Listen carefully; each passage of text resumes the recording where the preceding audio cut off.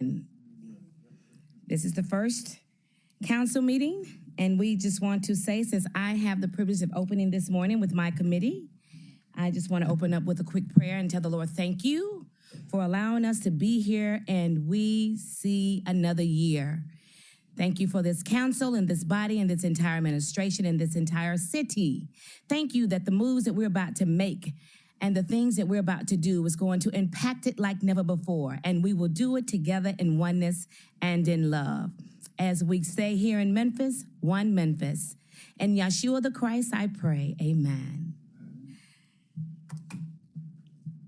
The January 7th meeting of the Public Service Arts and Youth Initiative Committee of Memphis City Council is hereby called to order. Clay, please call the roll. Councilman Ford. Present. Councilwoman Swearingen Washington. Present. And Chair Cooper Sutton. Present. Item number 1 is a presentation from Mr. Ty Cobb, founder of Core Fire, All Council District, requested by Councilman Ford. Who from the administration is here to speak about this item? Please come forward.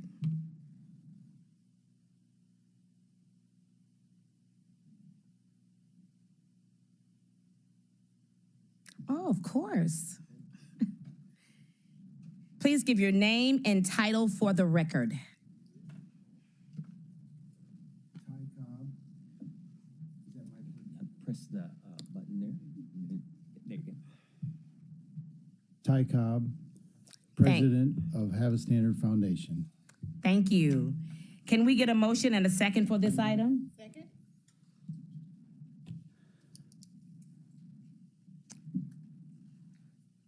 Councilman Ford? Yep, he's just going to do a Presentation? Okay, you're gonna do your presentation? Yes, sir. Thank you, Councilman Ford, for inviting me to speak today. And thank you to Ms. Dearborn for just all your assistance and encouragement.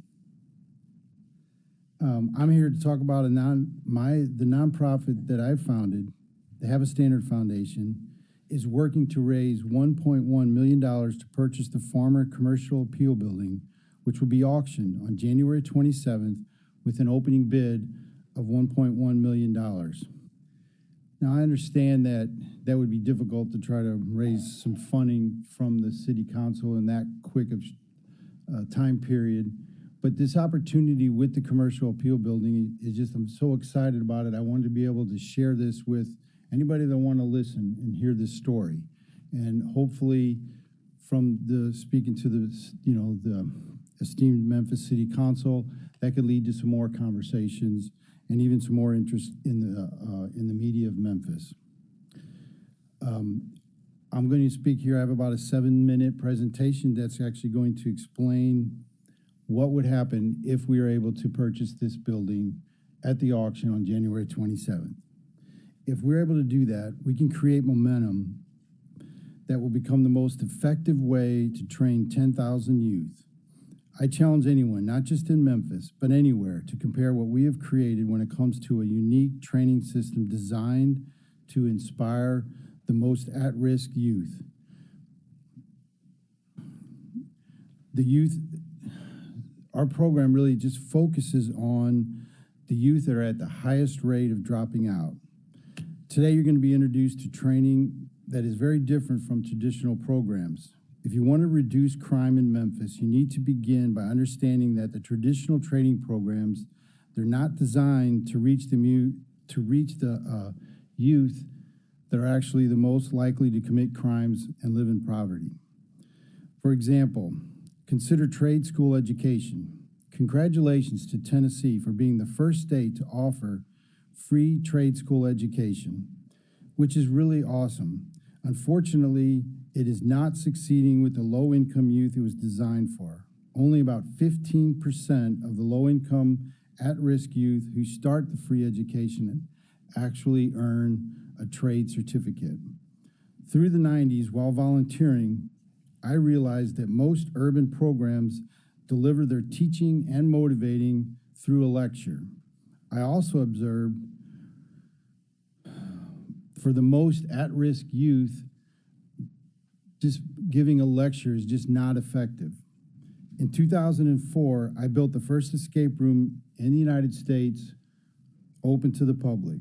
Since then, I've designed over 30 escape rooms. Teaching through escape rooms works with the most disengaged youth because you teach through fun, immersive storytelling. I realized that the paid mentor to student ratio at the traditional youth training centers was not efficient. In our program, which we call Core Fire, we utilize a ratio of 1:8, one paid mentor for every 8 students. The commercial appeal building will be run by Core Fire high school interns. Certain times of the day, the programming is reserved for youth from low-performing schools who participate at no charge. At other times in the day, the programming is reserved for producing income from ticket sales to tourists and community members. There will be a live show 365 days a year. Every show is produced by Core Fire high school interns. Memphis has more than the abundance of high school talent to produce these shows. Core Fire interns produce income through these live shows, escape rooms, culinary masterpieces, robotic and drone competitions. There will also be training for trade skills like electrical, heat and air, plumbing, fashion design, construction, 18 different vocations. The commercial appeal building, operating at just 50% capacity, produces enough income to pay high school interns to train 10,000 youth. 10,000 youth will be trained every week without requiring any ongoing government funding.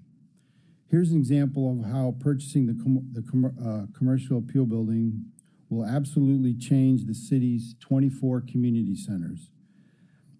I visited all 24 city-owned community centers and spoke with the wonderful staff in each center. I heard how the centers in the highest poverty and highest crime areas are the most understaffed.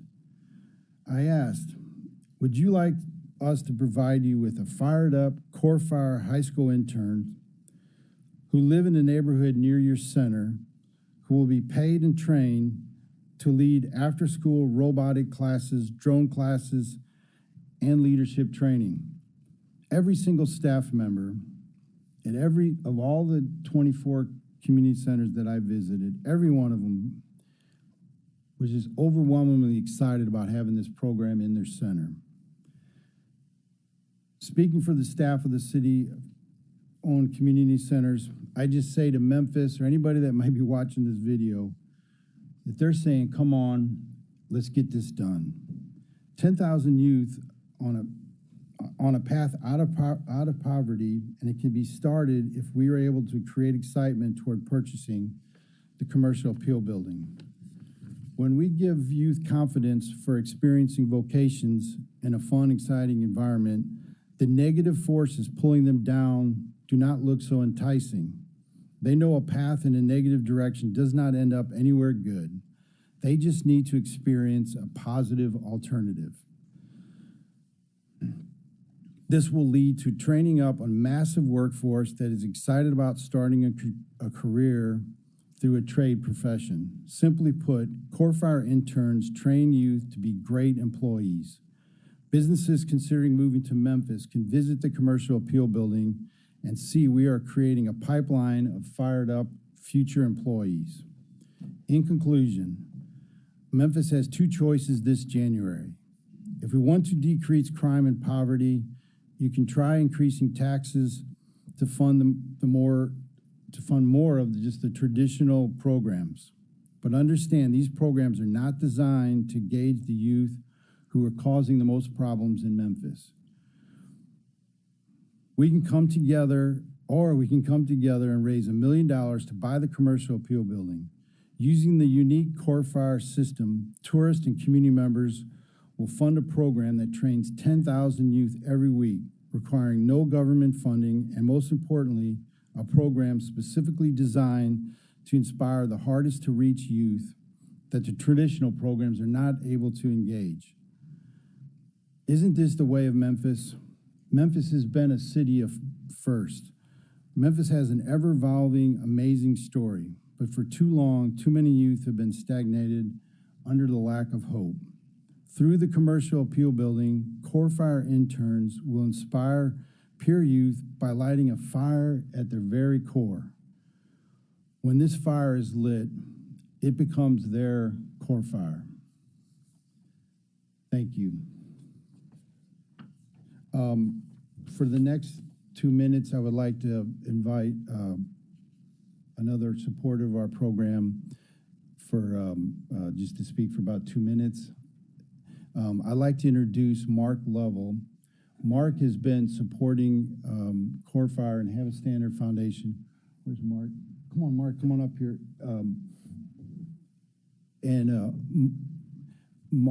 What? Okay, understand, yeah.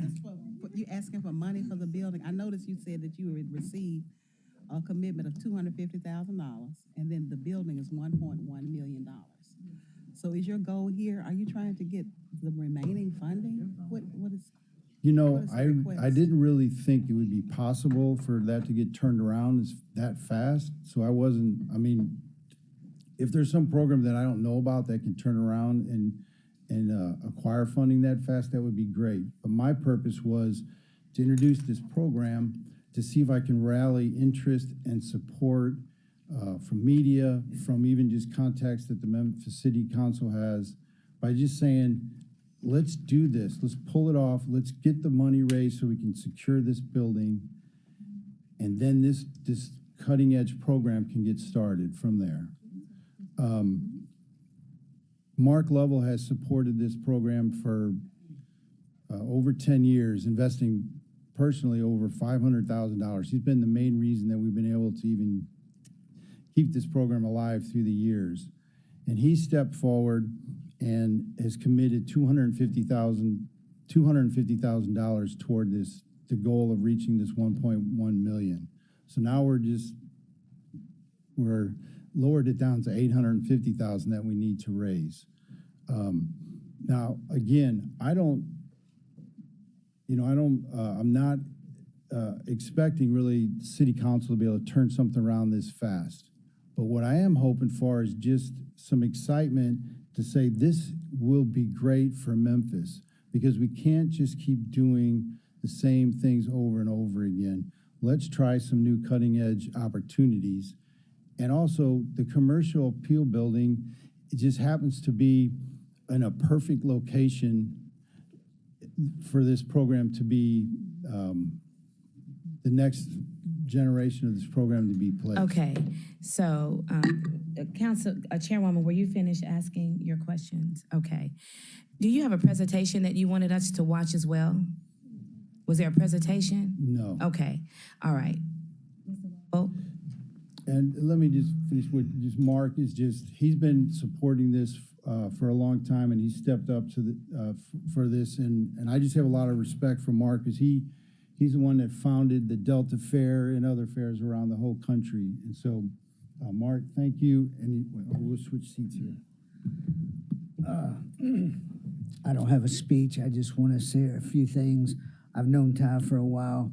Ty is a godly man. He loves Jesus more than one of the most, other than my daughter, who is a missionary in Amman, Jordan. If you want to pray for a missionary from this great city who is serving Jesus in Amman, Jordan. But Ty loves the Lord. His heart is not about making money. His heart is about saving souls. And in the meantime, he can be saving our city. I've been around a lot. I'm born and raised in a city. We have a problem. Some people want to admit it, some people don't. You know, like Ty said, I own the Delta Fair, and one of the biggest problems we have is on Saturday night, we have a bunch of young kids, age 13 to 20, that just want to cause trouble. We need to reach these young children at a young age before they get pulled into the wrong system. And then I believe that the programs that our government supports, city, county, state, and federal, don't have the, if you'll put the dollar spent versus the return of successful citizens, is not sufficient. And I think that Ty has developed, I love Ty, but he did a terrible presentation. Ty is not a presentator. He is a person that gets down in the gutter and reaches these young kids. And he has a whole slew of children that are now adults that he has mentored through the years of all, starting 5th, 6th, 7th grade, that love Ty, that Ty has turned their life around. And if we had the resources of the facility, Ty came out to my warehouse in Eads, and we spent he spent hours and hours and hours turning this raggedy warehouse into a facility to run his program. And the fact that our building wasn't to code for a general assembly, we had to shut it down. Plus the fact that it's so far out, it's not where the young people that need this program are. And the commercial pill building is in a great location. It's right in the center of tons of youth. And Todd just wants to pour out his soul to these young people. And he needs his help. I have donated some time, mostly money. I'm better at helping that way. And God's blessed me, and I want to return. And so I have committed some dough to help Ty. But, and we've reached out to people, Henry Turley, Richard Smith. Ty's reached out to some of these big money guys. You know, I'm just a little peon compared to these guys, but we need $1.5 million to get in there, buy this building, get going. And you know, I think the government works a lot of the ways just by picking up the telephone and calling people. And if y'all believe in what Ty's doing, I would encourage you to reach out to folks and say, we need this program to work. It's hard for y'all to understand the impact that Ty didn't lay this thing out like all these other government programs where they come you out. have about 30 seconds to wrap it up. Thank you so much. Thank you. Yes, ma'am. Basketball, feeding them, blah, blah, that's all good stuff. But ministering to them, rubbing elbows with them, letting them know you really care about them. And you know, our city needs Jesus, and if we can bring it to them through this method, not that we're a Christian program, but once you win their confidence, you have the right to share the Lord with them, and I think that'd be a beautiful opportunity. So I'd say, hey, if y'all could write a check for $1 million, we accept. And if you can, if you could help pick up the phone and start calling these folks, and let's help Ty out. Thank y'all. Thank Appreciate you. y'all very Thank much. you. Thank you. And God bless America. Thank you. I would like to recognize that Councilwoman Green, Jerry Green, has walked in, and Councilwoman Pearl Eva Walker. Are you set on this? Yes. I mean, if we're not able to purchase this by the 27th, we'll just go to the next building, the next opportunity that we find. But this location is just perfect because it's close to downtown, so we can access tourists who will be coming in and purchasing tickets. And then we use that income from those ticket sales to fund our high school interns in the city community centers teaching robotics and drones. Does that make sense? It's a unique system where a nonprofit is able to produce income that self-sustains the funding through the years. Councilman Ford, do you have any questions? Yep. Are you recognized? Anybody else want to speak for me? I think Councilwoman Walker, you're recognized. Thank you, Madam Chair. Good morning, and thank you for coming. What's the square footage of this property? 124,000 square foot. Okay, and from previous tenants, do you know what the average utility bill was? Have you looked into that? I have not. Okay, because you can call and get averages. You can call MLGW and get Yes. like a winter average and summer average. I was just curious about that because of the size of the property. Well, if this doesn't work out for you, there's a property in my district, 140,000 square feet, close to the expressway that I would, and it's near a lot of tourism that I would love to share with you offline. Thank you, Madam Chair. Thank you, Councilwoman. Thank you. But you're recognized. Thank you, Chair. I brought this to the table for a reason, because this is a brand new year. 2025 is gonna be the year. Hopefully, everybody feel the same way I feel, okay? I'm supposed to retire. I'm trying to stay here. I really am. But January 1st, I was supposed to be GONE. Okay, but I'm trying my best to stay. A lot of things last year, we kind of missed out on things, okay? Everybody focused on certain things that did not work. Appreciate you for giving $250,000. Pitt Hyde, I hope you're listening to me. Turley, I hope you're listening to me. Young people, you know, people talk about crime, this, that, and the other. We'll never deal with crime if we don't help these young people, okay? We gotta do more and more and more and more. This program is a very good program. That's why I want all y'all that got money, that y'all give it to the wrong folk. I hope you're listening today where we can raise this $1.1 million. And where's Chief? He gone out the door. I need the city to do its part too, okay? This is what we need to do this year. We waste a lot of money. Things does not happen. But we gotta make sure these young people are being caught before the wrong people that said that they love them. Sure. We gotta give them this love, okay? And then we can make a difference. You know, I'm looking at all these people that you have in here. But if you can help one, you've done well. But if you help one, help the next one, the next one, the next one. Yes, That's sir. what it's all about this year. Not about us, it's about helping somebody else. Like what he said, that's how you get your blessing, when you help others. The blessing's gonna come. You know, a lot of people don't believe in that, okay? And don't believe in the Lord, okay? You better start. You know, one thing that Bible always said, if you're going through, bring it to me, leave it there. A lot of people don't believe in it, in him, because I take it and nothing happens. You know why it don't happen? Because shucks, when you take it there, you bring it on and you keep on worrying about it. So when you keep on worrying about it, that means you do not believe, okay? But if you leave it there and go about your business, he can show up and show out. He can always make that difference. But that's the problem that people have. They still worrying about it. I'm a witness of it, okay? I'm a true witness of it from years back. And they thought I was crazy as hell, excuse the expression, because, hey, how I believed, okay? You're still But I rolling. really believe everybody can work together and make this happen, okay? Hopefully we can get that building. If not, like Councilwoman Walker said, hey, we need to find it where we can help all these young folks, okay? One place or another, okay? Thank you very much. Thank you, Appreciate coming. Councilman Ford. We recognize that Councilman Dr. Warren. Is anyone else in the queue?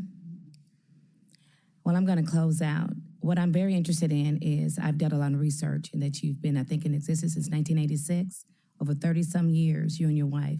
I think you started as a volunteer at an urban gymnasium. But what you did not bring and what I did not hear, and before, I know that you come before the city for funding, I need to see data. How many children, how many success stories do you have?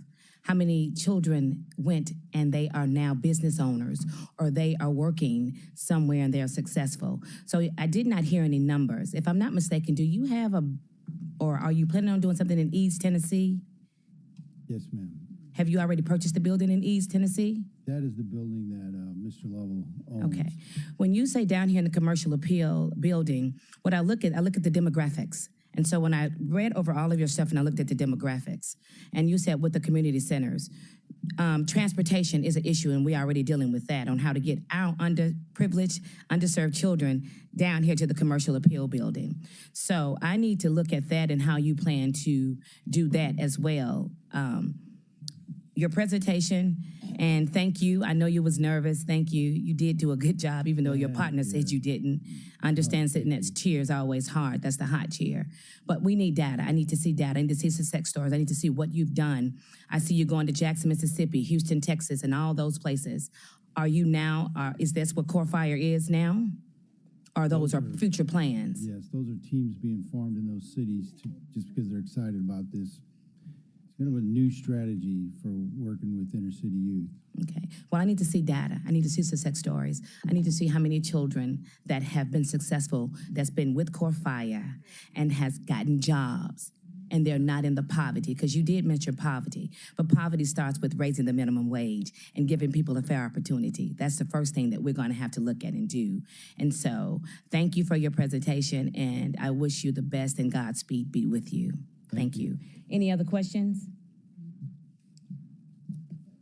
This meeting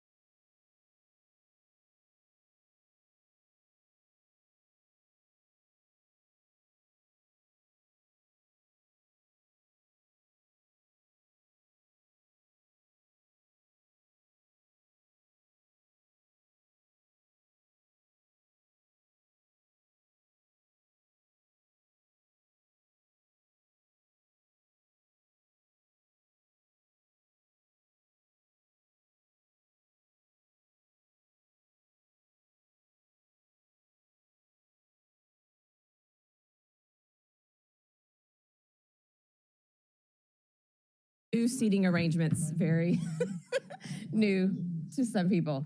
Evidently, it's a thing that happens with the change of the chair. It's fine.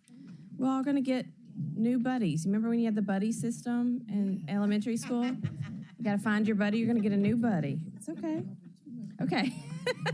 We're going to talk about something serious now. Y'all, forgive us. We are really professionals, but we are, this is like, it's a Tuesday, but it's a Monday for us, and we're all having to find our new chairs.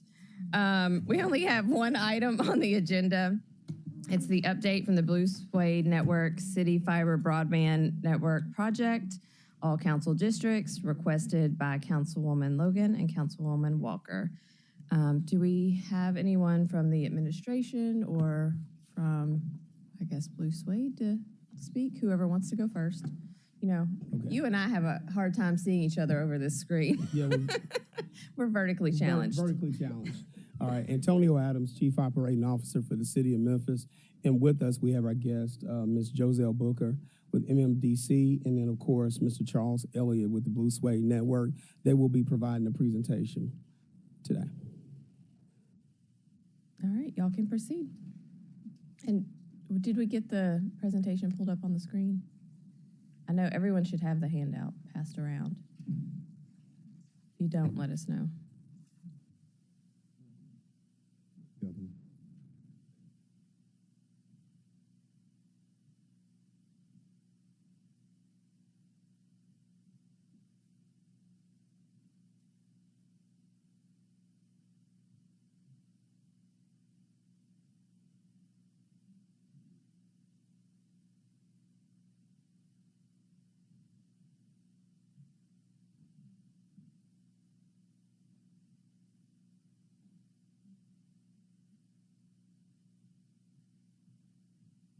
It is so funny that we're having issues with technology. Can we all just acknowledge?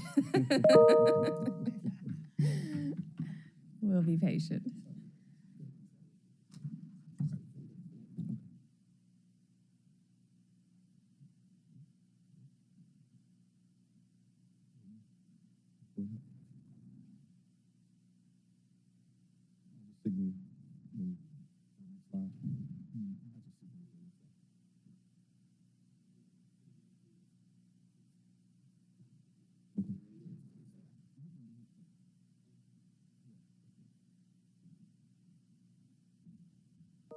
All right, bear with us. We are coordinating the presentation. So we're going to have the presentation of the overall project and then an update as far as the construction and where we are.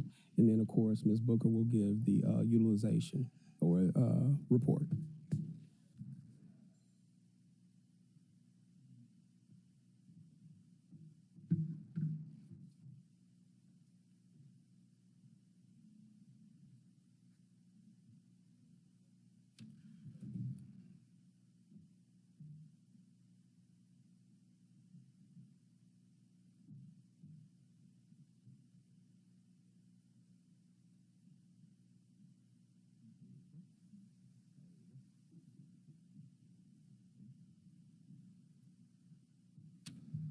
All right.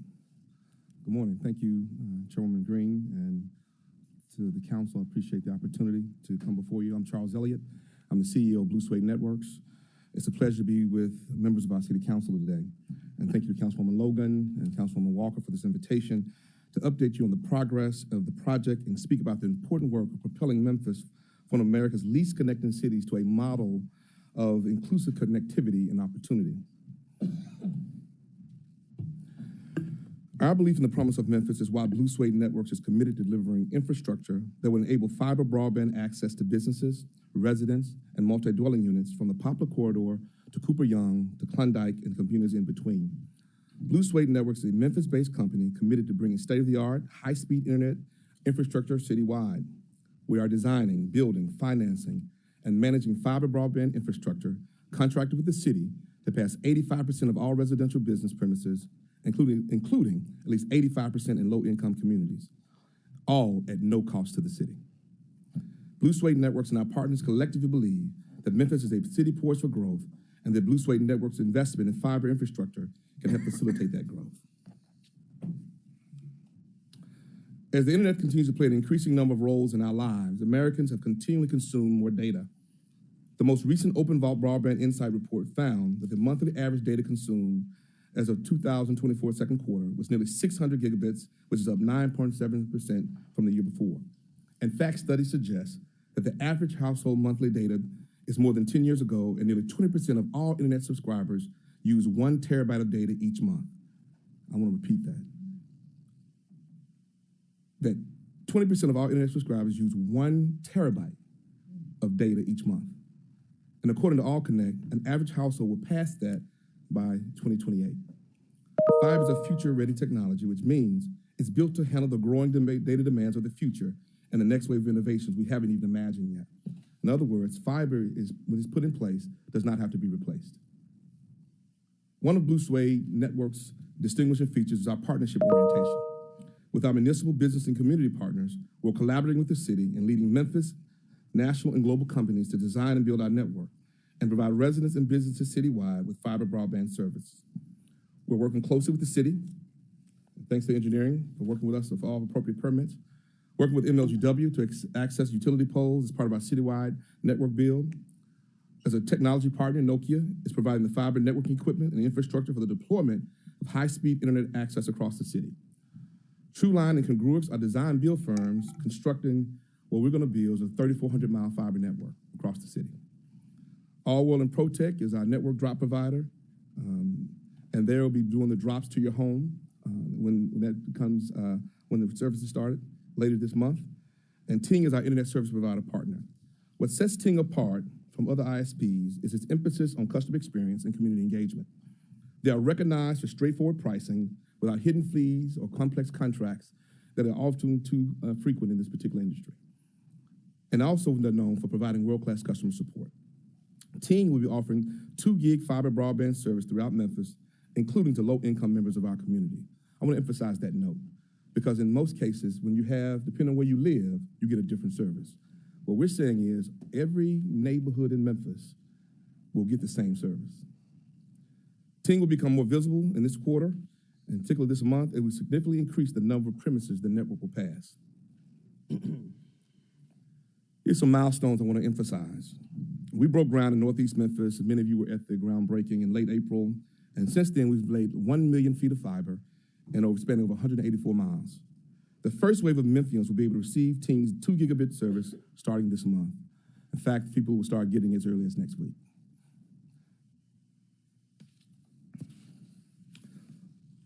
But I want to point out a couple of things with feet of fiber and, of course, network completion. So these first customers we'll see in January will be exciting. We're waiting on that to happen.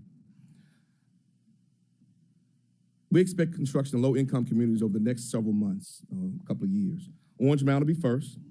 They'll be coming up in the second quarter of this year. Frazier's the third quarter of this year. Berclair in the fourth quarter. And then Klondike and Riverview as the project progresses further into 2026.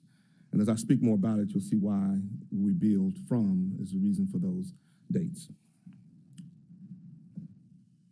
And I know this is one of the reasons we're here, to see where the project is and status. As you can see from the color coding, we've talked about where we've completed construction, what construction is actually going on right now. I've attempted to put the districts up there as best possible so you can see where your district is and where work is going on and will be going on. Construction is currently in progress, as you can see, Councilwoman Logan, a lot in your area particularly. And the reason for that, because we start building at where you see the 2 is up there in District 2. Our data center is there, and we build west on both directions. And you can see what permitting phases are in District 4, Councilman Washington, and particularly in other areas in District 1. We're building a ring like this. So as we go west, the one thing I want to point out is we're going to pass every home, every premise. We're not going to skip anybody based on where they are. Yes. Can you pause just 1 second? Sure. Because Councilwoman Swearingen Washington has a question based on this map. Sure. Is your partnership, is this partnership with the city of Memphis or with Shelby County? Oh, it's with the city of Memphis. Yeah. Yes. Because I noticed the construction around Bartlett. It says that it's been completed. Well, it's actually still Memphis. That's Raleigh, Bartlett, Cordova, Oh, from okay. what I can see. Yeah. Bartlett is the line above it, really. Yes, you about a mile too, you'll be in Bartlett, but Oh, we're okay. closer, still in the city of Memphis. Yeah, the map with the locations just identify the different cities within the within the county, but we are definitely within the city of Memphis. Like if you look down by 2, which is me, you'll see Germantown, but obviously I don't represent Right, Germantown, okay. and that's really part of my district. So, okay, Okay. please continue. Okay. And a few points about the planning phase that you can see in the blue. All World and Protec, of our minority business partners, are done a lot of the what we call catapult consulting, so that we go out and field, that they give that information back to our design builders to actually do the engineering. And so that's where we are now in those areas. Our design build partners are doing that preliminary engineering so they can decide where the route goes. Now, high-level design, we've done a lot of that, and we've given that to engineering, but when we get further on, we have to do low-level design, so you determine exactly where you're going to take the route. So as they finish their preliminary engineering and we get more information, those routes will be more defined. Right? Again, our network build is largely dictated by where our data center is and where we radiate from. So if you look at, I think Councilwoman Green mentioned 2 in the Germantown, it's off South Mendenhall. And so the data center is there. And so in order for us to build the kind of network we're building, there are only a few data centers in Memphis that can do that. Most of them are way out east, so we make sure we got into the city of Memphis. The others were further north, they didn't fit, so we're actually in the city of Memphis and we're radiating from there. And again, as construction moves west, those areas in planning will move to permitting and then to construction. And as we move to that area, and I want to emphasize the enormity of the project. We're talking 3,400 miles of fiber, privately funded. I know many of the questions are going to come about the dark fiber that we're going to build from hut to hut. Several of these huts will already be set early on.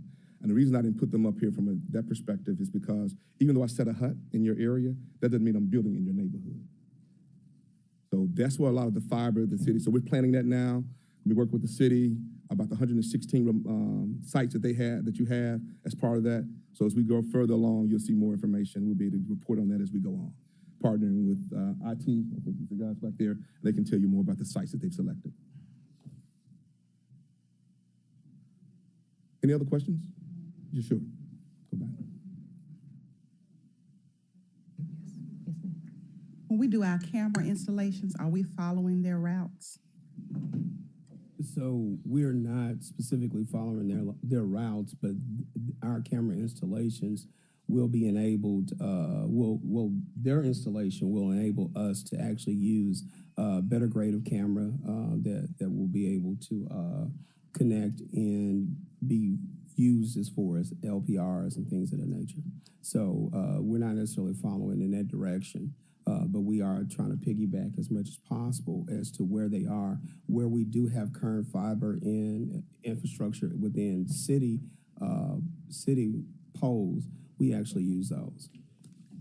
Okay. We're going to get to the queue, I promise. I do want to recognize that Councilwoman Easter Thomas and Councilwoman White have joined us. Let's wrap up the presentation and then I'll get to the queue because I've got a couple of people who've been waiting. Okay. One of the things we want to talk about is keeping residents informed, and I'm sure you've gotten some calls. So what we try to do is take responsibility to the communities we serve very seriously, and we aim to communicate clearly, including distributing English and Spanish language door hangers at every premise at least 2 weeks before any construction starts on the streets. These door hangers aim to specify the work that's being done in the community and includes a number to call with any questions or concerns. And we have been getting questions about from everything from when are you going to start, how are you doing this, why are you in my neighborhood, to when are we going to get service. So they vary depending on that. And we get about a 1 to 3%, it's around about 1 to 3% in feedback, which is the national average when you hang door hangers. So we know that they are getting them. Residents also find a host of project information at the city site, smartmemphisfiber.com. It's a city site that's interactive, has a construction map that you can go in, put your address in, and tell you where you are, and so forth. And then there's also some frequently asked questions. And again, I think there's a number on there as well to call with any questions or concerns. And one of the big things is digital equity, which is important from our perspective. We know that building this fiber infrastructure in low-income communities doesn't benefit residents if they can't connect to the network or use Team's fiber broadband service.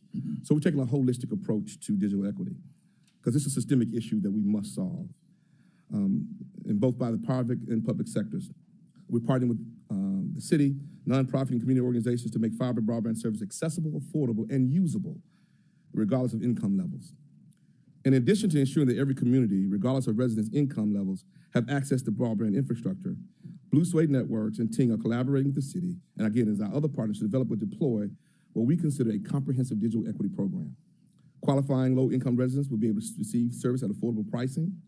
That will come out more from Ting when they actually on their website or when they begin to do more activity in the city. Helping connect qualifying low-income residents to available services, equipment, and device subsidies.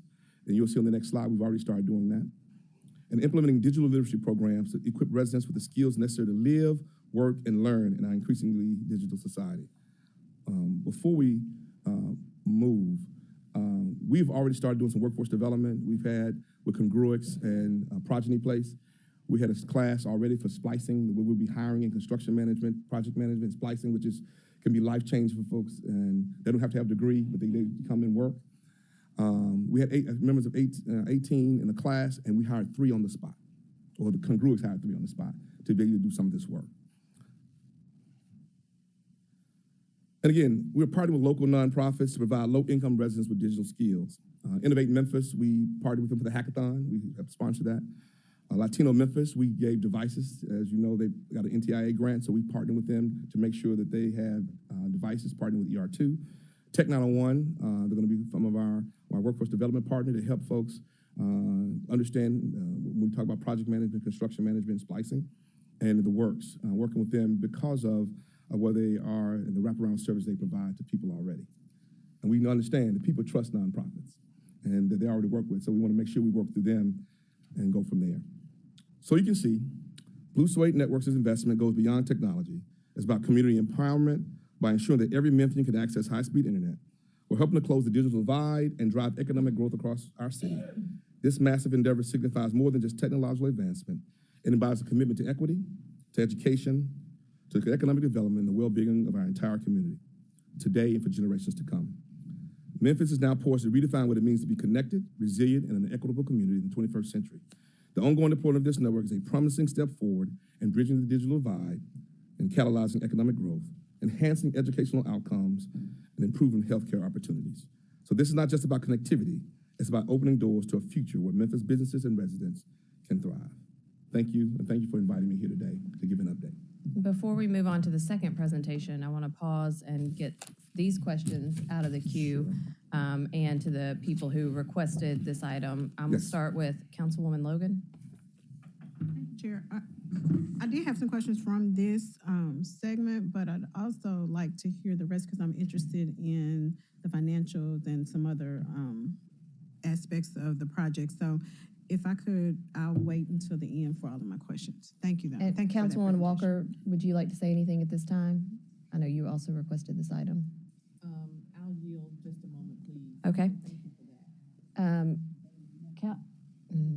I'm going to go to Councilman Warren. I got questions. First of all, my district is last. Okay? When all this was brought up, my district was supposed to have been first.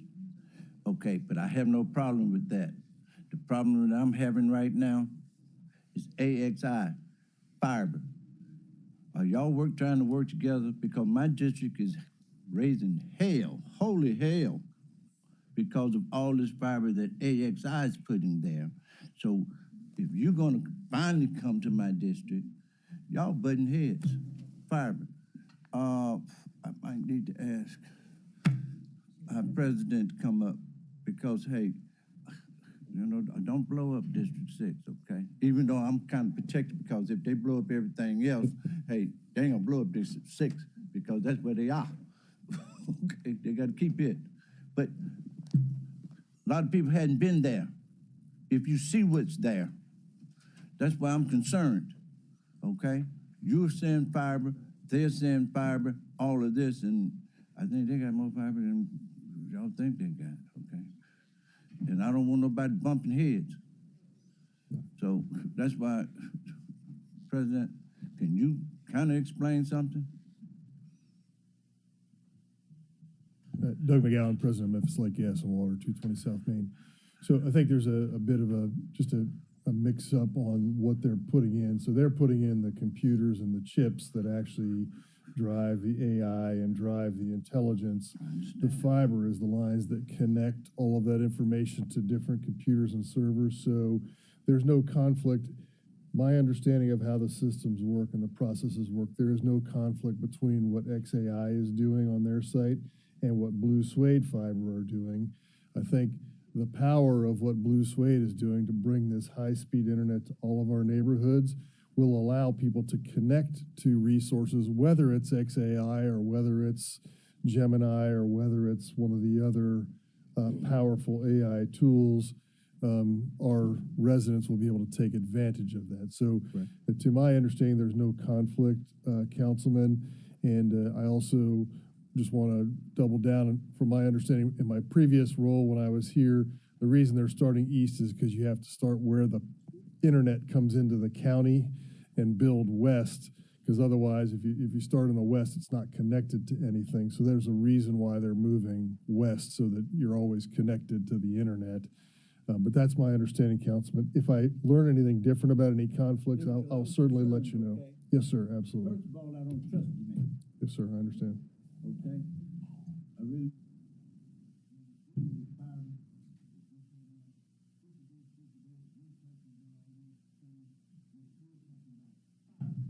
Right.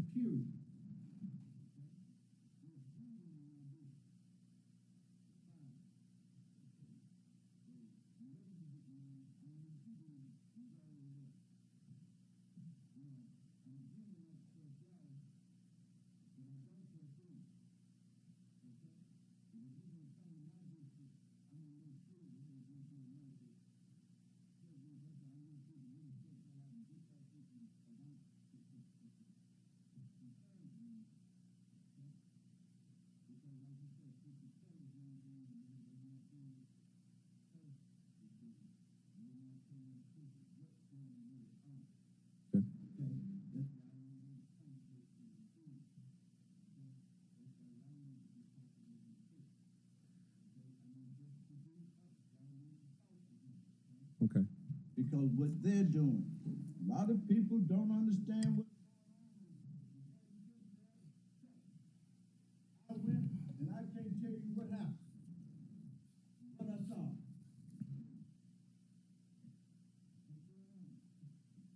Can't describe what's going on, okay? That's why I need y'all need to talk to them and see what's going on too, where it won't interfere with you all, okay? Yes, sir. Yeah. Okay. President McGowan, Chief, I'll get with y'all to have a conversation about what's going on. Thank you, Councilman Ford. Councilman Warren. Yes, thank you. I was under the impression when we first passed this that we were going to see this put in like relatively rapidly. And I remember we did this sometime during COVID, that we voted on this, and that was what, 18 months ago when we first voted on this? Can you refresh my memory when you got the contract? It was signed this year, past year in January of 2020. January, so we're a year into this, with the year signing on the contract. And it looks like this is going to be a 3 or 4 or 5 year project. You know, why is it taking so long, and why can't you hire more people to get this in more rapidly with the amount of money that you have been given? So that's my question is, why is this so slow for a rapid broadband? Right. Well, the intention was never to be necessarily rapid. It was to be a 5 year project to start. We got started a little bit late because of voting and because of some things with the pilot. But we are actually about 7 to 8 months into the build, which is about a 3.5 to 4 year build, which is very rapid for 3,400 miles of fiber. And the money that was given, particularly if I'm thinking referring to the city's money, is for dark fiber between the huts and for building 116 locations, 10,000 connection points that we agreed to do, because the ordinance says 6,000 and we're saying 10,000. The ordinance says 6% of the city, we're saying 85%. So this is it's an enormous bill.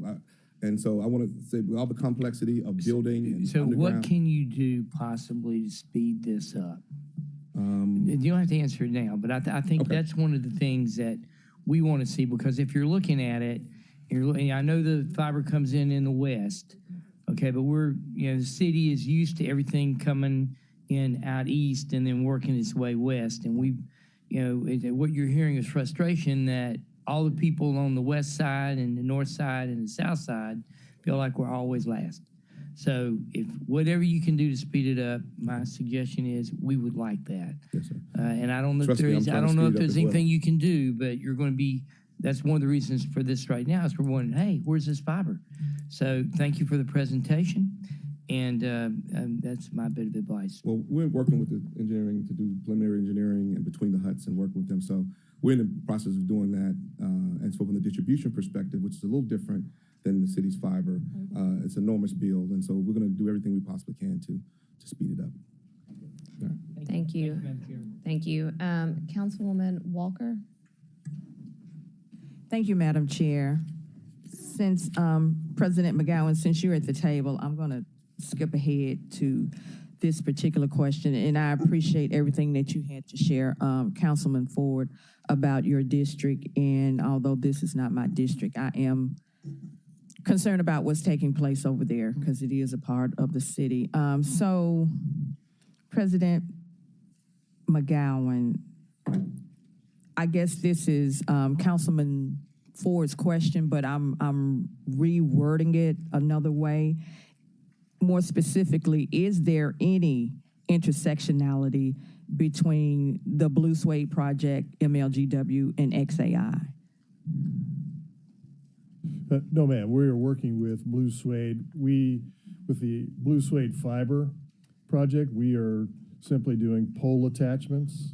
We're doing right-of-way. Actually, we're doing underground locates where we locate underground infrastructure. So when they do their underground boring, that they're not connecting on it. We are doing infrastructure permitting so that they can attach to our poles. And then obviously we're doing post-attachment inspection to ensure that it's attached correctly. There is no intersection between the two, between XAI and this project. I want to say, though, that there are 1, 2, 3, 4, 5, 6, 7, 8, 9, 10. There are 11 fiber providers in this community. Blue Suede is one of them. So some of the boring that you see in the right-of-way, and the city engineer could speak to this, there are 11 companies that are running fiber all throughout the county and through the city of Memphis. Blue Suede is one of them that is supported by the initiative that was passed by the council. Okay, so with respect, can we go to the slide again with the map of the city? So that western portion, that portion that Councilman Ford was referencing, will you all be laying any fiber in that specific area, in that landmass over there where you have XAI and the former Allen Steam plant? Will you all be laying cable over there? We'll be near there because the hut is over there. So we have to build, since we're building the entire city, there will be fiber between the huts, and that will be happening as early as next year. The distribution part of that might not happen, but the hut between the huts will be start as next year. So I want to clarify that. I was looking at one of the partners to say, we've already got the permitting in, thanks to Mr. McGowan and his team, and of course, Chief and his team for allowing us to go forward and do some of that work. But we will be, not necessarily that land mass. I'm not liberty to say a little bit more at this point from a competitive perspective. But we will be in District 6 putting up fiber between the huts along poles. But as far as the question that I think Councilman Ford asked about button heads, there will be no button heads, and we will make sure I work with whoever necessary to make sure that there's a collaboration. Okay, thank you for that. So President McGowan, you just mentioned about 11 providers in the city. So does Blue Suede make 12 or they're part of the 11? And then I have a part B question. No, they're part of the 11, and this is part of the coordination. Anytime they want to attach to our infrastructure, all of them have to go through the same process. Blue Suede is following the same process that everybody else does to attach or to do underground. They have to get a right-of-way permit from the city, and then we have to do a locate to make sure they don't cut through infrastructure. Okay, so, and I did have a couple other questions, but I'm gonna wrap this little part up, and hopefully I'll have time to come back. So we've had 10 providers out of 10 providers, and I know it could be an endless number of reasons because this is not my area of expertise, but we've had 10 providers already, and none were covering the city the way they're trying to cover it. I realize the question is for me, and so I'll let Blue Suede answer, but the idea was when it came up was that there are providers who will provide high-speed internet fiber in areas where people are willing to pay for it. So to my understanding, there is no one that has this kind of ubiquitous coverage of the entire city. That's what the value proposition was behind this when it was envisioned. Okay, thank you for that. So none of the, because just the way I think, 10 already and none have been doing this. So I just find that interesting. So I'll yield the floor and you can put me back in the queue, please. Thank you. Thank you, Councilwoman Walker. I'm going to do one brief reminder. We still have another presentation and we are now already behind, which I hate. But I'm going to yield to Councilwoman Logan after I note quickly that Councilman Spinoza and our brand new chair, Canali, have joined us. Councilwoman Logan. Thank you, Chair.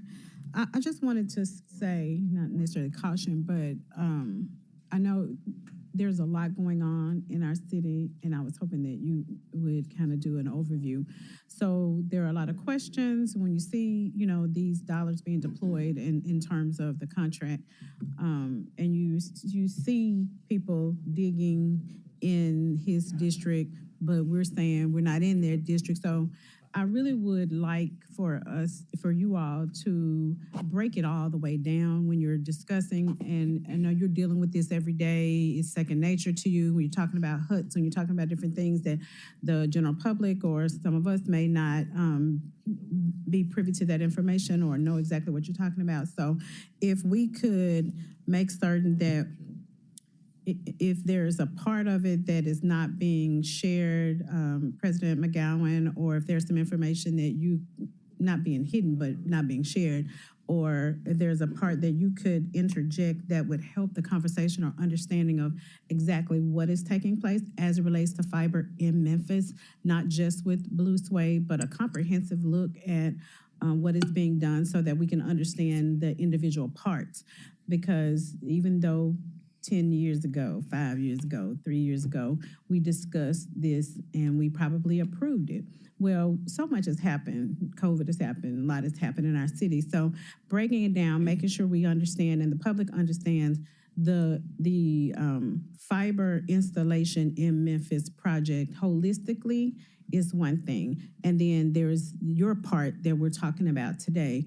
But I would like for you all to, just understand it from our position, because we're having to explain, we're having to answer questions that we don't have answers to or may not know all the intricate parts. So we can direct them to you, but you're going to give a high level overview, and that's not what we need at this point. So moving forward, even discussing the funding and who's paying for what and how many of the 10 partners are doing what, if you could just keep that in mind as you explain. I do appreciate, and I understand, this, you breathe this, so I do appreciate this that you've given us, and we can go back and look at it, and we'll have it available for constituents. But for today's discussion, if we could kind of keep it or present it in a manner thinking about there's somebody that may not know anything about this.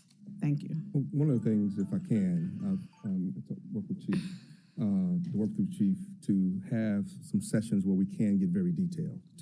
That way, small sessions. Yes. Because it's very difficult in 15, 20 minutes to talk about a project at this size. And one of the things I want to make sure that this is a properly funded project, And there's a public side, right, that you're going to talk about. But the enormity of the project is privately funded. And one of the things that sets Blue Suede apart is the fact that we're willing to build into districts where others are not building. Yeah. Fiber. And that's the critical, I think, President McGowan made that statement, is a critical statement. Others are building where people can pay. We're saying we're going to build everywhere if they can pay or not, or do a little less. So I think that sets us apart very easily and very quickly. And why we voted on it in the first place, you know, because we saw that value add for our city. And that's appreciated. But now that we're doing it, people still want to understand what's the process, how long is it taking, who's there. So, you know, it is a value add to the city. That's why we approved it. But we still want to know as we go, almost like a play-by-play. Okay, this is going to happen. This is where we are, that type of thing. And that's a part of communications, Chief Houston. So if you would, I think he was going to go ahead and kind of give that overview. I was going to let Chief Adams speak briefly, then we're going to do the second presentation, and I do have a couple more people in the queue. So that's the order we're going to go in, and we're going to try to be brief and quick. Thank you. Right. Real brief. When we entered this engagement with Blue Suede, it is a 5-year engagement. And the reason that we did enter this is the only public partnership that we have, private-public partnership that we have with respect to providing fiber and high-speed internet services. Now, while you may have the other 10 that are still here, they are private. And again, as President McGowan mentioned, you pay for that individually. This will bridge that gap to communities that were economically shut out from the digital divide. So I do understand what appears to be the duplication of effort and things of that nature, but one of the things that we have to consider is the reason for us entering this, and this is to create that partnership to actually bridge that digital divide. Thank you, Chief. All right, let's do our second presentation, and then we'll get more questions. Good morning. Joselle Booker, the MMBC Continuum, 200 Jefferson Suite 1000. Our organization has been engaged by the Blue Suede Network to collect and report the MWBE participation by or from the major contractors. So we have an online portal that they enter their information and we collect it. We collect information covering areas, and this is the next slide, using NACE codes for us to understand the type of work that is being performed. We capture business classifications, whether they're minority-owned, women-owned, whether they are local or non-local MWBEs.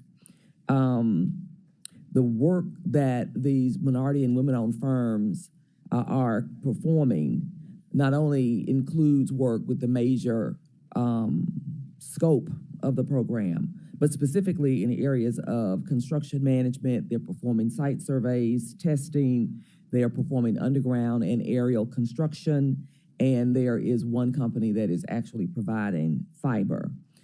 The reporting so far has been from 2 of the major subcontractors, Trueline and Congruence. There are 5 MWBEs that have been, utilization has been reported for them. There are 4 MBEs and 1 WBE, and the total utilization so far is $6.5 million. Thank you. Councilwoman Cooper Sutton.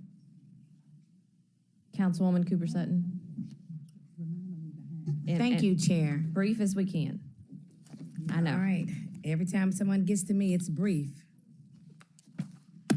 Good morning, and thank you for your presentation. I kind of am new to this and hearing this, and I think we kind of briefly talked about it doing my research. But thank you for wanting to partner with the City of Memphis and to provide service to our underserved community. So I'm very appreciative to hear that. But what I would like to know, and maybe I need to ask this offline to get a little bit more understanding of it. You know what? I think I'm gonna yield and wait and just ask offline to get a little bit more understanding of it, because I don't want to take up much more time. I yield the floor. I I love that. That is a great reminder for us all that we can ask questions, not just here in the public meeting. Councilwoman Logan, did you have more? This was, you just got it. So for the sake of your schedule and time, we can set up individual meetings with you all to discuss what's happening in your districts and kind of go get an overview. And we're more than willing to come back at a later date to give a full council update as well. Thank you for that. And community, are you all going to have those community meetings? We need to go ahead and have those because since we're already there, questions are being asked. They're finding out that there are 10 others that are in the community. So I would like to go, and because you're in District 1 now, we're getting a lot of questions. So I would like to get that scheduled. So we'll be reaching out for that. Sure. Thank you. Welcome to that. That's a wonderful idea, too. Councilwoman Walker, you had another question? Yes, so thank you for this thus far, and I'm looking forward to following up offline in the community meetings. But in closing, and this is to Mr. Elliott, so I guess the community meetings, so will there be, can we get some periodic future check-ins like today moving forward? That I think that would be good. And secondly, will there be an ask of the city for any future funding, additional funding for this project? Again, no, there wouldn't be no other money asked. The only thing that's already in the ordinance, and I want to reiterate, this is privately funded. One of the reasons that Meridian chose to look at Memphis, and I'm glad they did, because of one of the reasons I took this job, is because they said they're going to go to cities, areas like I grew up in Klondike. So that was big for me. And so in doing so, we're also looking at building a full comprehensive program, not just building fiber, but also digital equity, digital empowerment, digital literacy. These are things that we don't talk about a lot. And so post-COVID, we come in, and the opportunity to do this and to choose Memphis is because Memphis is about 22% of fiber.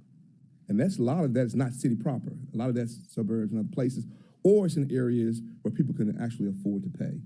And so one of the things that we wanted to make sure of from a digital divide perspective as well is not only make it accessible, make it affordable, but also make it usable, given devices and so forth. So and thank you for the time. And so we'll continue to have these meetings. I work with through Chief because we talk quite a bit. We have an ongoing meeting, and we'll do whatever we can to give you the information you need. And I think smaller groups will help because then we can really talk about and bring out a map, and I can roll up my sleeves a little bit because I'm not just sitting in this exec chair. I do know how to do a few technical things. So. Okay, thank you for that. Thank you, Madam Chair. I yield the floor. Thank you, Councilwoman Walker. I have a couple of comments to wrap things up. First, in the district where we're completed and we're dropping next week, the rest of this month, do we have an estimate of how many of those people who will be served are low income or qualify for low income services? I'll get that back to you. I don't know the estimate of low income, but there are some. And now the low income is based on city census tracts, right? That's in the ordinance. So I'll go back. We can pull that against the census tracts and tell you what it looks like. And is the project overall on budget so far? Well, from a competitive perspective, yes. From the city perspective, it is. So from the city perspective, what is estimated to be like a $150 million project. The city's investment, I think, is roughly about $7 million. And that, of course, came from our ARPA funding. Mm-hmm. So with respect to that, we are not asked for any additional dollars, and we are on track.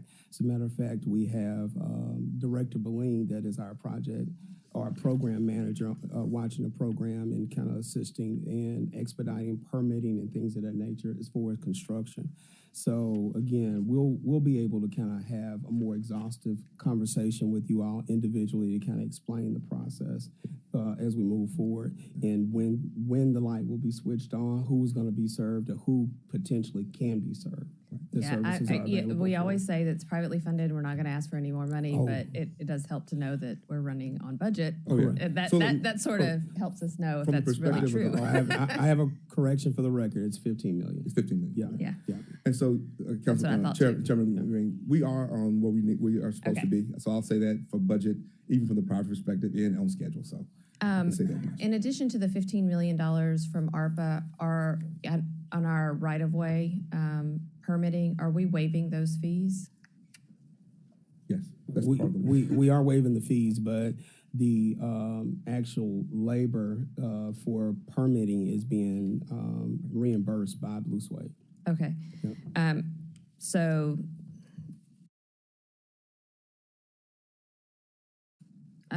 So when we say no cost to the city, I guess the reimbursement covers that. Yeah. The last point I want to make is I appreciate your partnerships with the nonprofits, especially when we speak about digital equity, empowerment, and literacy.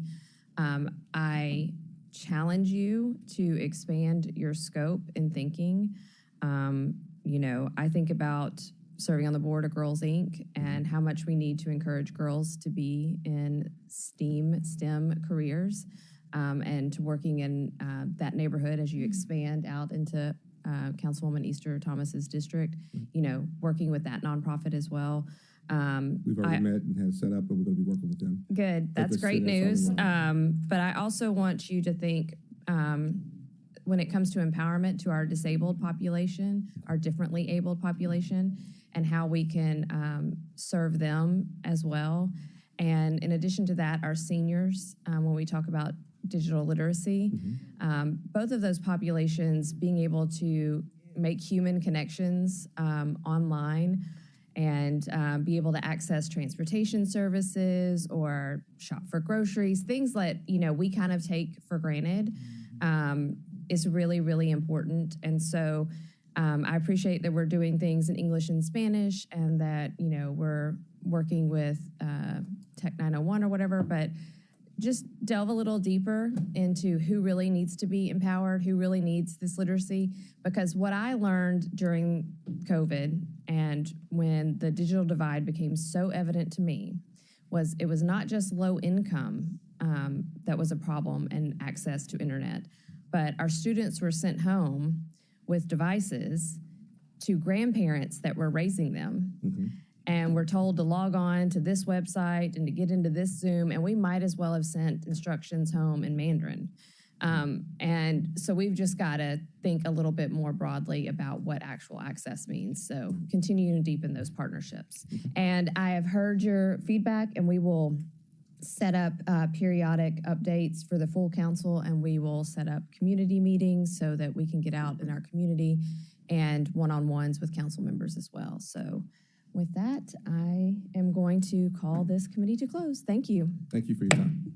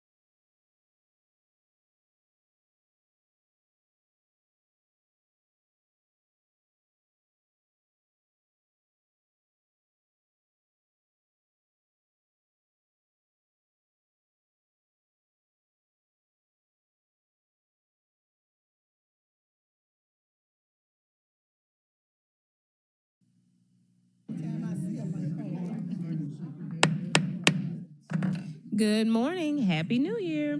I'd like to call to order the Personnel Government Affairs Committee of the Memphis City Council on Tuesday, January 7th at 9:58 a.m. Ms. Cole, please call the roll. Councilman Ford.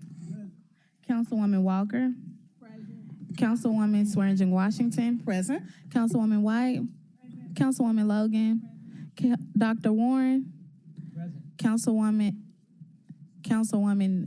Easter Thomas. Present.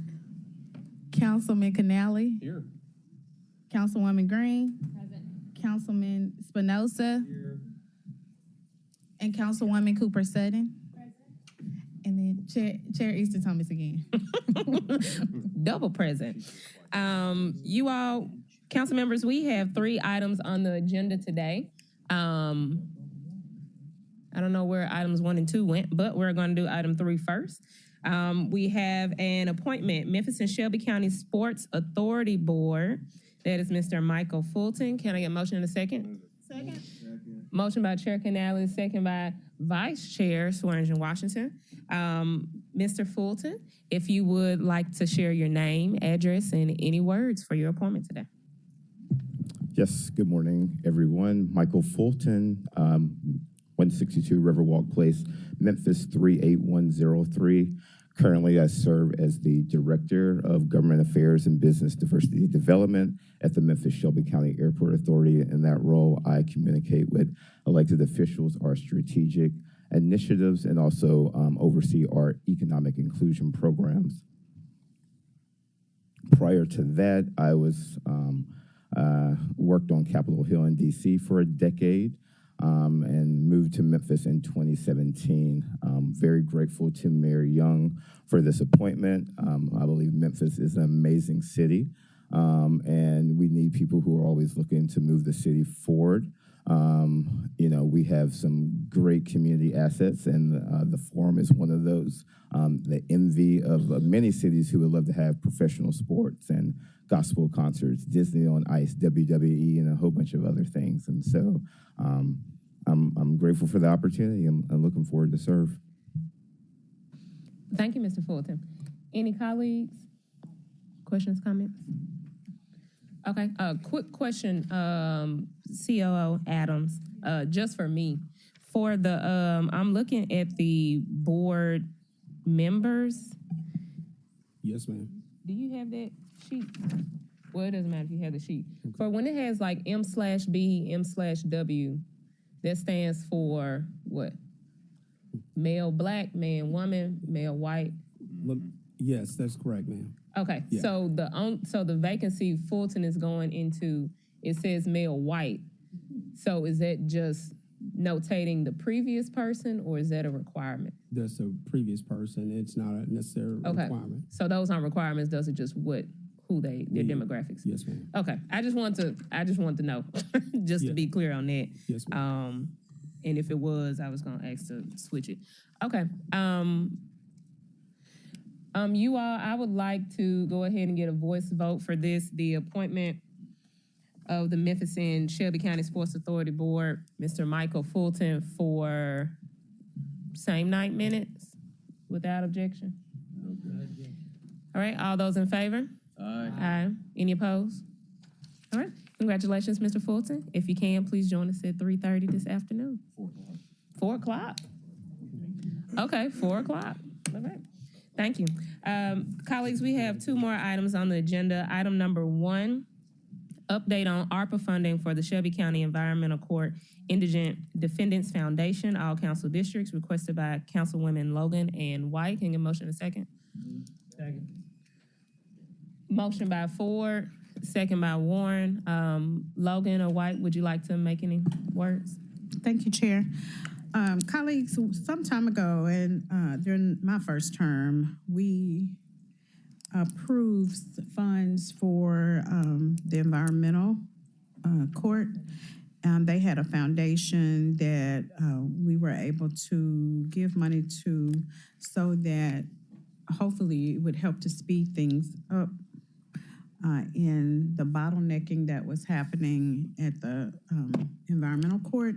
I know I met with Judge Dandridge several times, and he had mentioned that a lot of times people could not afford to pay for those things that they needed to pay for through their court, the charges or however you want to call it, they couldn't pay for. So whether they were elderly, whether they were indigent, or whatever the case may be. So Councilwoman Easter Thomas and I put forth this resolution to assist with that. And today just kind of wanted to know, my request was to get an update on how that is being spent. How did it help move the court along? Did it or did it not?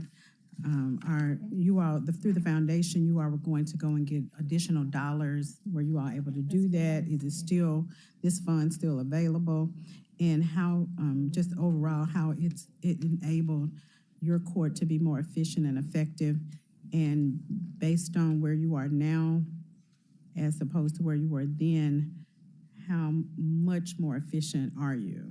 That was my some of my requests. I yield the floor. Thank you. Thank you. Councilwoman White?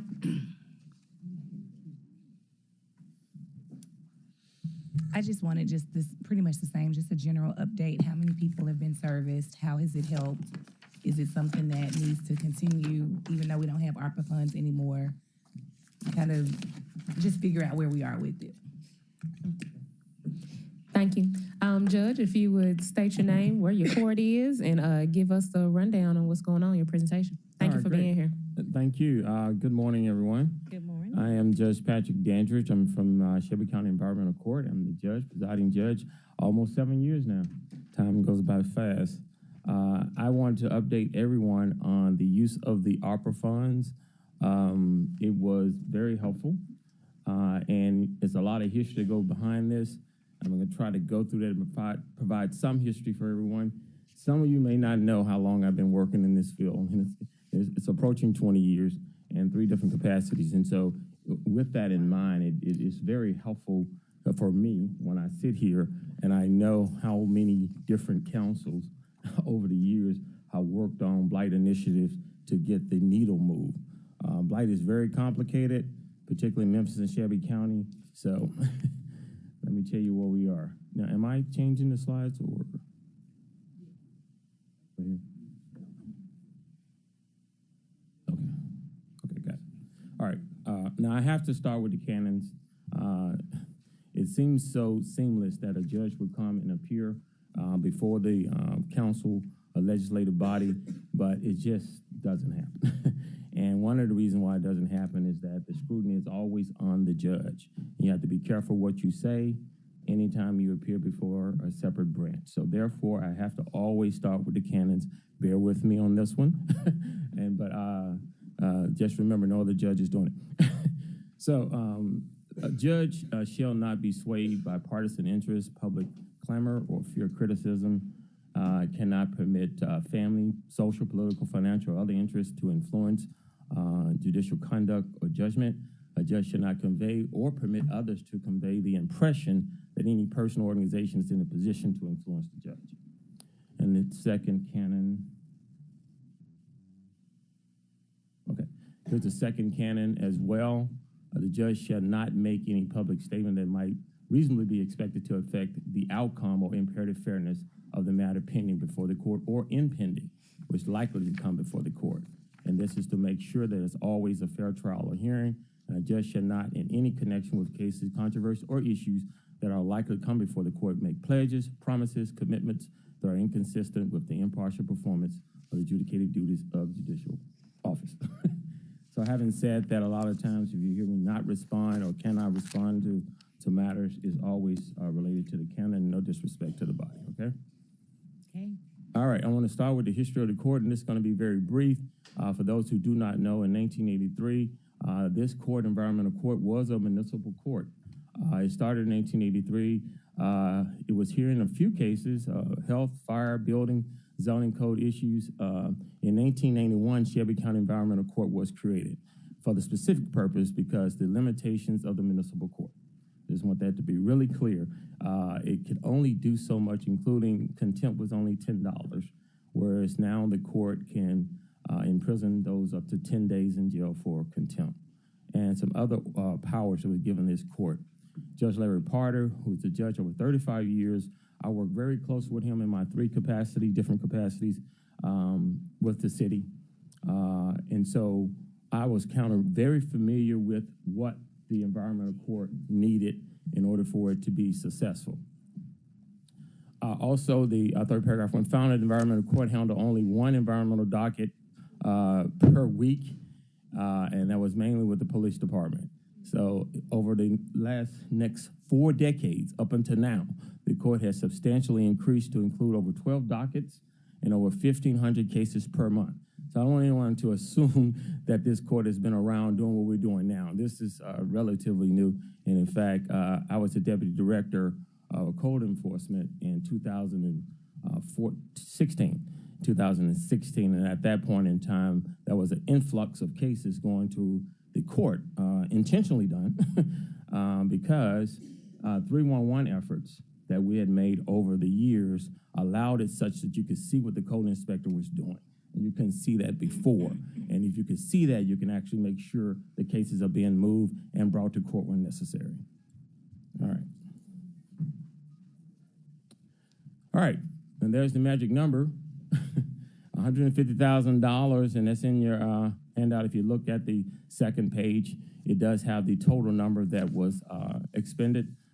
We spent everything but $69.65. If I could find work for $69, I would have signed that too. So it was well spent. And again, what we had to do was the foundation has been established, but it's not a 501c3 yet. We're almost there. But we were able to get the funds and place it into a Shelby County account, allow us to get Shelby County registered vendors to come in and do the work. And when I tell you, it was an overwhelming amount of responses to want to do this work. And so we had to turn about 20-some vendors away. We only kept about 18 vendors.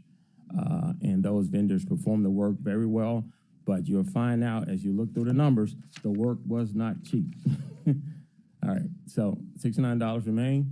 I wanted to give you, and this is what you have in your handout so you can kind of see, and this was not intentional, but this is the way it came out.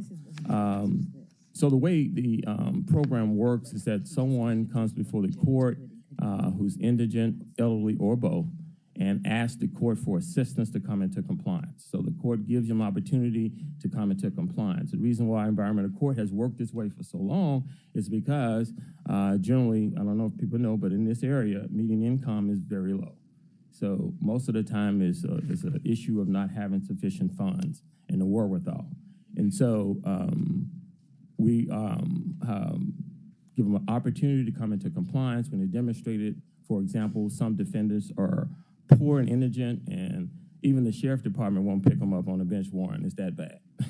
So there's literally nothing the court could really do. It's in a bad situation. So I have, through the years, so as Judge Potter, we kept a list of those who needed assistance. And during Judge Potter's term, he had a lot of volunteers, including Clean Memphis, that will volunteer to help some of the defendants. But he always wanted funds. He always wanted money. And so this is, again, nothing new. We just finally got some money. But you can see now, it covered just about everybody district. I think everyone got at least one case, and that was totally accidental, but it just turned out that way. And then you look at the particulars of the work, and it shows by council district and super district, the ones that receive assistance and how much was spent. And you look at number 17, that is a big number. Big. And most of the vendors that were doing the work, cleaning these properties, were vendors that the city uses already. We just had to make sure they would register with Shelby County so they're licensed and insured and all that. So that's what we did, and that's the way the numbers came out. So we always have the opportunity to decide which one you can based upon limited funds and which ones you cannot. We did not do another project like that again because that would take up too much money. But there are defendants who need that kind of work. All right, I want you to take a look at some of the properties before and after some of the work so you can kind of see.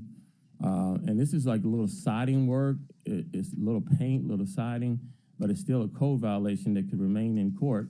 And up until we had some assistance, this would probably stay in court about 2 years on average. We were trying to let the defendant come up with the funds.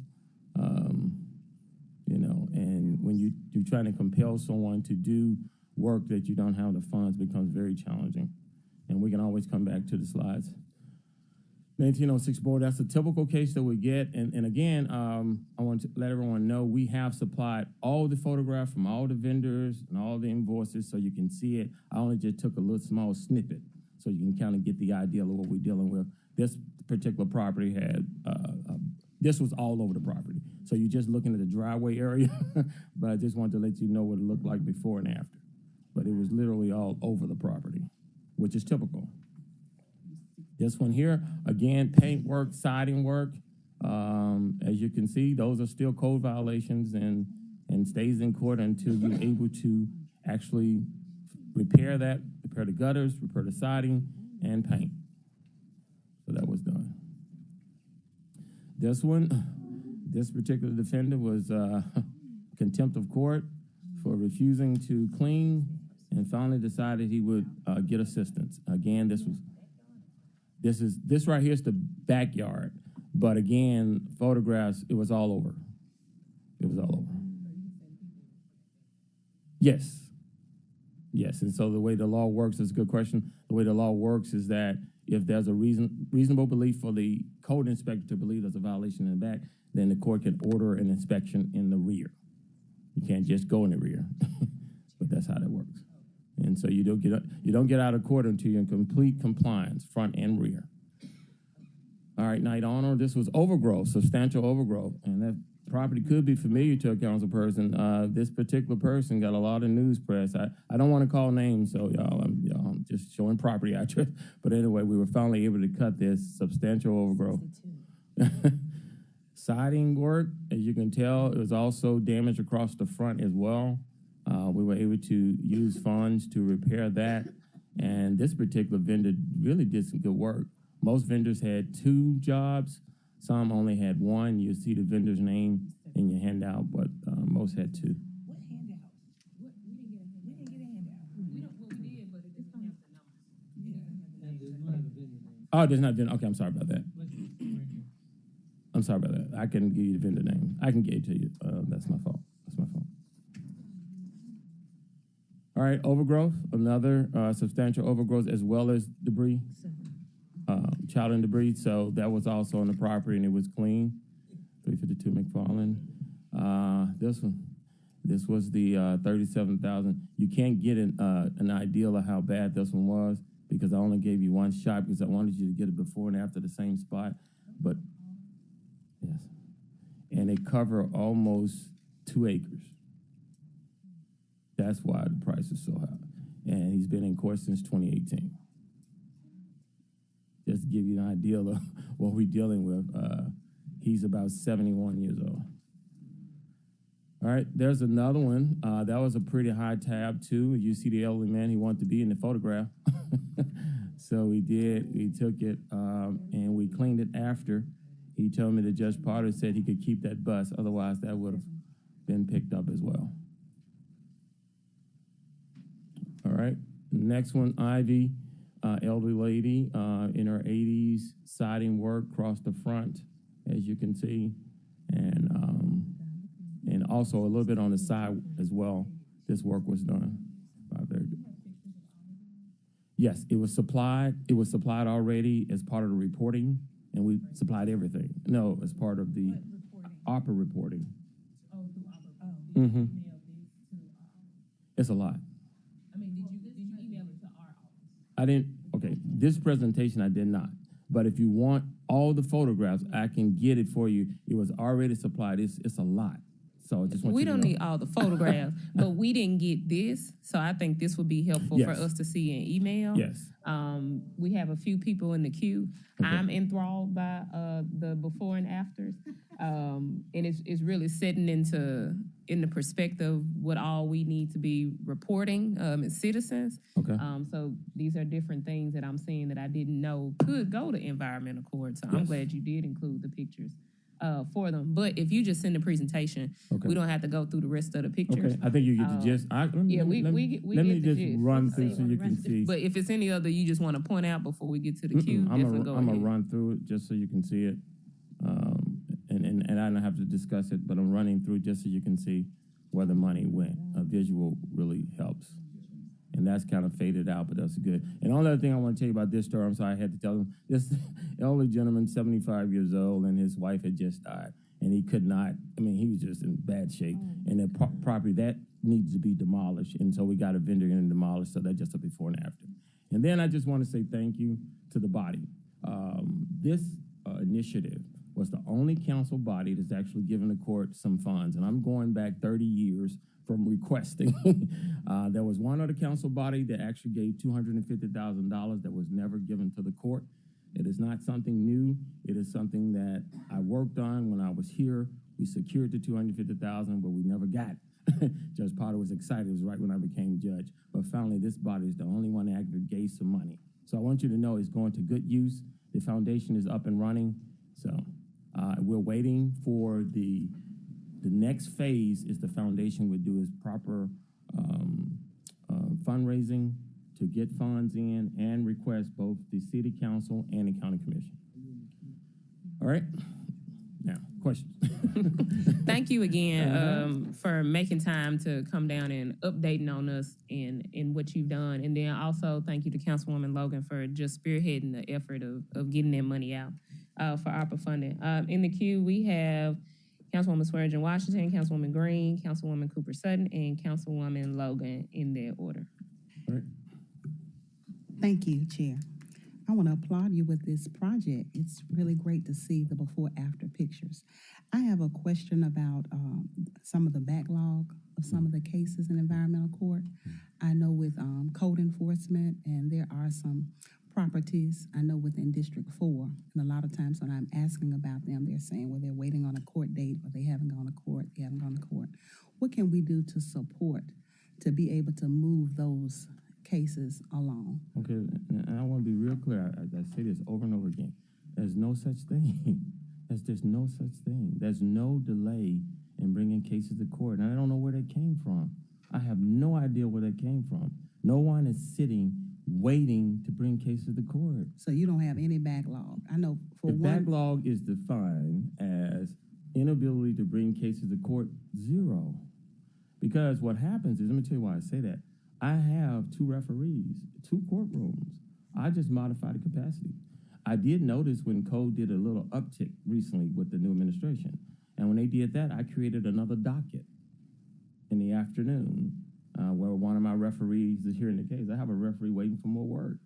I have 3 community courts. I have a separate community court that was closed down in Whitehaven and never reopened. I don't know why. We were waiting to send cases to the community court.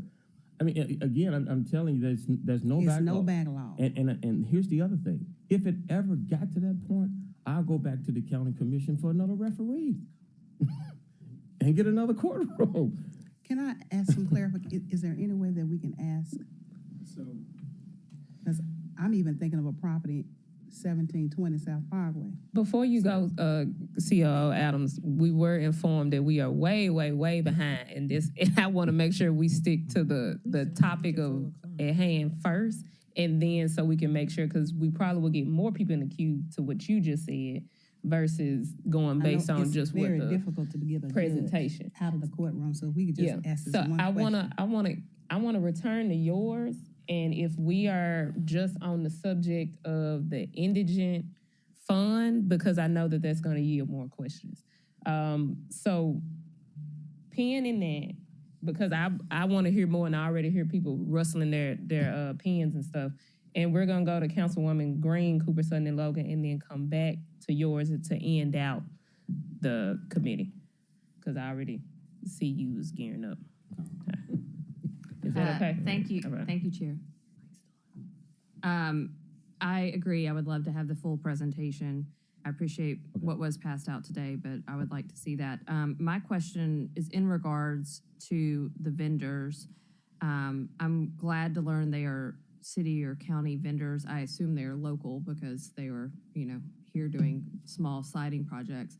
But I would love to see a breakdown of our MWBE participation on those vendors as well the next time, or you can even email it to us just so we can make sure. That's one of our priorities, obviously, is to make sure we're supporting that pipeline as well. And a lot of our smaller MWBE construction groups can't take on the giant projects that city or county have, but they can take on little things like this. And so this would be a great place for us to make sure that we're lifting up that work. And so I don't expect you to have an answer today, and maybe it's clear when we get that full vendor list from ARPA.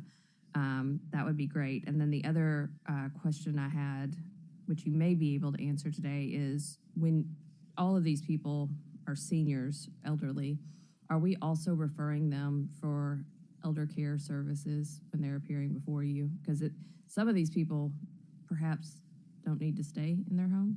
You know what I'm saying? Like, are we also doing some more wraparound services or just dealing with the code violation? Right. Well, let me deal with the first part, actually.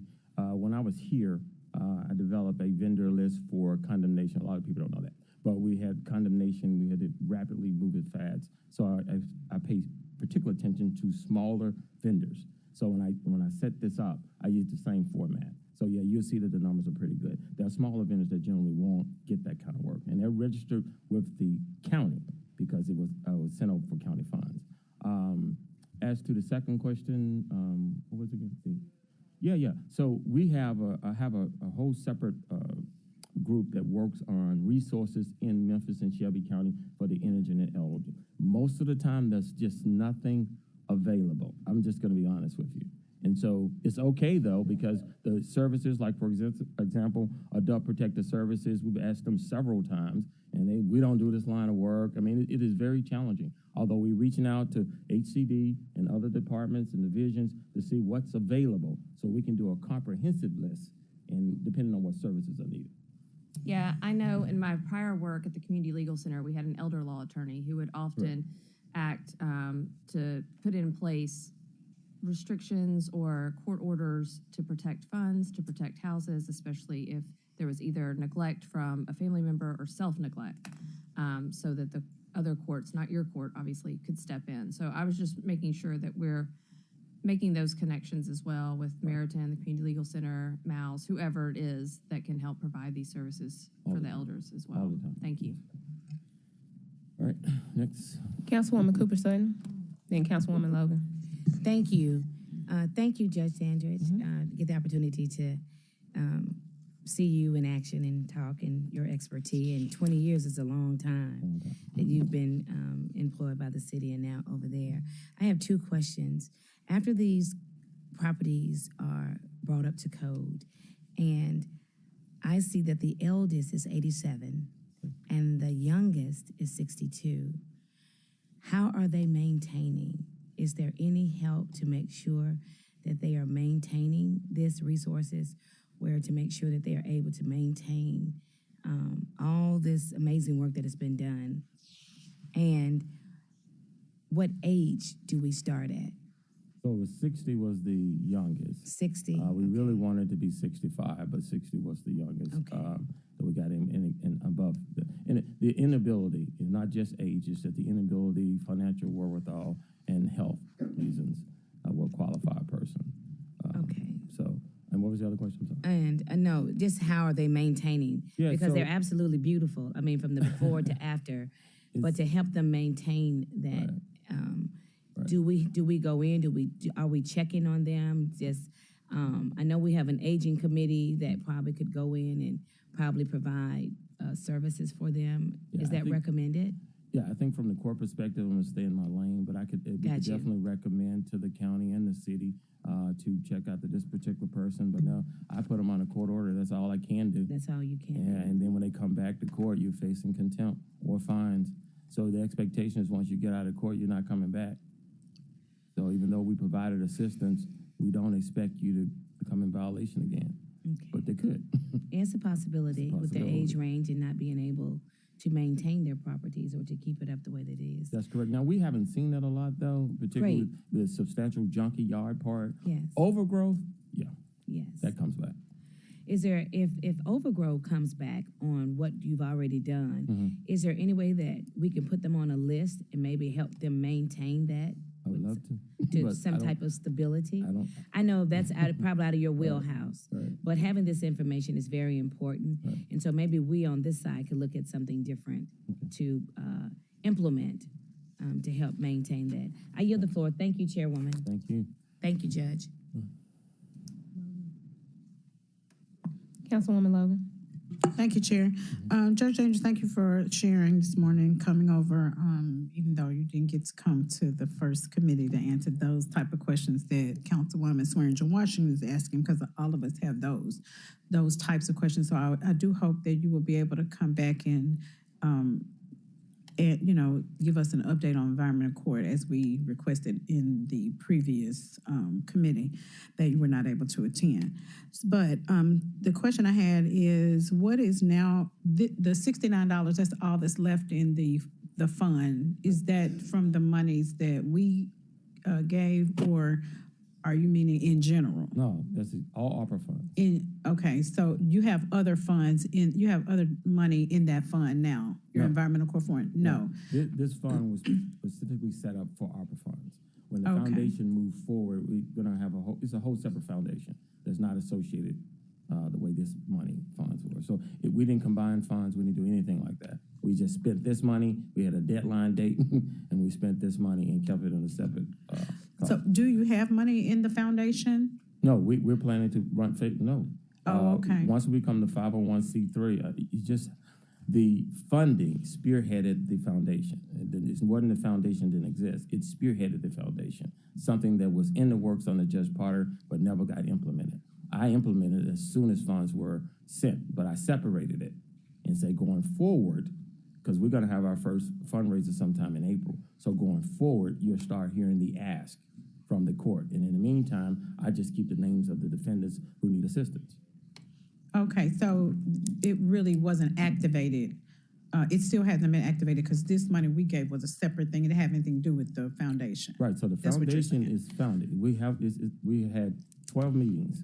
We've got a board, it's moving forward. We're waiting on our 501c3 has been filed, and once that's confirmed, we'll start our immediate fundraising. We're waiting on it. There were a few questions that they had that we had to respond back to the IRS. But So at this point, because you all don't have any funds, the cases like this are just going to be continued. So well, just like they've been for 30 years, yes. just correct. keep on continuing Right. them because there's no way to get the people to pay. Is that what you're saying? Well, again, I don't want to talk in generalities about specific situation. Every situation is different. We still have the ability also to have volunteers.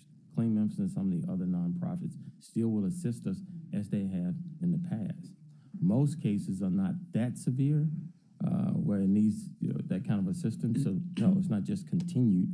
Each case, I have to just say it like that, is on a case-by-case basis. I can't. Okay. I was just going by the fact that on one of the cases you said it was $1,800. It had been in your court for 2 years.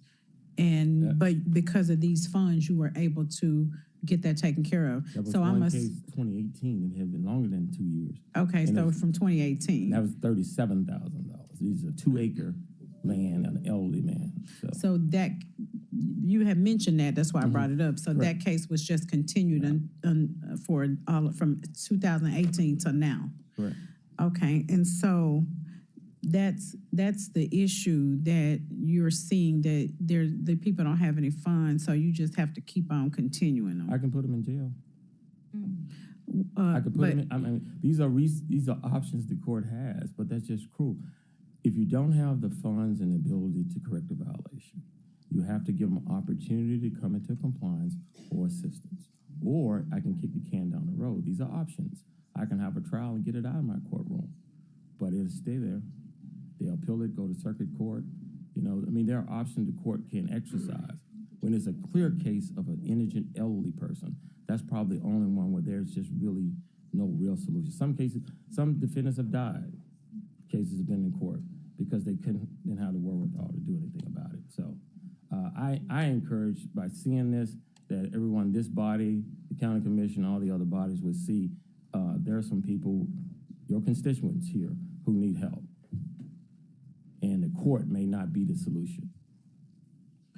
Okay, so as a judge, are you in a position to recommend something different because you see that this is not working? Yes. Well, I wouldn't say it's working. In the manner that this body and other bodies are interested in. In the few cases that we have indigent elderly individuals, let's not get it confused. Indigent elderly individuals, this helps. So when I come back with the foundation, what they ask, I'm hoping it'll be a yes, because you see it's needed.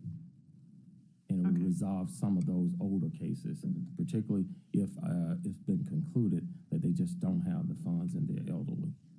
And punish them, I mean, they have substantial fines. The court issues fines. It's a civil violation. We make sure everybody understand that.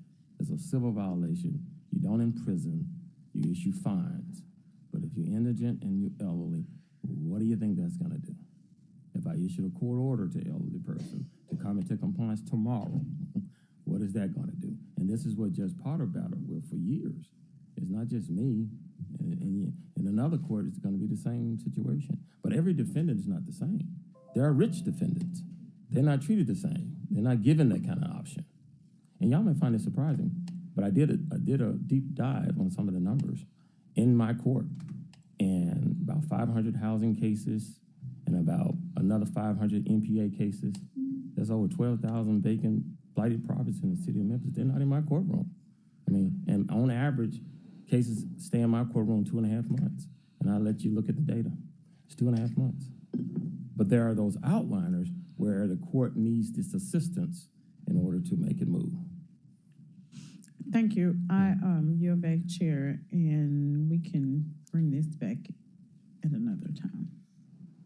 You're saying you want to bring it back? Yes, definitely. I already had on the agenda today, but moved it to this one, so I'll put it back on the agenda for next for committee. the indigent fund. No, for as you said today, we're just talking about the indigent fund. But the request was for an update on environmental court.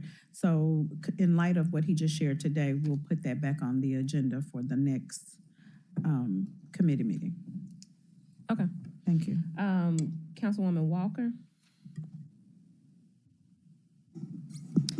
Thank you, Madam Chair, and thank you for coming, Judge Dandridge. So I know that a lot of the sentiments from Councilwoman Logan comes from the fact that she works with the PJA for her area, and I do as well for Whitehaven, and I appreciate you visiting us, and I know you can't be involved for obvious reasons, but your representative, her name escapes me at the moment, but she's been doing a great job. But to just comment on this from another perspective, so in these meetings, and we have the agenda, and then there are items that are in your court, and then she comments on it, or maybe someone else, and then because of, I guess, the grace that they receive, then it comes back again on the agenda, and then again, and then the public, there are people who attend these meetings religiously and faithfully, and then they say, well, this has been on the agenda for 6 months, you know. So, and so we kindly and patiently explain again and again. And so I know, I trust that there can be some remedy to this, some intersectionality, and this is not to kick people to the curb who cannot afford, but it just, as the items continue to reoccur on the agenda, and when you have the community, the participants say how long they're remembering, they're recognizing that these items are on the agenda for so long, it's definitely problematic, and I'm just looking forward to some resolve with the new year. And again, thank you for coming. Madam Chair, I yield the floor. Thank you. Judge, thank you so much for being here. Question. What day, because I know we had those two items on, but it was chosen to do this one, so we could have an update on ARPA funding. When do you think that you would be able to come back to committee to answer the other questions and have that discussion from the council members about environmental court and how we can further support you all and code enforcement on our end to be able to not have those conversations with constituents that Councilwoman Walker was talking about? I mean, Councilwoman Logan has reached out, and I tried to make myself available. You just got to understand, as a judge, this is just really murky waters here. Really murky waters. And I want to be responsive. That's why I got a special assistant to try to help the community understand the process and what's going on. And of course, I didn't create how environmental court works. You know, and I don't care what court you create, it's going to be the same. It's no other way to do it. I'm fairly convinced of that from being here 7 years. And but you should expect to see levels of progress. And you say a case been there 6 months, it shouldn't look the same. If it's been there 6 months down the line, we need to be moving toward contempt or something if it's looking like the person is willfully disobeying a court order to come into compliance. But there's so many factors involved in each particular case. The assumption when I created the position was that a lot of people thought that all these cases were in court. And so I just sent somebody there to let them know they're not even in court. I got 500,000 cases.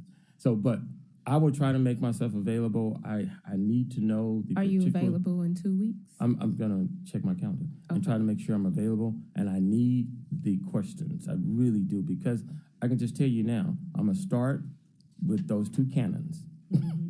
So I'm going to send this PowerPoint to everybody to look at those two canons. So the judge come back is going to have those same level of restrictions.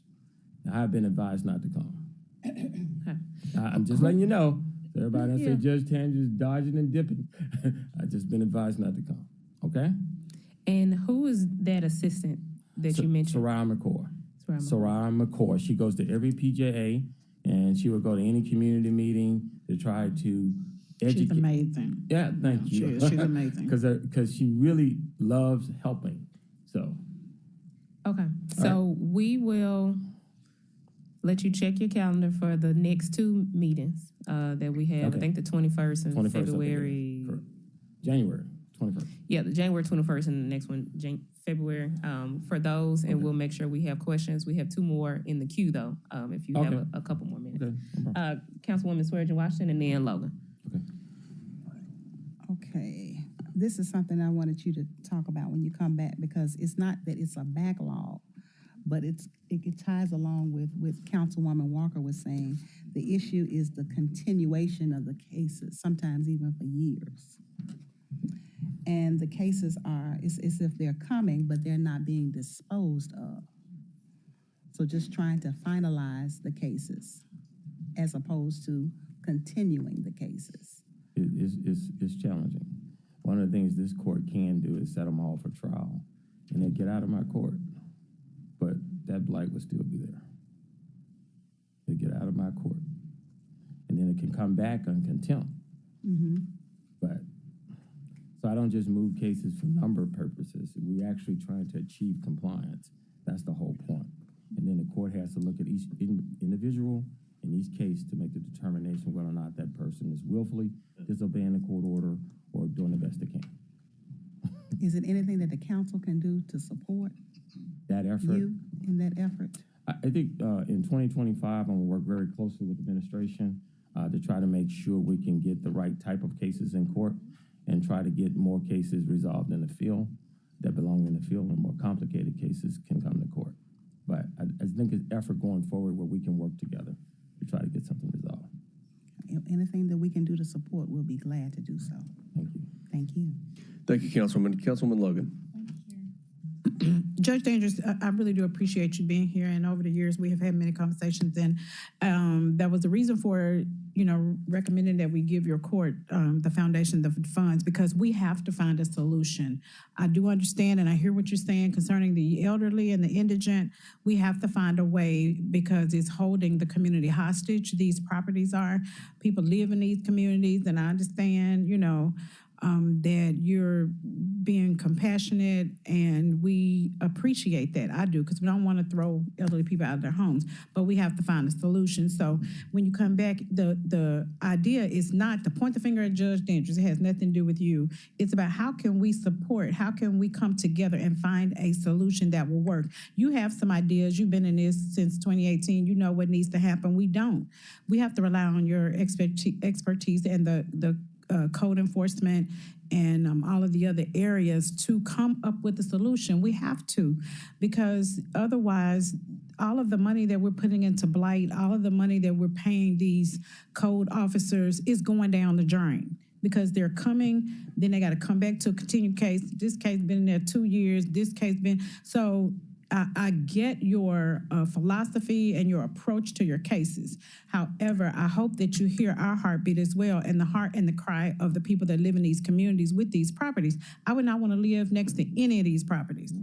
You wouldn't either. So we got to come up with a solution. This fund did help. So if these are ways in which we can do it, if there needs to be 3 or 4 more dockets, if we need to send them to civil court or whatever the case may be, we have to have a solution because this is not working. That's all we're saying. We're sitting here in front of the people every month in, month out, and hearing them complain about money that they have invested in their property by buying the house. This is their wealth building strategy for their future. But the property values are being affected because of these properties. So we don't want you to come back to try to make you talk about a case or anything that you can't do. We want you to come so we can work together as a team and leaders of this city to come up with a solution or begin that conversation. I want you to know that. Everybody up here, I think, feels the same way, but we all feel like our hands are tied. So if we can approach it that way, I think we all together can come up with a solution that will get our city out of this stalemate that we're in regarding these properties. You just have to. Thank you. You have to understand, and I'm gonna encourage the body to be really informed. Do a deeper dive into blight in your district, and don't just assume because one case lasts a long time. All cases do. Really do a deeper dive. If they say it's in court, ask for a docket number. Don't assume that it's in court. I mean, these are the particulars. Now, when it comes to the judge and the judge discretion, I guarantee you, I can't have conversation about how to handle my cases. I can't. And no judge can. So, but I have someone from my office, like Sarar, that can participate, or someone else that can participate and try to help. But if you can't come, if that's the person, I don't care who it is to come, as long as they have the authority and the experience and the breadth for solution-oriented conversations or dialogue with the council, not just to say, well, I need to go and ask, and that's his under his purview. And so I wasn't asking you to talk about any particular cases or tell you how to handle your cases. But just as you shared that this fund would help, those are the type of solutions that I was talking about. You didn't have any problem saying that this money would help. Absolutely. Because you figured that out. So I'm just asking you to tell us what you figured out that you can share with us. So thank you. Thank you, Councilman. Thank you, Councilwoman. Thank you, Judge, for being here. We appreciate your time. Colleagues, if you would send all of your questions to your individual analysts, and Ms. Cole will combine a list and send it to the judge, and you'll let us know when you can come back. Right. Thank you again for being here. Thank you. Colleagues, moving on to item number 2, an ordinance to amend Chapter 6, Article 46, Section 3 of the Code of Ordinances as to the term of service on the Memphis Transportation Commission, ordinance number 5415. All council districts sponsored by the administration. Can I get a motion in a second? Second. Moved by Ford Sr., second by JSW.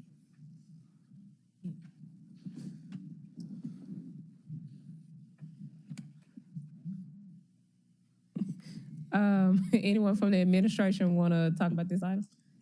Chair, not from the administration, but I would just note, as somebody who does a lot of board appointments on the other side of the street, this is how all of our resolutions are worded this change that they're asking, which is if no successor has been appointed, then commission shall hold office until a successor is appointed. And basically, whether there's a change in administration or anything like that, you always have someone in the seat, so the seat doesn't sit vacant. And then that's really the ask here. So just since there was nobody here, I thought I'd try to help out. I don't know if the ask. Well, my question was because it focused on the year terms.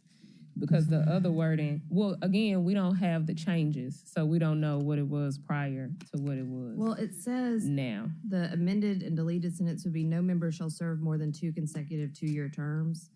And it says the term of office will be for 2 years from the date of approval. And if no successor has been appointed, the commissioner shall hold office until a successor is appointed. So this term is still 2 years.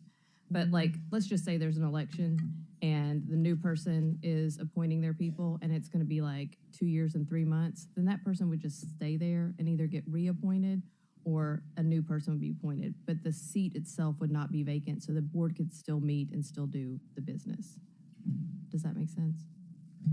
So, if it makes sense, but we just want administration to Yeah. talk about their amendments. So if I can, what Councilwoman Green eloquently stated is correct. We want to make sure that there's continuity of operation within this commission or this committee itself. So again, there are limits with regard to the terms, and then of course, if there's no appointment, then that person that sits in that seat will continue until there is an appointment. So the question I had, well, first off, does any colleagues have any questions or comments? The question I had was when we see appointments that have obviously either sat vacant or the same person has sat there for longer than their term. So how is that incorporated into these changes? I see how the vacancy is, but how do those that may be there longer than what their term is stated? So what we would do is if a person has exceeded their expiration date, the mayor is looking at all his appointed opportunities, and he will replace, no different than just recently with Mr. Fulton, where there was a vacancy. But what we're finding is, quite honestly, in some instances, when the expiration date appears, then that seat is vacated or that member is no longer engaged. And we want that person who wants to participate to continue to engage until such time. So will they still have the ability to serve more than one or more than two-year terms since that piece is being deleted? I'll get that answer for you. I'll check. We can do it. But We can delete you. So again, here's the biggest problem that we've had. This is entering the second year of Mayor Young's term.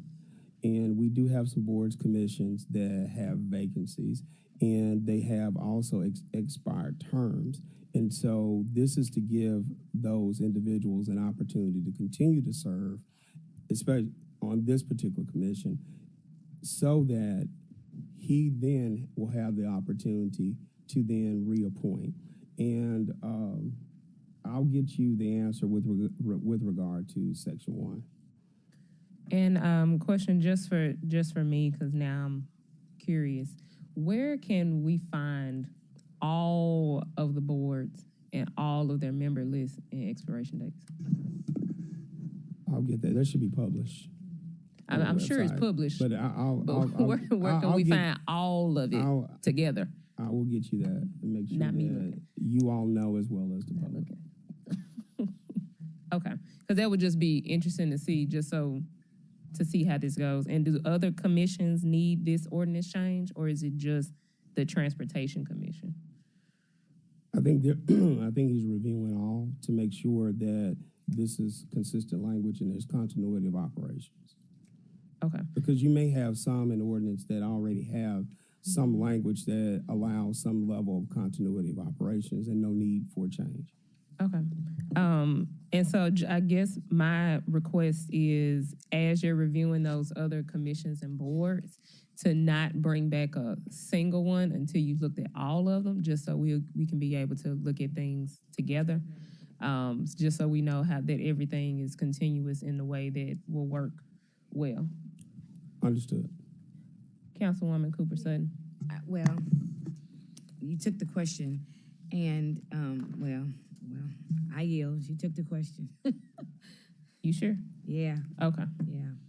Anybody else for CO Adams? Yes. It's just the first reading. There Okay, has to be I know. three I know. readings. There's 3 readings. I hear you, Chairman. 3 readings. Thank you. Okay, we'll do a voice vote. All those in favor of sending down an ordinance to amend Chapter 6, Article 46, Section 3 of the Code of Ordinances as to the term of service in the Memphis Transportation Commission, ordinance number 5415 for first reading. All those in favor? Aye. Any opposed? All right. So, yeah, that would be just helpful, CO Adams, and we got time, obviously, but definitely if there are other things that need changes, we just love to see them all together. That'd be helpful. Seeing no other business in this committee is adjourned.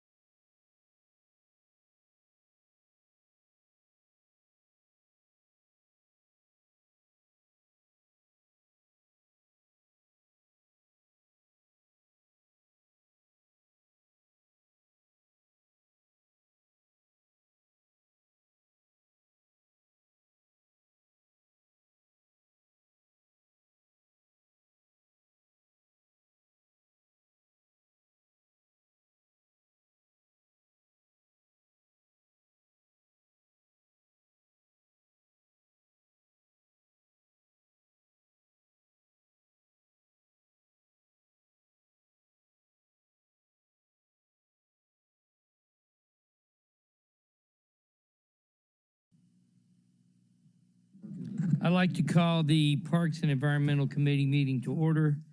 Could we please have a roll call? Councilwoman Walker. Present. Councilwoman Easter Thomas. Present. Councilman Spinoza. Here. Councilman Ford. Present. Councilwoman Green. Present. Councilwoman Swearingen Washington. Present. Chair Smiley. I'm here. Chair Canali, excuse me. And Councilwoman Logan. Take that time. Don't wait for me. And Councilwoman White. Present. And Committee Chair Warren. Present.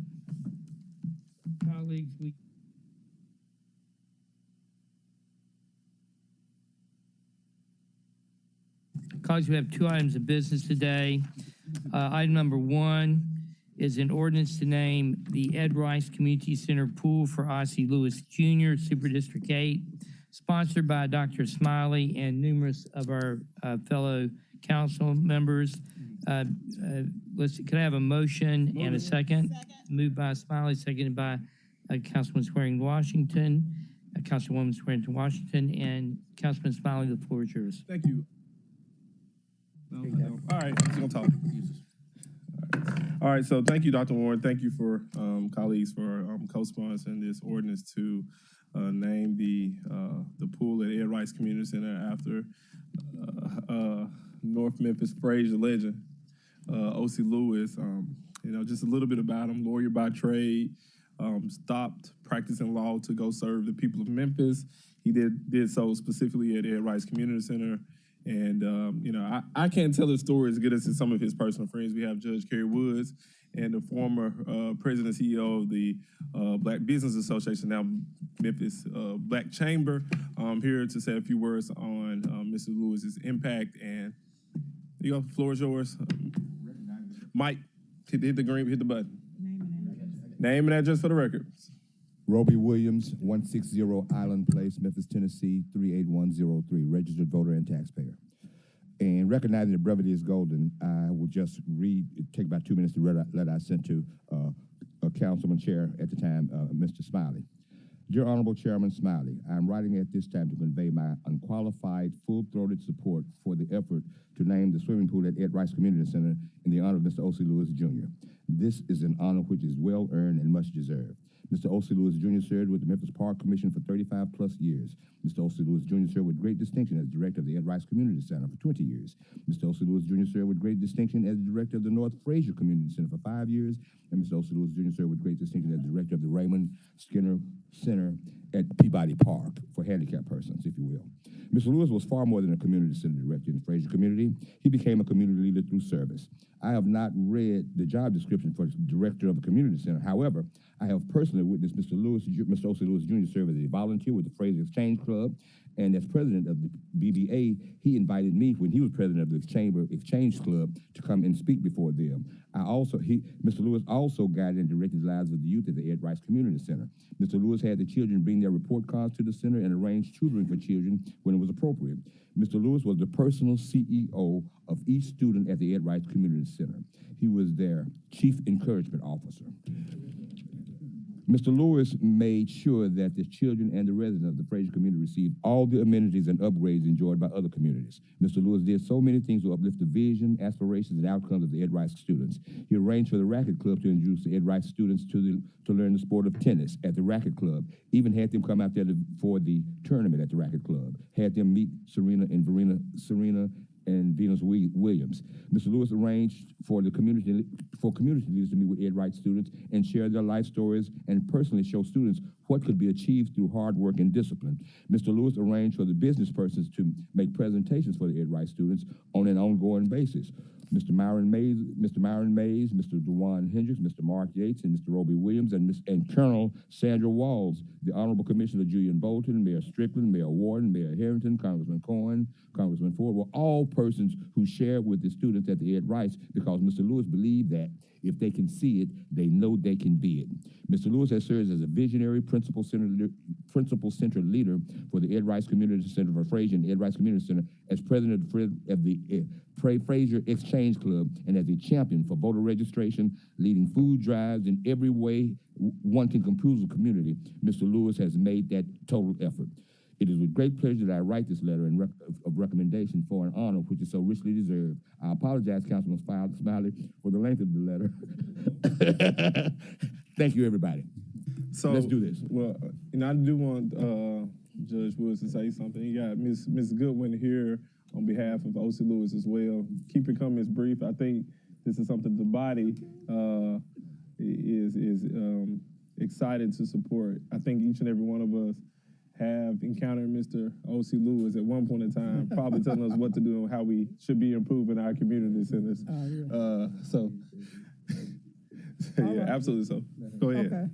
I have a lot to say. I'm thankful to be here, and I'm really happy to speak for OC. He's a great person. He's done a lot of good things in the community and Frazier. Ma'am, And could that's you where give his us your soul name was, and in address, Frazier. pretty please? But his heart is in the Magnolia Castalia community where he grew up. Carolyn Goodwin. 1266 Castalia Street, 38114. Go ahead and continue. Sorry, ma'am. Okay.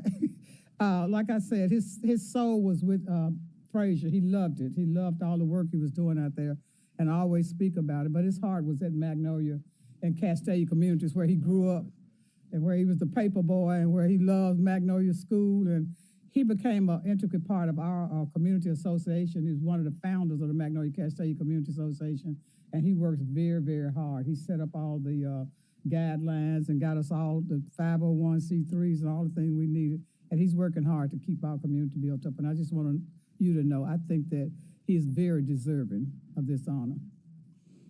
Thank you. Yes, briefly, my name is Judge Kerry. Can you get the mic? My name is Judge Kerry Woods, and I've been a practicing attorney for 49 years, and I had the privilege of growing up with O.C. Lewis. And I'm going to give you a little brief history lesson. We grew up in the 60s, and Councilman Green and Ms. White, I'm not the angel, have always been the angel that you see before today. When we grew up in the 60s with O.C. Lewis and his family in South Memphis, the federal government and the state carved half of that neighborhood out and created I-40 interstate. That was carved it out of Martin Luther King Riverfront Park.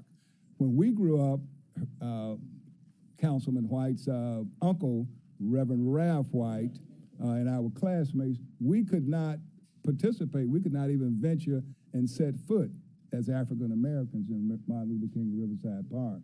So the statute of limitations has run on me. I've been Attorney General for many years, so the statute of limitations has run on me. Some of the things, we would go into the park at night and after dark without permission, and some of the things were not quite well.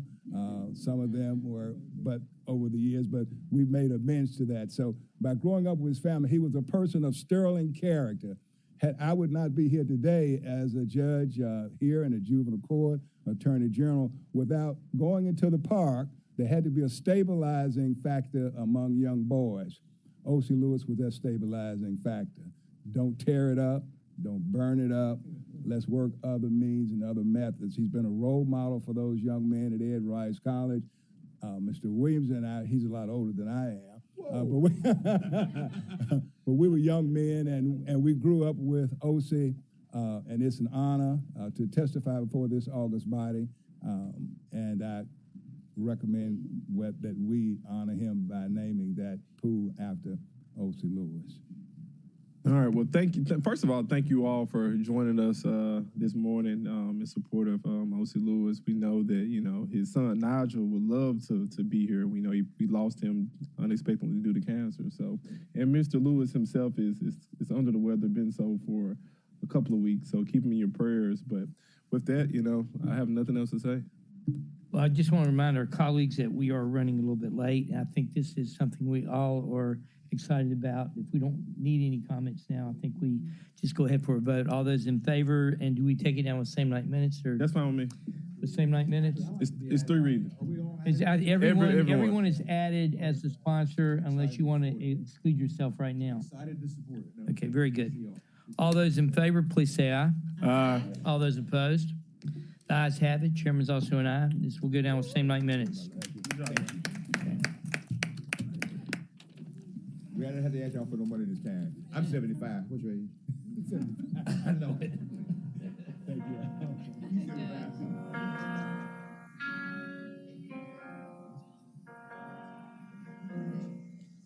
I just have a sad announcement. I want Mr. Walker to come and tell us the sad news. That I only have one resolution before you. No, as many of you know, I sent an email that Chief Hyman was nice enough to distribute to y'all yesterday. I've been offered and accepted a position in Charlotte, North Carolina, to be the Parks Director for Mecklenburg County. Again, it's I will try to keep my comments brief. The highlight of my life to this point has been the Parks Director for the City of Memphis. It's an honor.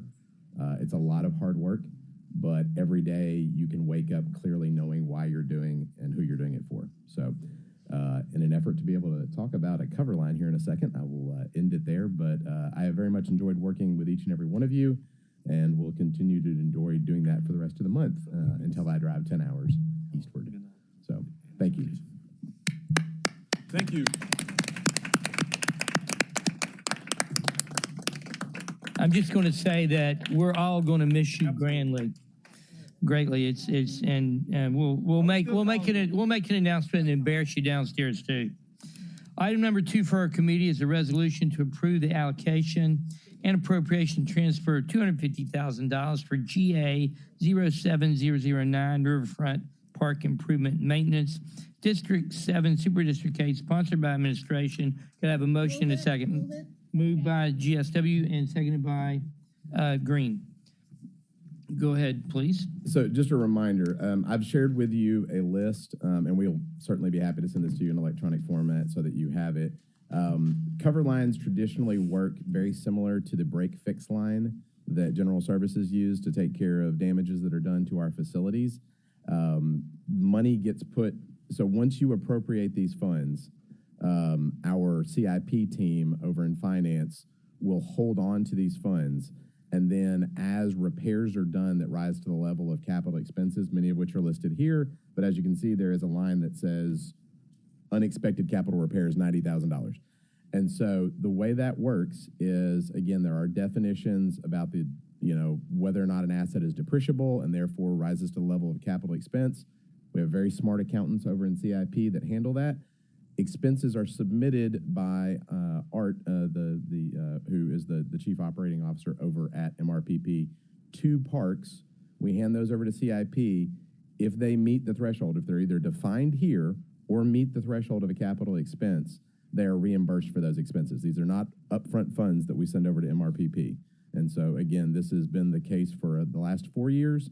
And again, we recently reimbursed them for expenses from FY24. So again, if you have any specific questions about any of these things on here, Art is here to address it, but that's just sort of a general overview of the cover line. So in general, these are funds that have already been expended and we're reimbursing them for repairs that have been made.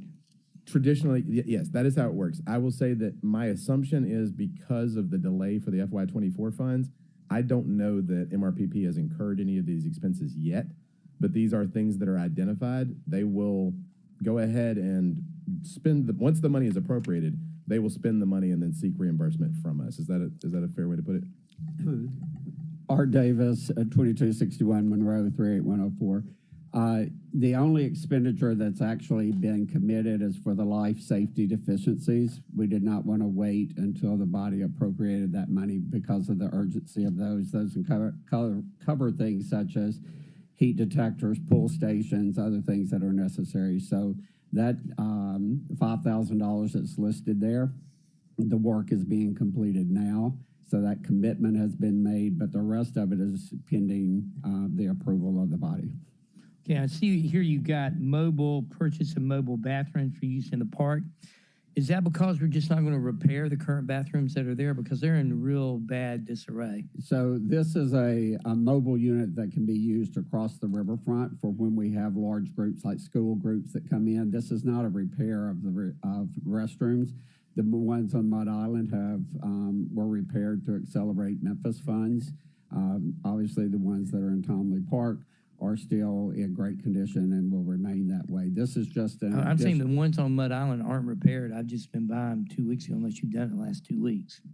When you walk into that park, the restrooms as you go into the Mud Island Park are in horrible disarray. They're boarded up. You walk into them. So those have been out of service for many, many years. The ones that we renovated are the ones that are in the west terminal that are in there, and the ones that are on the south end at where it used to be Gulf Grill. Yeah, why are the ones at the very front of the park, like right when you walk in, looking so nasty? Why have we not redone those? Just for the lack of funds, along with a lot of other funding that is done in that.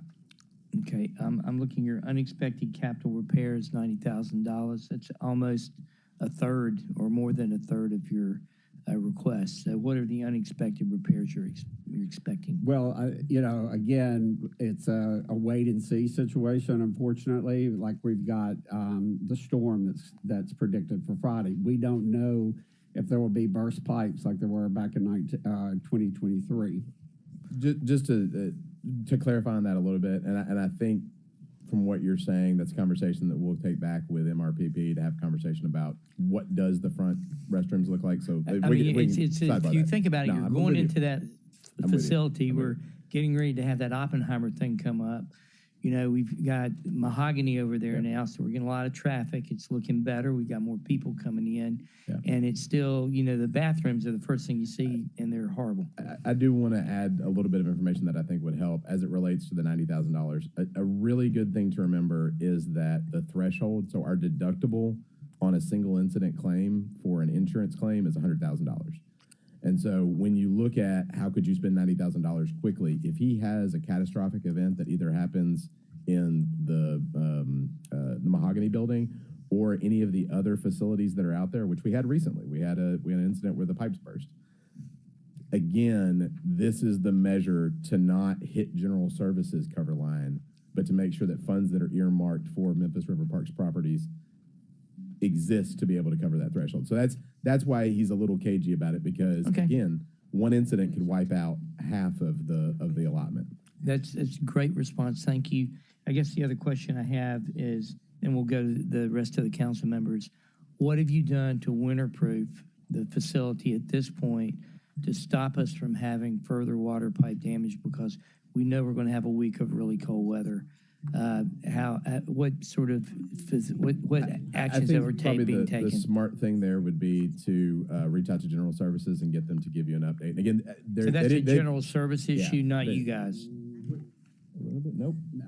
Oh, there you go. Okay. Art, I'm wrong a lot, so I'm gonna hand it over to Art real quick. Welcome to my life. What we do is we do a lot of preventative things. One of the biggest areas is on the backflows. So we've checked to make sure that all the pipes have remained wrapped and that the covers are in place. Some of the other locations, yesterday we bought $300 and something $100 worth of heaters to open up spaces to have heaters on during those times. We've checked to make sure that all irrigation has been winterized and there hadn't been any leaks. So water fountain, drinking fountains. So we have a checklist that we go through that to verify that we have everything properly winterized. Okay, I guess I'm through with my questions. We have other people there. I just hope the next time you come, you'll tell us what's happening with the front bathrooms. Okay, thank you. Councilwoman Walker and then Councilwoman Green. Thank you, Mr. Chair, and thank you all for coming today. My question is, with the mention of Mahogany, who is responsible for the lighting and the parking lot? That is part of the partnership. We have worked with them. We've added some additional lighting in the parking lot, working with Carly on the southwest corner. We added some lighting that's in there. That is another capital project that we've asked for funding for before that did not make it through the CIP process. So if the funding were available, we would certainly be able to use it for the lighting of that parking lot. And the paving of the parking lot? Yes. Who's responsible for that? We are working on the paving. We worked with a company called Bluff City Paving, and we're in the process of having them come back out to do some repair work that was done in that lot from some heavy vehicles that were driven in the new area. Okay, thank you for that. I just want to say that whatever the lighting increase has been, I appreciate that, but there could be more lighting. And I don't mean to be insulting with this question, but have you all been over there at night? Yes, ma'am. Okay, and so the drive from the guard shack over to Mahogany, it's bumpy and lumpy, and it's still what I would call dim.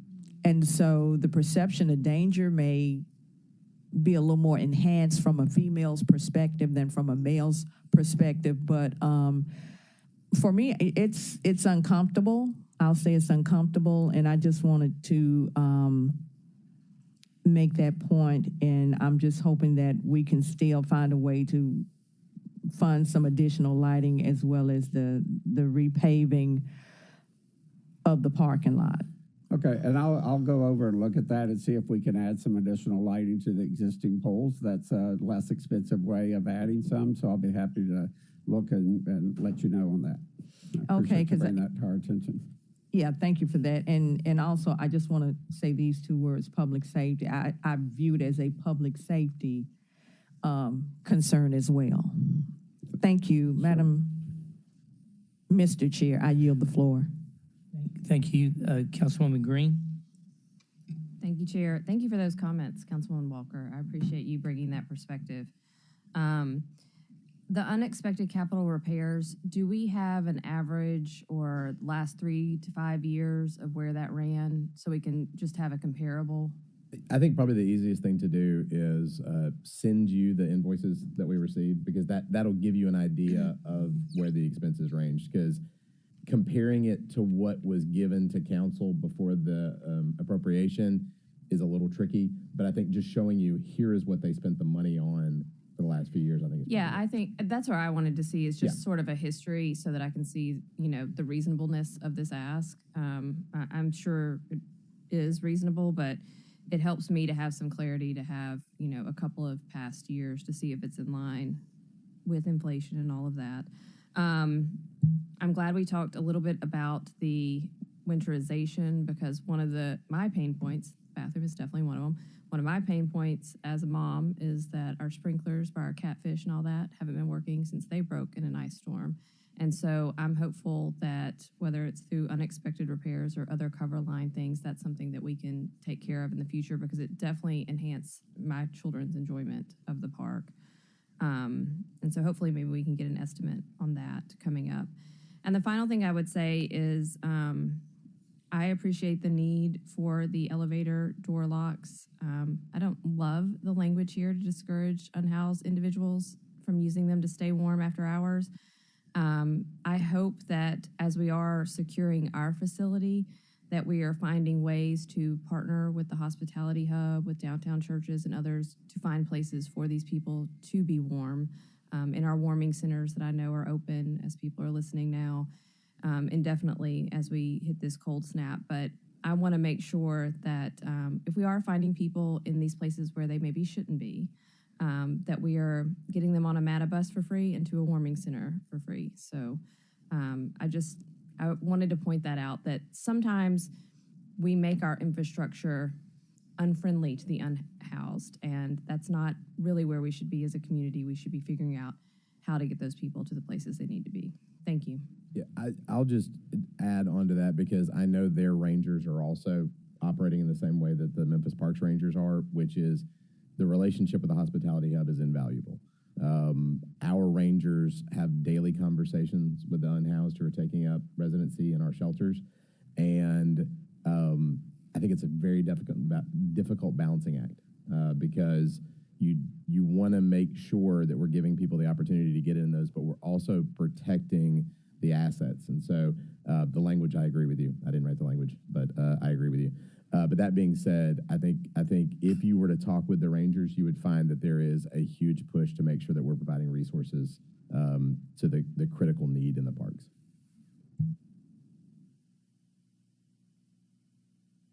Chief Adams. If I can provide maybe a little color to some of this, the unexpected capital repairs is akin to like a CapEx break fix line, where in the event you just kind of retain a small amount. In the event something happens, the needs are greater than what we have than the $250,000, and I think we all acknowledge that. But with respect to that, to get through the year, you do have to set aside some money in the event there is a break and there is a required fix. And so that's, I think, what we have. I think as we move closer to the end of the heel of the budget year, what we can do is then reallocate this to a specific project. But I think that it is prudent to set aside just a small amount. Thank you, Chief Adams. Councilwoman Cooper-Sutter. Thank you, Chairman. Well, I don't want to sound redundant. Councilwoman Green did read my mind and took the question that I had, that I wanted to bring before the council, especially when you use word unexpected. And thank you for clarifying that for me, because that's one thing we asked last year. Do not come with miscellaneous, unexpected. We need a breakdown. And the previous years before, what it looks like to make sure that we are aligned and the proper funding is there to do what needs to be done, especially if it's a city-owned property and we are liable for taking care of it. So thank you, and thank you for that clarity. I yield the floor, Council Chairman. Thank you very much, Councilwoman. I think that concludes our discussion. So we need a vote on this. All those in favor of approving this allocation, please say aye. Any opposed? The chair is an aye. That passes. We'll go downstairs for regular processing. And with that, in our sad situation, I call this committee adjourned.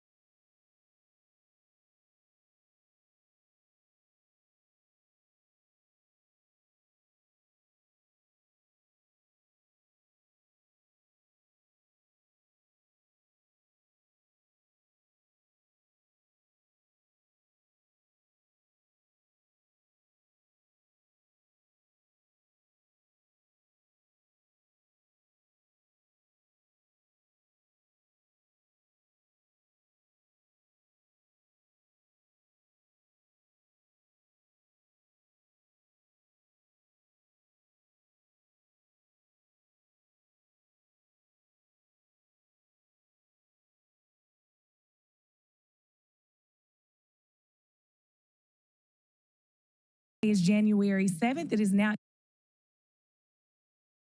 11:29 a.m. and I hereby call the Public Safety and Homeland Security Committee of the Memphis City Council to order. Ms. Golden, please call the roll. Councilman Canale. Here. Councilwoman Cooper Sutton. Present. Councilwoman Easter Thomas. Present. Councilman Ford. Present. Councilwoman Green. Present. Councilwoman Logan. Present. Councilman Smiley. Councilman Spinoza. Councilwoman Swearingen Washington. Councilwoman Walker. Present. Councilman Warren. Present. Chairwoman White. Present. Thank you, Ms. Golden. Item number 1 is a resolution for the Memphis Police Services to accept grant funding for FY 2025 in the amount of $9,121 from the FY24 Tennessee Emergency Management Agency's Hazardous Materials Emergency Preparedness, HMEP, to be used for travel for training. All council districts sponsored by the administration. Request for same night minutes. We have a motion from Councilman Warren, a second. Second by Councilwoman Logan. Who from the administration is here to speak on item number 1? Good morning, Madam Chair, council members. Colin Barres, Assistant Fire Chief, 5573 Hinton Avenue, Memphis, Tennessee, 38119. So basically, the resolution you have before you will allow us to send 2 of our special operations instructors, hazmat instructors, to 2 classes so that they can go become current on some of the best practices and also updated information. Bring that back, impart it upon our members so they can continue to make a difference in the city.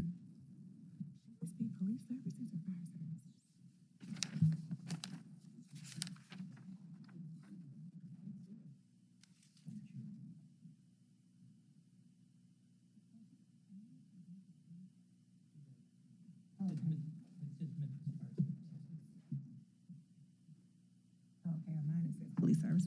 Okay. Any questions from anyone? All right, all those in favor? Aye. Any opposed? I had a question. Oh, I'm sorry. Councilwoman Walker? I'm sorry. Thank you for coming. And I just needed to take this opportunity to ask this question in this moment. Will we ever see Chief Stewart again? Is that her last name? Sweat? Sweat. Will we ever see her again?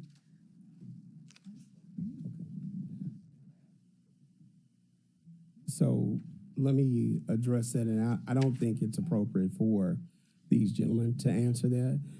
That's fine. Yeah. Thank you. And if we could, I'd like to talk about that personally with Sure. regard to that. But Chief Sweat and or a designee does report no different than Chief Davis and or a designee, but we'll make sure of that. Okay. Okay. All right. Thank you for that. Thank you. Thank you, gentlemen. Thank you, Madam Chair. I yield the floor. Thank you, Councilwoman Walker. Well, let's do that vote again just to make the record clear. All those in favor? Aye. Any opposed? The ayes have it. This request goes down for same night minutes with a favorable recommendation. Item number 2 is a resolution for Memphis Police Services to accept grant funding for FY 2025 in the amount of $248,000 from the federal FY 24 Port Security Grant Program, PSGP, through the U.S. Department of Homeland Security for Special Operations Equipment. All council districts sponsored by the administration. Request for same night minutes. May I have a motion in a second? Moved by Councilman Warren, seconded by Councilman Spinoza. Who do we have from the administration to speak on this item? Chief C.J. Davis, 170 North Main Street. Janelle Townsend, 170 North Main Street.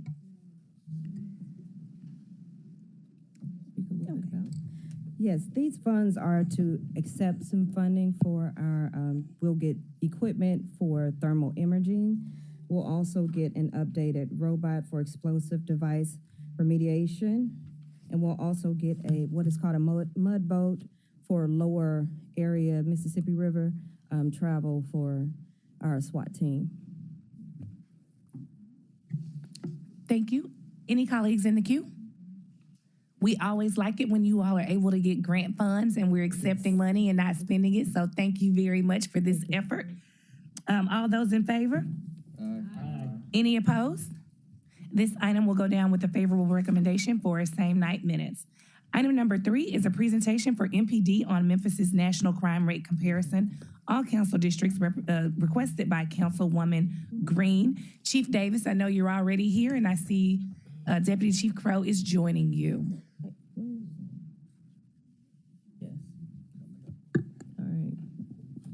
We're going to pull up our usual crime presentation.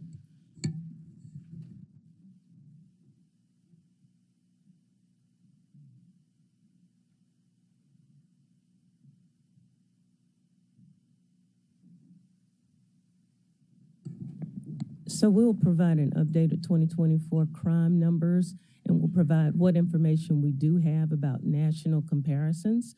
We have some on homicides. However, UCR numbers haven't come in from other cities just yet, haven't been validated just yet, probably within the next month or so, but we do have some preliminary numbers. Chief Oakley, go ahead. Deputy Chief Oakley, 170 North Main. You can see when in 2024, we did come down quite a bit from 23, and we also came in under 22 numbers. And for 2024, our Part 1 crimes came in at 53,115, which was over 10,000 lower than last year and around 1,800 lower than 2022. So we're very proud to come in under 23 and 22 numbers.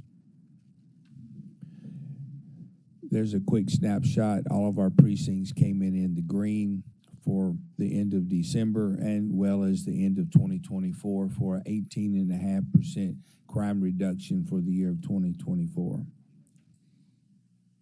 Our violent crime incidents were down 18.42 in the month of December year to date, minus 8.41%.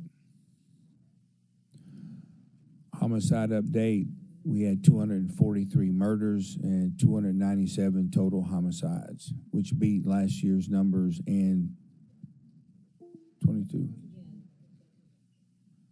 Okay, 243 murders. The murder is an intentional killing of another. So we beat last year and the year before that as well. Okay. There's a murder comparison, like the chief said, these are not final because of the way the reportings are and the validation by the FBI. So we are at 8th place. You can see we're below St. Louis, Baltimore, New Orleans, Detroit, Cleveland, Las Vegas, and Kansas City. There's a murder rate total, 243 this year, 344 in 2023, and then 2022 was 250. So we did come in under the previous 2 years. And there's our murders by precinct. Austin P at 43, Range 39, Airways 34, Crump 31, Mount Moriah 29, Tillman Tide at 29, Ridgeway 16, North Main 12, and then Appling at 8. Interstate shootings, we came in under last year, 85 from a 102 with a 16.6% reduction, and Mount Moriah is the precinct with the most. Our guns stolen, we were down in December 30%, and year-to-date, 24% reduction. And there's our more gun recovery year-to-date stats. Juveniles, 9%, adult up 1.6%, overall down 11.11%. And our crime drivers, year to date, you can see we came in under last year's number for theft from motor vehicle, and then our auto theft, we reduced that quite a bit from the previous year. Top stolen vehicle in Memphis this year was a Nissan, followed by Hyundais and Kias, and our auto thefts arrests, 960, with 18-year-old being the most arrested individuals for the year. Then there's some of our ages. We did arrest 2 10-year-olds, 6 12-year-olds, and then 18, 17, and 16 were the highest ages of arrest for the year in juveniles and young adults. There's an auto theft information, our arrest, with a total of 1,051 for auto theft, theft from motor vehicle, 216 for a total of 1,267 in the auto arrest categories.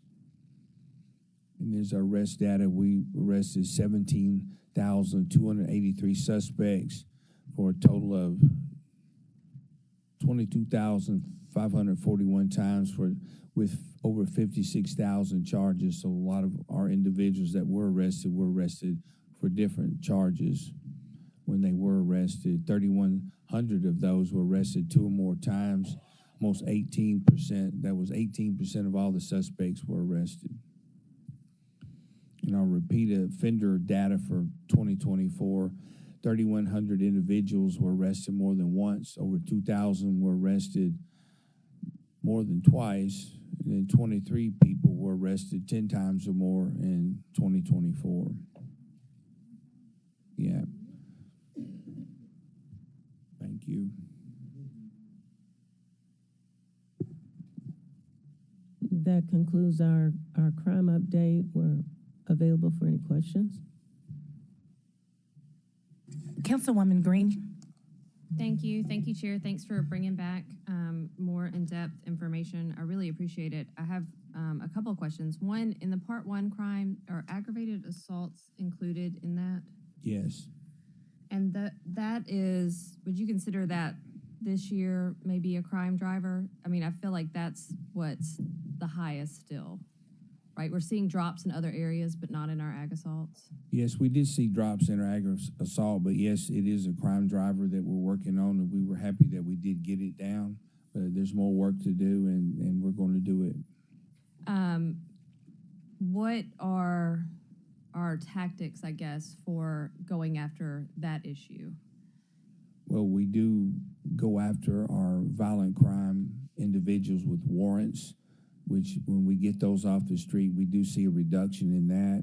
Not to mention code zeros that we're conducting in some of our hot areas in the city, some of our precincts, and we see reductions after that. And then our neighborhood watch meetings, we discuss gun violence, gun safety, other tactics to help our citizens, help us reduce crime. Yeah, I know I've seen some press the last couple of days about these numbers, and I'm glad they're trending in the right way. And I know, Chief Davis, you've talked a lot about a more holistic approach. And I think that's especially important as it relates to aggravated assaults and our domestic violence, and how we have to, especially around these youthful and repeat offenders, attack that in a more holistic way. So I bring that point up because where we were seeing thefts out of cars and cars stolen as a pain point, from your data that you've shared the past couple of times you've been here with me, it appears aggravated assaults. And I understand that can mean a lot of different things. It's not always domestic violence, et cetera. But I know most crime is committed by somebody you know.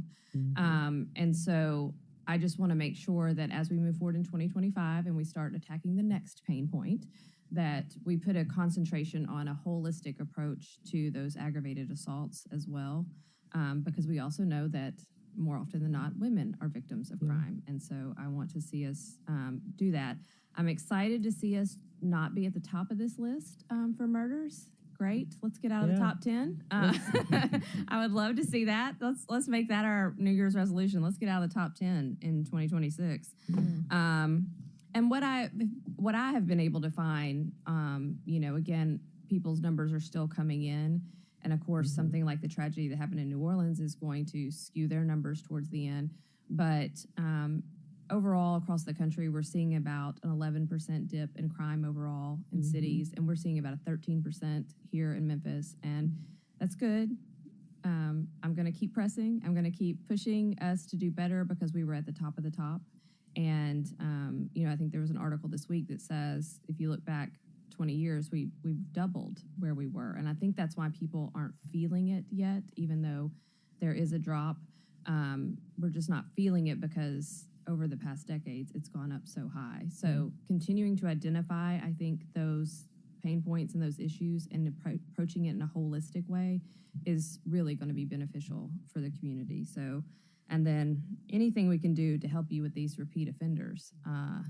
This is, so disappointing that there were over 3,000 individuals arrested more than once, not charged with more than one crime, arrested more than once, is really disconcerting.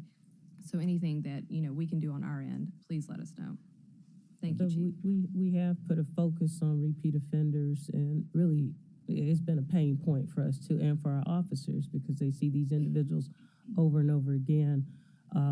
The other piece I think that was very helpful in even the aggravated assaults was to start plugging away at the outstanding warrant list of individuals who just floating around in our community that we hadn't had the resources to really address and really depended on, other entities to execute arrest warrants. We started taking on that responsibility ourselves, and we've seen some results being more laser focused at the people who are actually committing the crime. We also have a domestic violence focus, to your point, because a lot of the warrants that we're looking at are people who committed domestic violence, assaults, violent types of incidents. And so right now we have a list of individuals that our organized crime unit is working on to execute those warrants. The other piece is group violence intervention.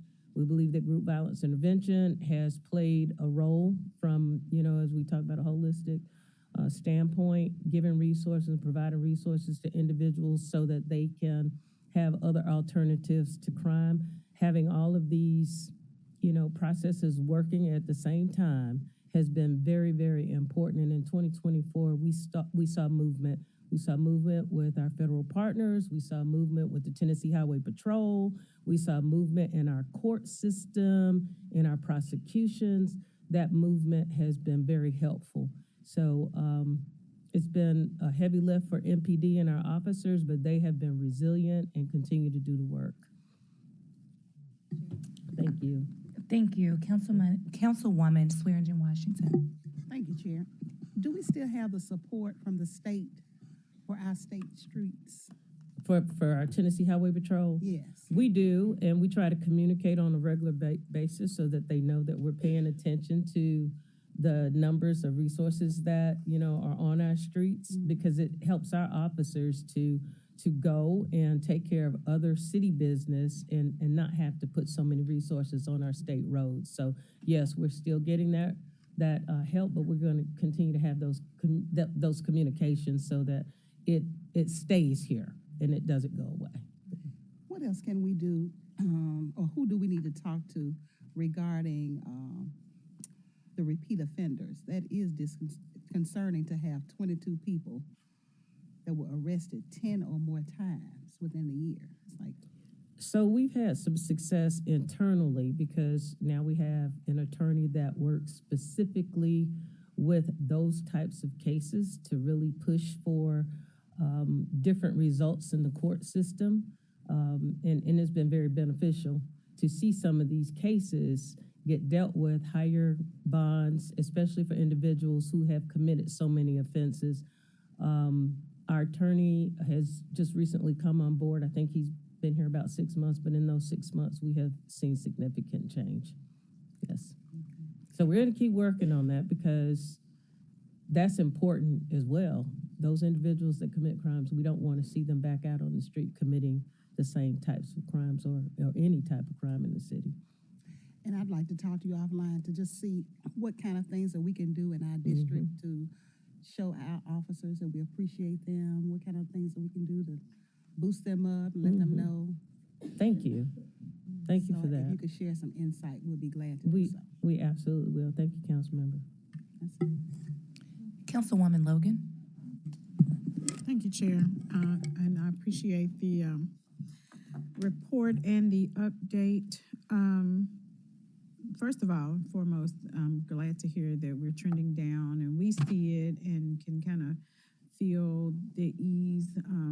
I think it would be a greater impact if media would align with that, because I think that is one thing that is not allowing Memphians to feel the decrease and to feel more safe, and to see the work that you all are doing, because every single morning we wake up, you're going to hear all of the shooting in Memphis.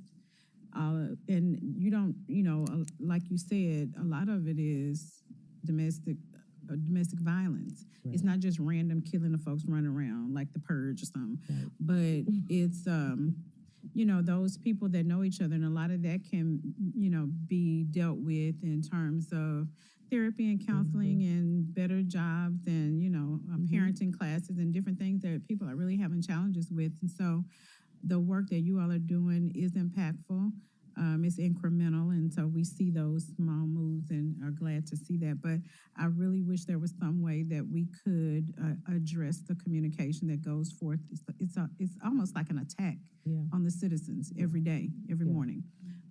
You know, when you wake up and you hear, and then if there's no shootings in Memphis, you're gonna hear about the shootings in another city. Like I really can, like I care about that. I'm praying for the country, but I don't need to hear about what's happening in our, you know, necessarily when there's nothing here. So you go tell me about something else. To the anxiety level for Memphians, I think is exacerbated because of that. I just want to put that there. So I hope Memphians are seeing this committee to actually see the numbers and the data that it is going down. Yes, we can do more, and you all are doing more, so I appreciate that.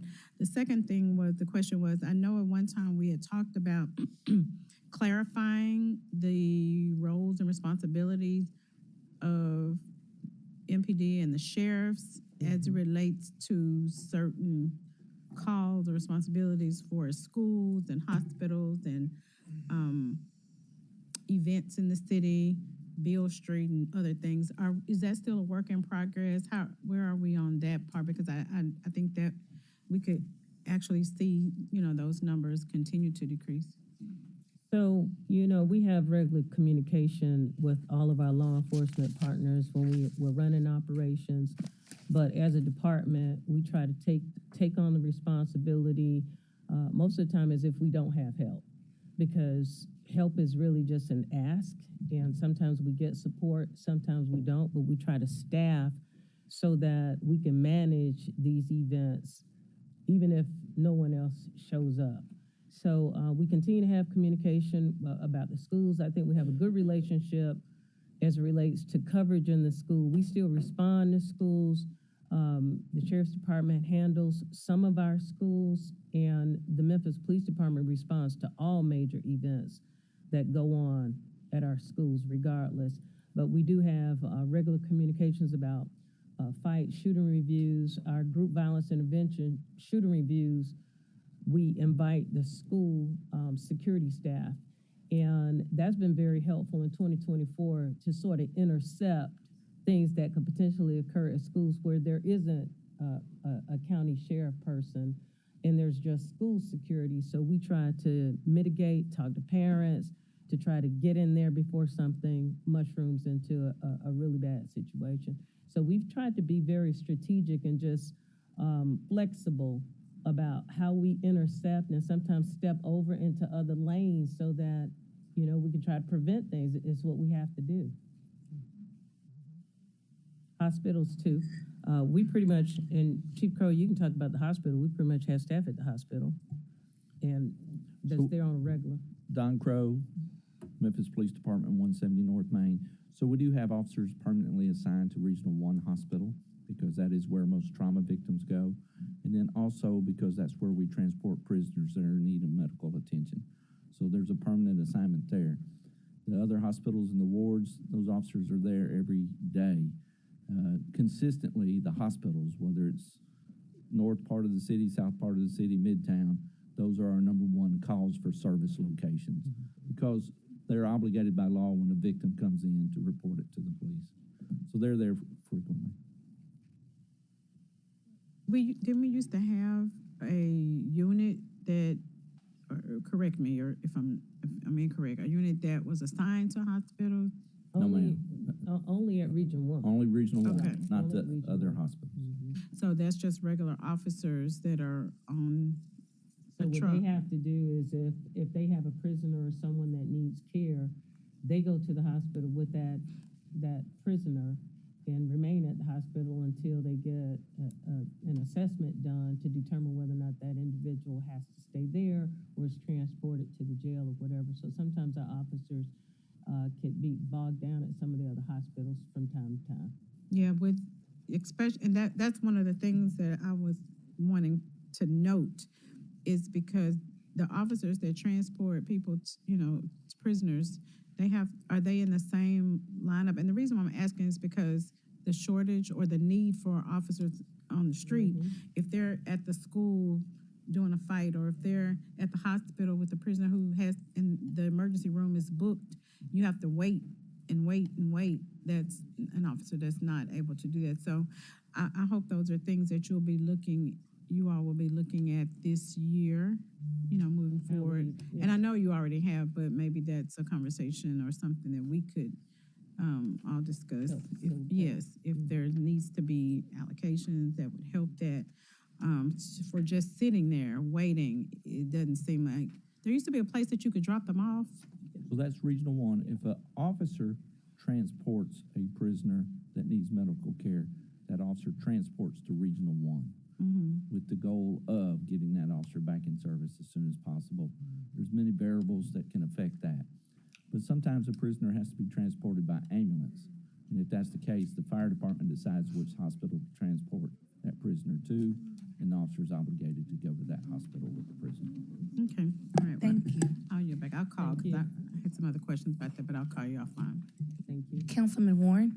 I just want to thank Chiefs for this report, and I want to remind our council members that when we funded and moved this GVIP program forward, we knew it was going to be slow slogging, that we had to get it up and running, and we were going to start to see about a 10% reduction every year in our violent crimes. And I think we're beginning to see that, and now's probably not the time to take our pedal off the gas. We need to make sure that we continue this as we move forward. As you can see, Chief nodding her head, this is helping. It's intervening, and not only are we lowering murders, but we're helping people that are in crime get out of it and have the opportunity to get out of crime.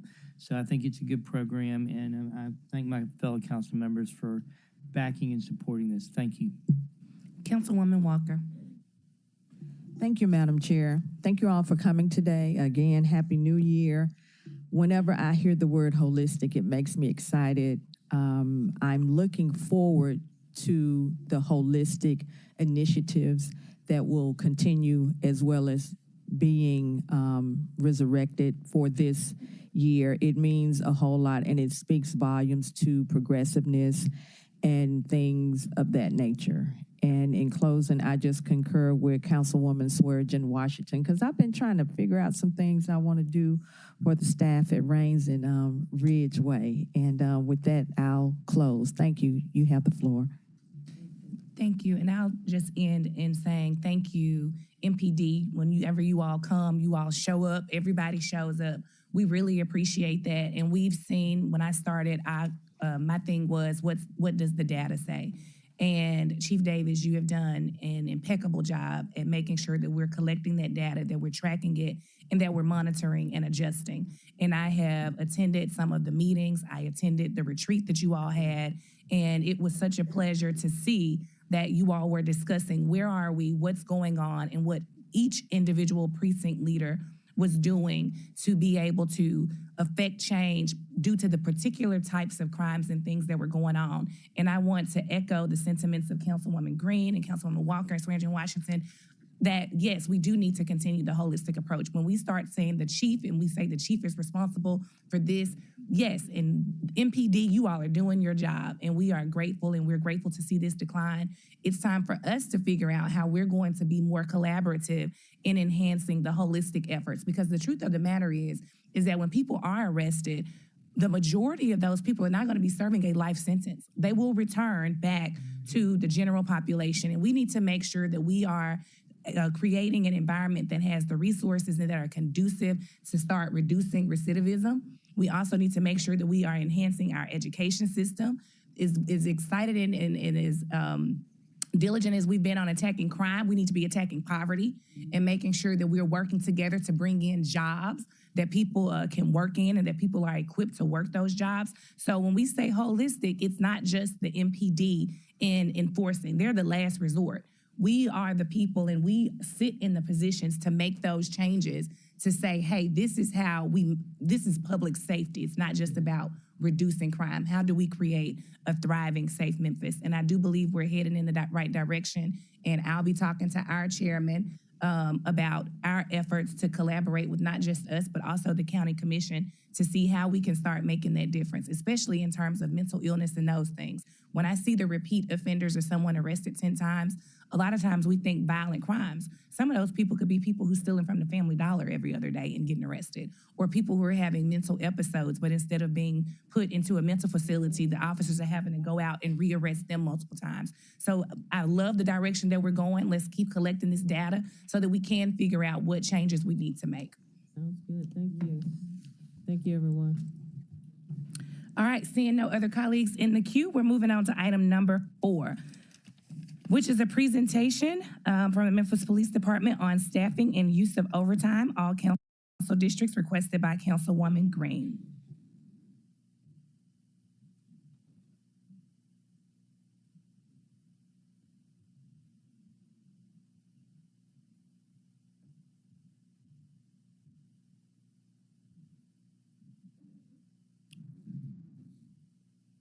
Mr. Eason, introduce yourself too. Good morning, Vincent Eason, Finance Administrator for Memphis Police Department, 170 North Main. So what we've done is to respond to our overtime usage by just allowing our finance team to come and really talk about our pay periods, our overtime during different months and different pay periods. And we talked about how our overtime sometimes is seasonal, but we have some information that really sheds some light on how our officers are staffed in the different events that they're staffed for, and how we plan to make it through this budget season and get to our budget without going over the projected amount. So, Mr. Eason, will you kind of explain what we have here? Okay, yes, Chief. Thank you. What we have here, Council, is our initial current budget is $32 million for overtime for the entire department. And what you see here in that number 2, the expenses for pay period 14 through pay period 26, those are actual booked expenses for the department. And for those pay periods from 14 to 26, we averaged about $1.8 million, $1.9 million per pay period in overtime. However, in November, Chief and the command staff have instituted cost measures, looked at how we deploy staff and staff our overtime details. So if you look at pay periods 25 and 26, you see a significant, about a 30% drop in the overtime costs based on how we now use overtime, and that has continued up to the pay period number 1, which was last Friday. I don't have those final numbers, but we are all trending in that direction. So based on where we are now, we're anticipating for a pay period 1 through 13, which gets us to the end of the fiscal year, about an $8.4 million spend, which brings us to $32,650,000 over the budget. However, we do anticipate $650,000 in grant reimbursements to cover that. So we anticipate ending the fiscal year at this point with a balanced budget. So, and I want to shed some light on a few things that I think sometimes might be ambiguous about, our overtime. Our summer months are our high overtime months most of the time because there are a lot of festivals, a lot of activity, and the Memphis Police Department covers those. On the next couple of slides, I'll show you some of that. But, in matter of fact, this is a list of some of the major community events that we cover. And as I said, the summer months are really high overtime months for us. We have a permitting process where most of these special events, individuals apply with a permit to have Memphis police officers to come and staff. However, even though we invoice these various entities, we very seldom get any type of recoup from these particular events. That's the way it is. That's the way it has been. And we just continue to do the work. All of that overtime is lumped into what you see on our pay period. Some of these events are during the summer months, And of course, we try to increase and do our operations during the summer because school is out, downtown is busier. And this past year, we had Code Zero operations that also helped to absorb some of our overtime expenditures as well. Over the next few months, what we have to do is, first of all, we've got to do some inside work, and we're working with our precinct commanders to not allow people to work overtime just because they say they want to work overtime. That's unacceptable. What we want to do is make sure that we make complement every day at every watch.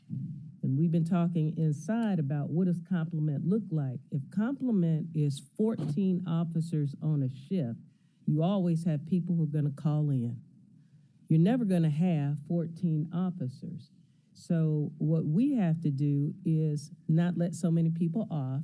If I have 20 people that are assigned to a watch and I let 8 people off and 4 people call in sick, I'm already in an overtime usage capacity. And so what we're looking at doing is having more management and oversight on our scheduling and ensuring that our commanders are looking at their budget, which will be approximately $40,000 per pay period for each precinct. That may waver depending on incidents that happen. Some may go over and some may not, and we'll make the adjustments where we can.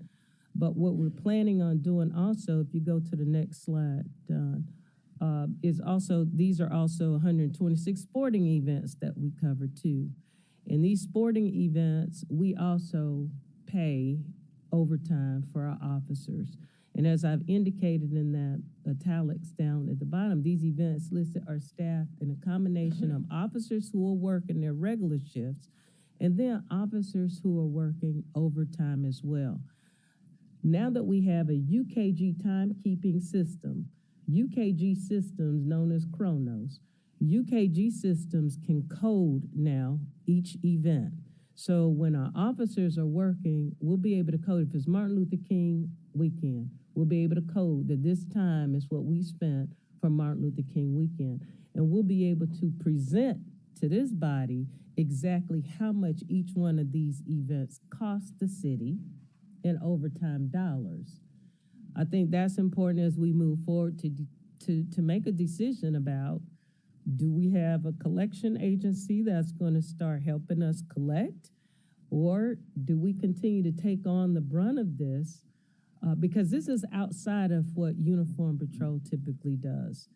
And I think it's really important for us to be transparent and help to clear up some of the ambiguity about the different events. Chief Crow and the special events team did a good job just putting together this list. We knew it was a lot, but this list helps to show exactly what we have. And so next slide shows, oh, let's go back. I think I'm missing a slide. I wanted to talk a little bit. I am missing a slide. Oh, so my team messed up. Well, anyway, so $40,000 will be allocated per precinct, per pay period now, and they have to manage it. Oh, good. This was a slide that got left out some kind of way. And so there's $350,000 that'll be allocated to our Code Zero operations, and we will be conducting those operations based on the data, where we need to be, and that's where we plan to put these dollars.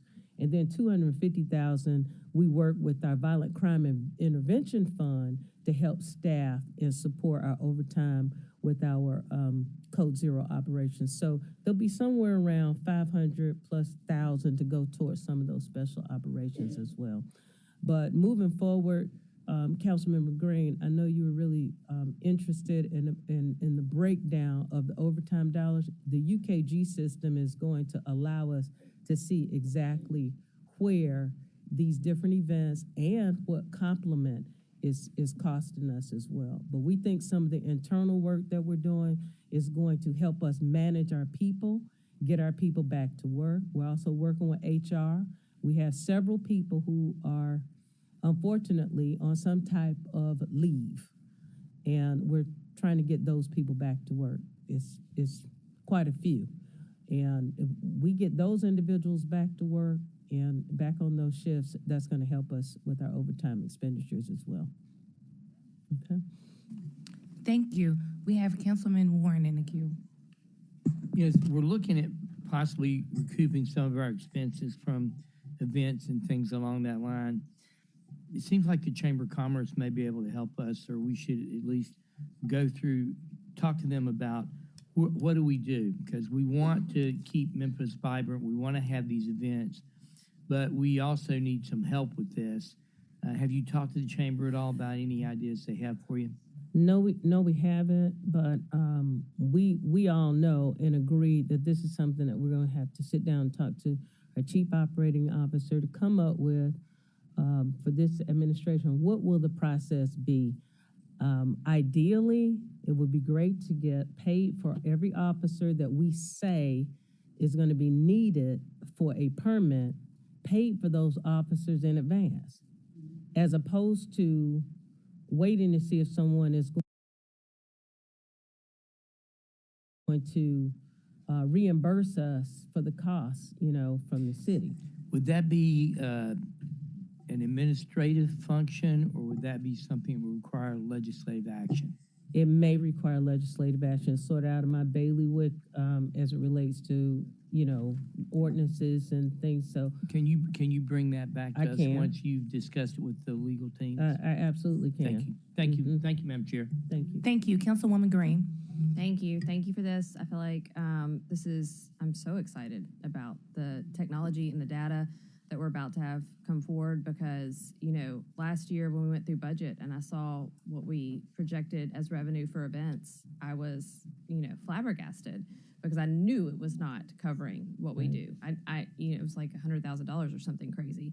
And if you look at, these major events, you don't even have any concerts on here. No. And the games with the Grizzlies and football games and stuff, like there's so many things that are going on. These are the big things. Then there's the little 5Ks that happen every other weekend or, and all of that costs time, money, resources. And like you said, it takes away from the crime deterrence. Mm-hmm. We have to, there's different parts of public safety, right? Keeping our streets safe and traffic, but we are in, as the mayor likes to say, a pandemic level response to crime. We can't do that if we are at the Greek Festival and the Crawfish Festival and the Pride Parade. And I think it is, I hope, eye-opening to the public and to the council about the work we've really got to do, the conversations we need to have, legal contracts that should be drawn up with our beloved institutions of the Grizzlies and of St. Jude to say, we love you, Memphis loves you, we want to keep having the marathon, but you are going to have to pay for the police. We can't continue to have this drain on our public safety without contributing back. So I hope that going forward, whatever contracts we have, we're negotiating them. I know you got one new lawyer on staff, you got another one back there, that we're making sure that the lawyers are taking care of Memphis and figuring out what the event fees really need to be. I love the idea of contracting the chamber. I think we should also contract Kevin Kane and our tourism board. They got a lot of funds. And I know we've done some creative things with the what we call the hamburger tax downtown to help support the new command center and the officers down there. There have to be some other creative recurring revenue sources to help support this, because I also don't want officers to feel like they can't work overtime and get their cases done and do what they need to do to keep the public safe. It's got to be a balance there. Glad we're looking at staffing and HR. That was another thing I harped on during budget. So can you tell me, though, in the last two pay periods, in 25 and 26, when you were able to sort of tighten the reins, right? We all tightened the budget right before Christmas, right? So I love to see that happen on the police side too. What were some specific changes that you made to be able to see that several $100,000 drop? So, to be honest with you, it was really just, putting the responsibility back on the commanders that are responsible for making sure that they are fiscally prudent with the dollars that, they're given. And we had some pretty hard conversations with them about, if you allow officers to come in and just work just because they want some extra dollars, then that's going to be on you. And so they did a good job as far as putting their eyes on it and making sure that we're staffed appropriately for complement for each watch. And we're also talking to them about not allowing so many officers. For every officer that you allow off, that means you're backfilling with somebody that's getting paid premium pay. Right. And so what we want to do is have officers working their regular shifts and those shifts be full and still give our officers an opportunity to go work overtime where we need them, not where they decide they want to work and when they want to work. Yeah, it's a really difficult balance. And, I hate for bureaucrats like me, or no offense, bean counters, to get in the middle of where we need our officers to serve and when. But I think it's clear there's potential for places for revenues to be brought in and collected so we can make sure that we are getting what we need to be able to staff these events if we're going to continue to staff these events. And look, they're all worthy causes. Yeah, they're all great things. absolutely. We want them in our community. That's not it, but we can't continue to just let that be passed on to the city's budget indefinitely and to the, last year to the tune of $15 million at the last minute. We can't do that again. So I'm glad that we've tightened the belts and tightened the reins and that we're going to get some great data. I hope before budget, when we come back in, you'll be able, I love this line here. Let's keep this line where it is. Don't move it. I hope we see that again, but I hope you also bring back some data on what we were able to do. Yeah, and we will. We'll keep working on it. And you're absolutely right. This list is not inclusive of all of the other community events that we cover, but we just thought it was important that you see some of the bigger events that we're committed to annually. Thank you. We have Councilwoman Cooper Sutton, followed by Councilwoman Logan. And I want to remind everybody, y'all, that we are behind and need to catch on up. I'm going to withdraw my comment. Thank you, Chairwoman.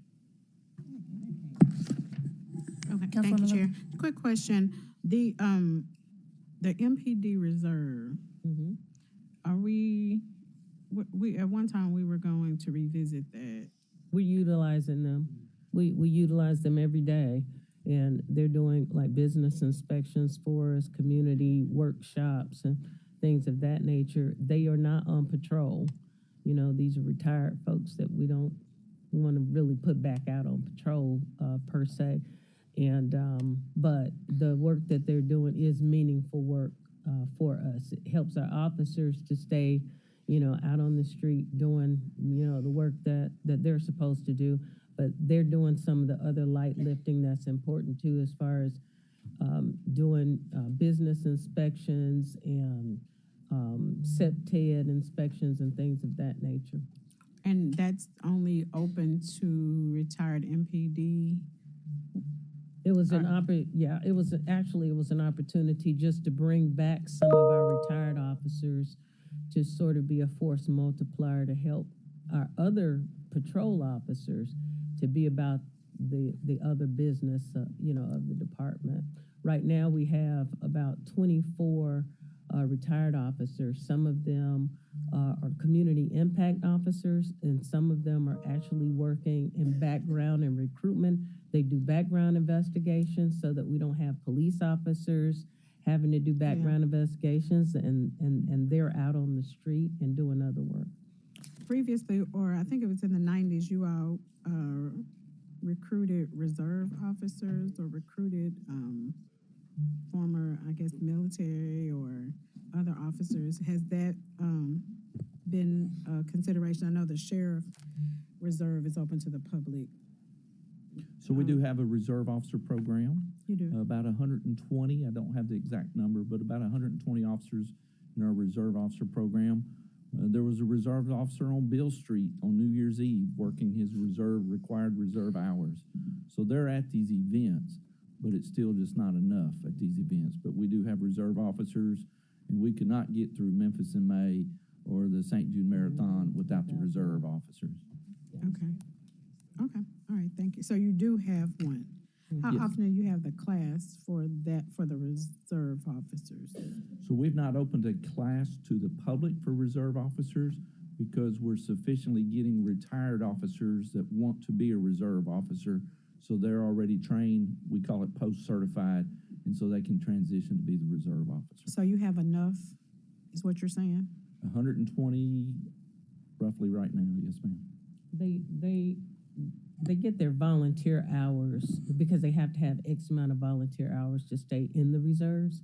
So we use them to help support like the St. Jude road race or whatever. But if a volunteer officer he's already met all of his requirements for the year, we won't have that individual, working. Right. So they sort of raise their hand and say, well, I need to get my hours, and they'll come and show up for a particular type of event. But it's not a consistent presence from our reserves. So I think I heard you say, and I just want to make sure that you have enough of them. That's why it's not public, because you have enough of them that have applied for that. It's the requirements, actually. Right, Talk so- about the requirements. Yes, ma'am. So we have enough officers retiring that ask to be reserve officers that we've not found it necessary to open it up to the public. Okay, and these are the ones that fill in for these events and different things, sporting events. So it wouldn't be like the more the merrier, as long as they qualify, and that's not the approach. Are you talking about increasing the number of reserve officers? I guess that's something we could explore. There's an ordinance that covers that. I really need to reread that I ordinance. would like for you all to and come back with that information. Thank you. I yield back, Chair. Thank you. Seeing no other council members in the queue, we're going to move on to number 5, which is an MPD update on Wolf River Bottoms, all council districts, requested by Councilwoman Logan. Move to that slide. Thank you, Chair. While they are coming, I would like to just say that I've gotten an increased number of complaints about the shooting and different things that are happening. So just to have a understanding of the Wolf River Bottoms and how that works and what it is exactly, I think that would help a lot for me in knowing who to report it to, what's going on, what are we doing about it, and is there patrol? Is it patrolled, or just if you could share. So that's why I wanted to bring it, just to get further insight on what's happening with that. Thank you. The environment there. Absolutely. So it's really important to look at the Wolf River Bottoms areas, as commonly called. That is privately owned property. So if you go to an assessor's map, you'll see different tracts of land all throughout. Some of it is controlled by the Wolf River Conservancy. Anytime someone thinks there's a crime there, we want them to report it to us. But some of that area is really inaccessible, especially when water or rains have recently occurred. It makes it very difficult to get back in there. This chart we have shows the number of incidents we've had in the Wolf River Bottoms. Definitely people do go down there, probably with ill intentions, but first we have to be notified of it. It's not an area that we can drive a squad car through on routine patrol. Well, no, I know you can't drive a squad car, but we see tons of 4-wheelers, 2-wheelers, all of these things going down in there. I see cars going down in there. There's tons. If you drive the interstate, you'll see tons of dumping in this area. The access point at Covington Pike, we had that closed off, but now they've made another way around the big wall of rocks. So, and then there's dumping everywhere, and there's a lot of shooting. So even if it's privately owned, it's a network of trails that go throughout this city. We all are very much aware of that. But what are we doing about it? Or if we know that there's activity happening and it's privately owned, how is that being addressed? Or because I'm seeing that it's just like, oh, that's in the bottoms, that's in the, that's what people say and have said for years, but it seems to be getting worse. You can see them coming out from the bottoms downtown. I'll keep driving the loop. They'll come out from over there by Warford, and then you see them at Covington Pike, so. Well, I think what we're gonna have to do is figure out, what the approach will be. Chief Crow told me that some years ago, the police department had some ATVs. And I don't know what happened with that, but I think because of the problems that occurred, we don't have those ATVs anymore, and we haven't had a significant number of calls. We just respond to the calls. But I think because of the nature of the terrain, we probably are going to have to come together with this administration and figure out what is the best way and how do we deal with the private property areas of River Bottoms. What can we regulate and what we can't regulate? Do we need to put cameras down there, or how do we monitor what's going on in that particular area as opposed to responding? Because obviously it's a lot of terrain that needs to be taken care of based on the complaints that you've received, council member. And so whether it's drones, I'm really not interested in how you're going to do it. I just know it needs to happen because it's getting closer and closer to where people live. In terms of the random shooting and all of the stuff that's going on down there. And we all are very much aware of it. I know it's taboo, but it's something we have to address. We can no longer turn a blind eye to it. Not to say that's what you're doing, and people don't know what to do. They don't know who to call. They're going to call you all, but I just don't know where that's going. So I would really like a serious conversation, and if we need to meet offline and discuss it and then go from there, I'm very much willing to do that, but it has to be addressed. Yeah. Because the blight is unreal. Yeah. And we appreciate you bringing that to our attention, especially the dumping and all the other issues. I think that does require us to work with Public Works and other entities, whether it's code enforcement on the private property. It will take a collaborative effort for us to try to help make an impact. And we're certainly willing to do that. I think the first time you brought it up was the first time I heard of what Wolf River Bottoms was, and the team started, working to look to see how many calls for service, and that's what I asked them. Tell me how many calls for service have we had in this area, and what is the expansion of it? So I think a team of individuals probably needs to come together and figure out what's the best approach for this location. So do we need a task force to look at it? Because if so, I can initiate that. I just want to really seriously, I know, most people just say leave it, but people don't know who to call. And when you say when you ask for the number of service, calls, they don't know who to call. They can't really tell where it's coming from. They know it's coming from the bottoms, but the bottoms go from Collierville to Millington to Wolf River to, a lot of places. Well, we're going to take the lead on trying to establish a task force to address it. Thank you. Thank you. Moving to item number 6, which is MPD update on the Neighborhood Watch Program and Community Officers Replacement, all council districts requested by me. So we'll be quick on this. This is just sort of an overview of our Neighborhood Watch Program. And of course, our mission statement is that our Neighborhood Watch empowers residents to look out for each other, share information, and work collectively to create a safer neighborhood and to build a community where trust, collaboration, and vigilance ensure safety and a sense of belonging for everyone. Currently, there are 210 active Neighborhood Watch groups in the city of Memphis. As of October 28, 2024, Neighborhood Watch, there's one manager. We hired a manager to help bring all of our Neighborhood Watch coordinators together. Customer service specialist, which is the Neighborhood Watch coordinator. There are 9. There's one for each precinct. And then all of them are what we consider professional staff, civilian employees. These are our Neighborhood Watch coordinators for each station. Traditionally, this position has been run by civilian employees, and you probably recognize some of those individuals from different community engagement type efforts. What happened is when some of the civilian positions became vacant, in the past, officers ended up taking some of those roles, keep Neighborhood Watch program going. Recently, we filled all of our vacant positions for Neighborhood Watch coordinators to try to free up our officers to do other work that they're responsible for doing. However, some of that work is being supported by our neighborhood, next slide.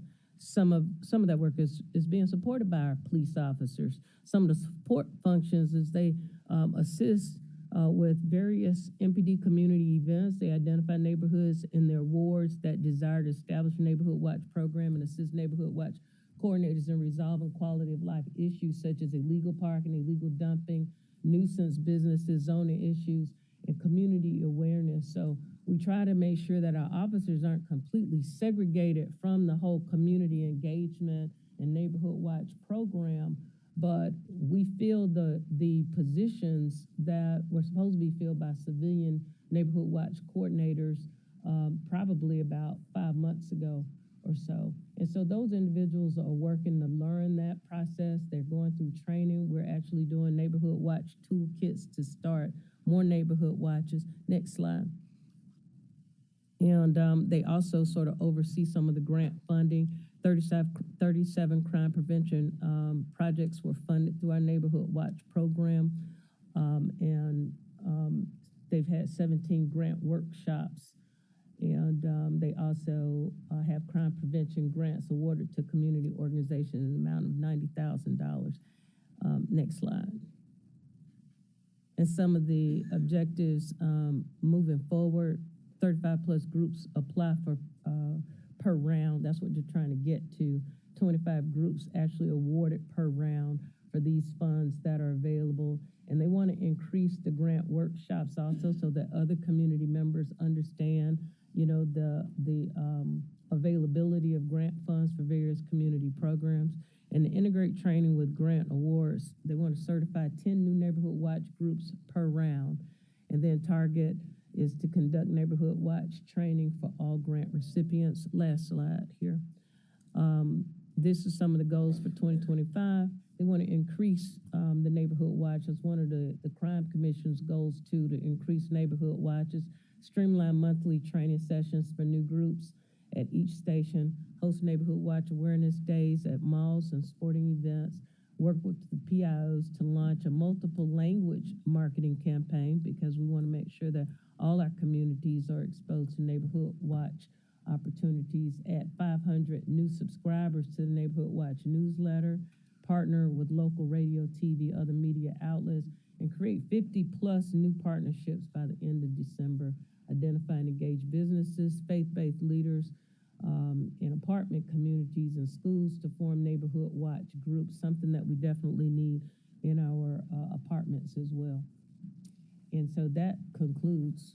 Chief, if I could, yes. This Wednesday is an award ceremony. So Neighborhood Watch groups will be receiving their crime prevention grant. That award ceremony is Wednesday at 6 p.m. at the Memphis Police Department Training Academy. Certainly you're all invited to attend the award ceremony. Thank you. One thing is, and part of my request was, I wanted to know about the community officers. Do we still have the community officers? Because at the last council meeting, that was how this request even came about.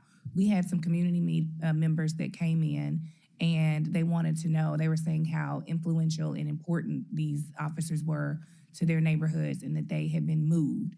And so I wanted to know, do we still have community officers? If so, how many? Or has there been a change to that model? So I think the model got changed when our officers started taking on Neighborhood Watch coordinator roles. And so that's what our community members are calling community officers, so to speak.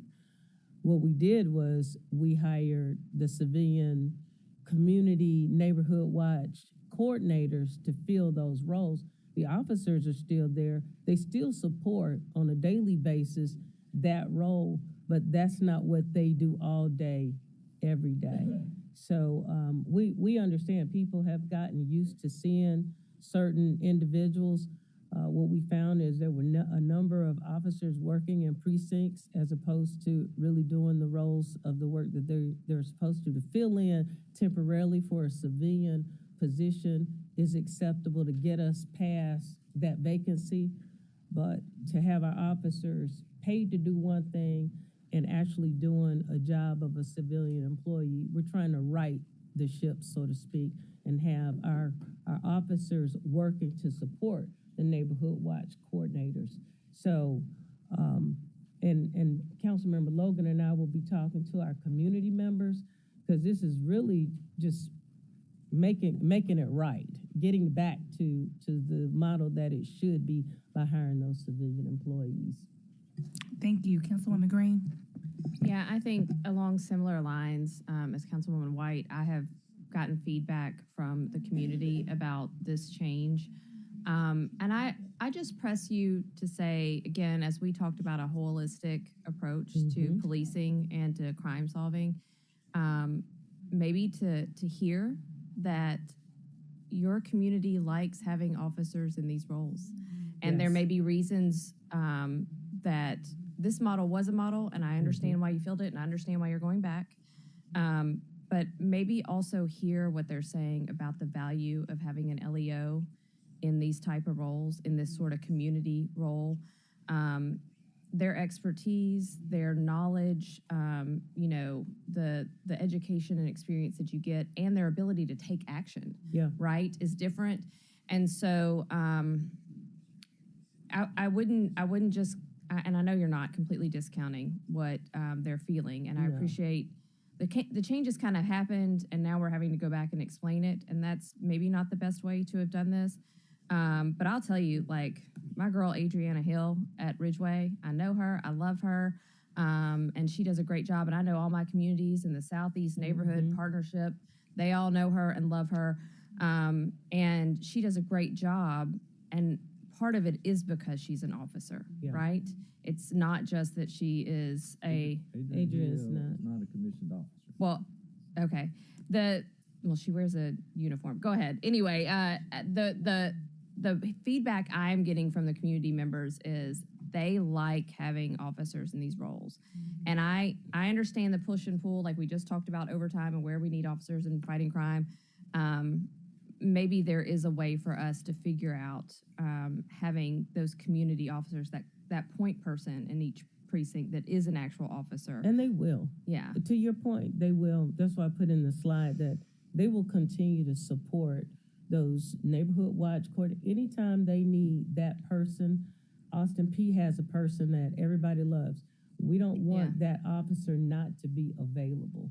But what we wanted to do was shore it up to make sure that all precincts were consistent in what they were doing, but to also have, because sometimes they need those officers to help with code enforcement issues that a civilian person sometimes doesn't have the same power, or other types of law enforcement issues.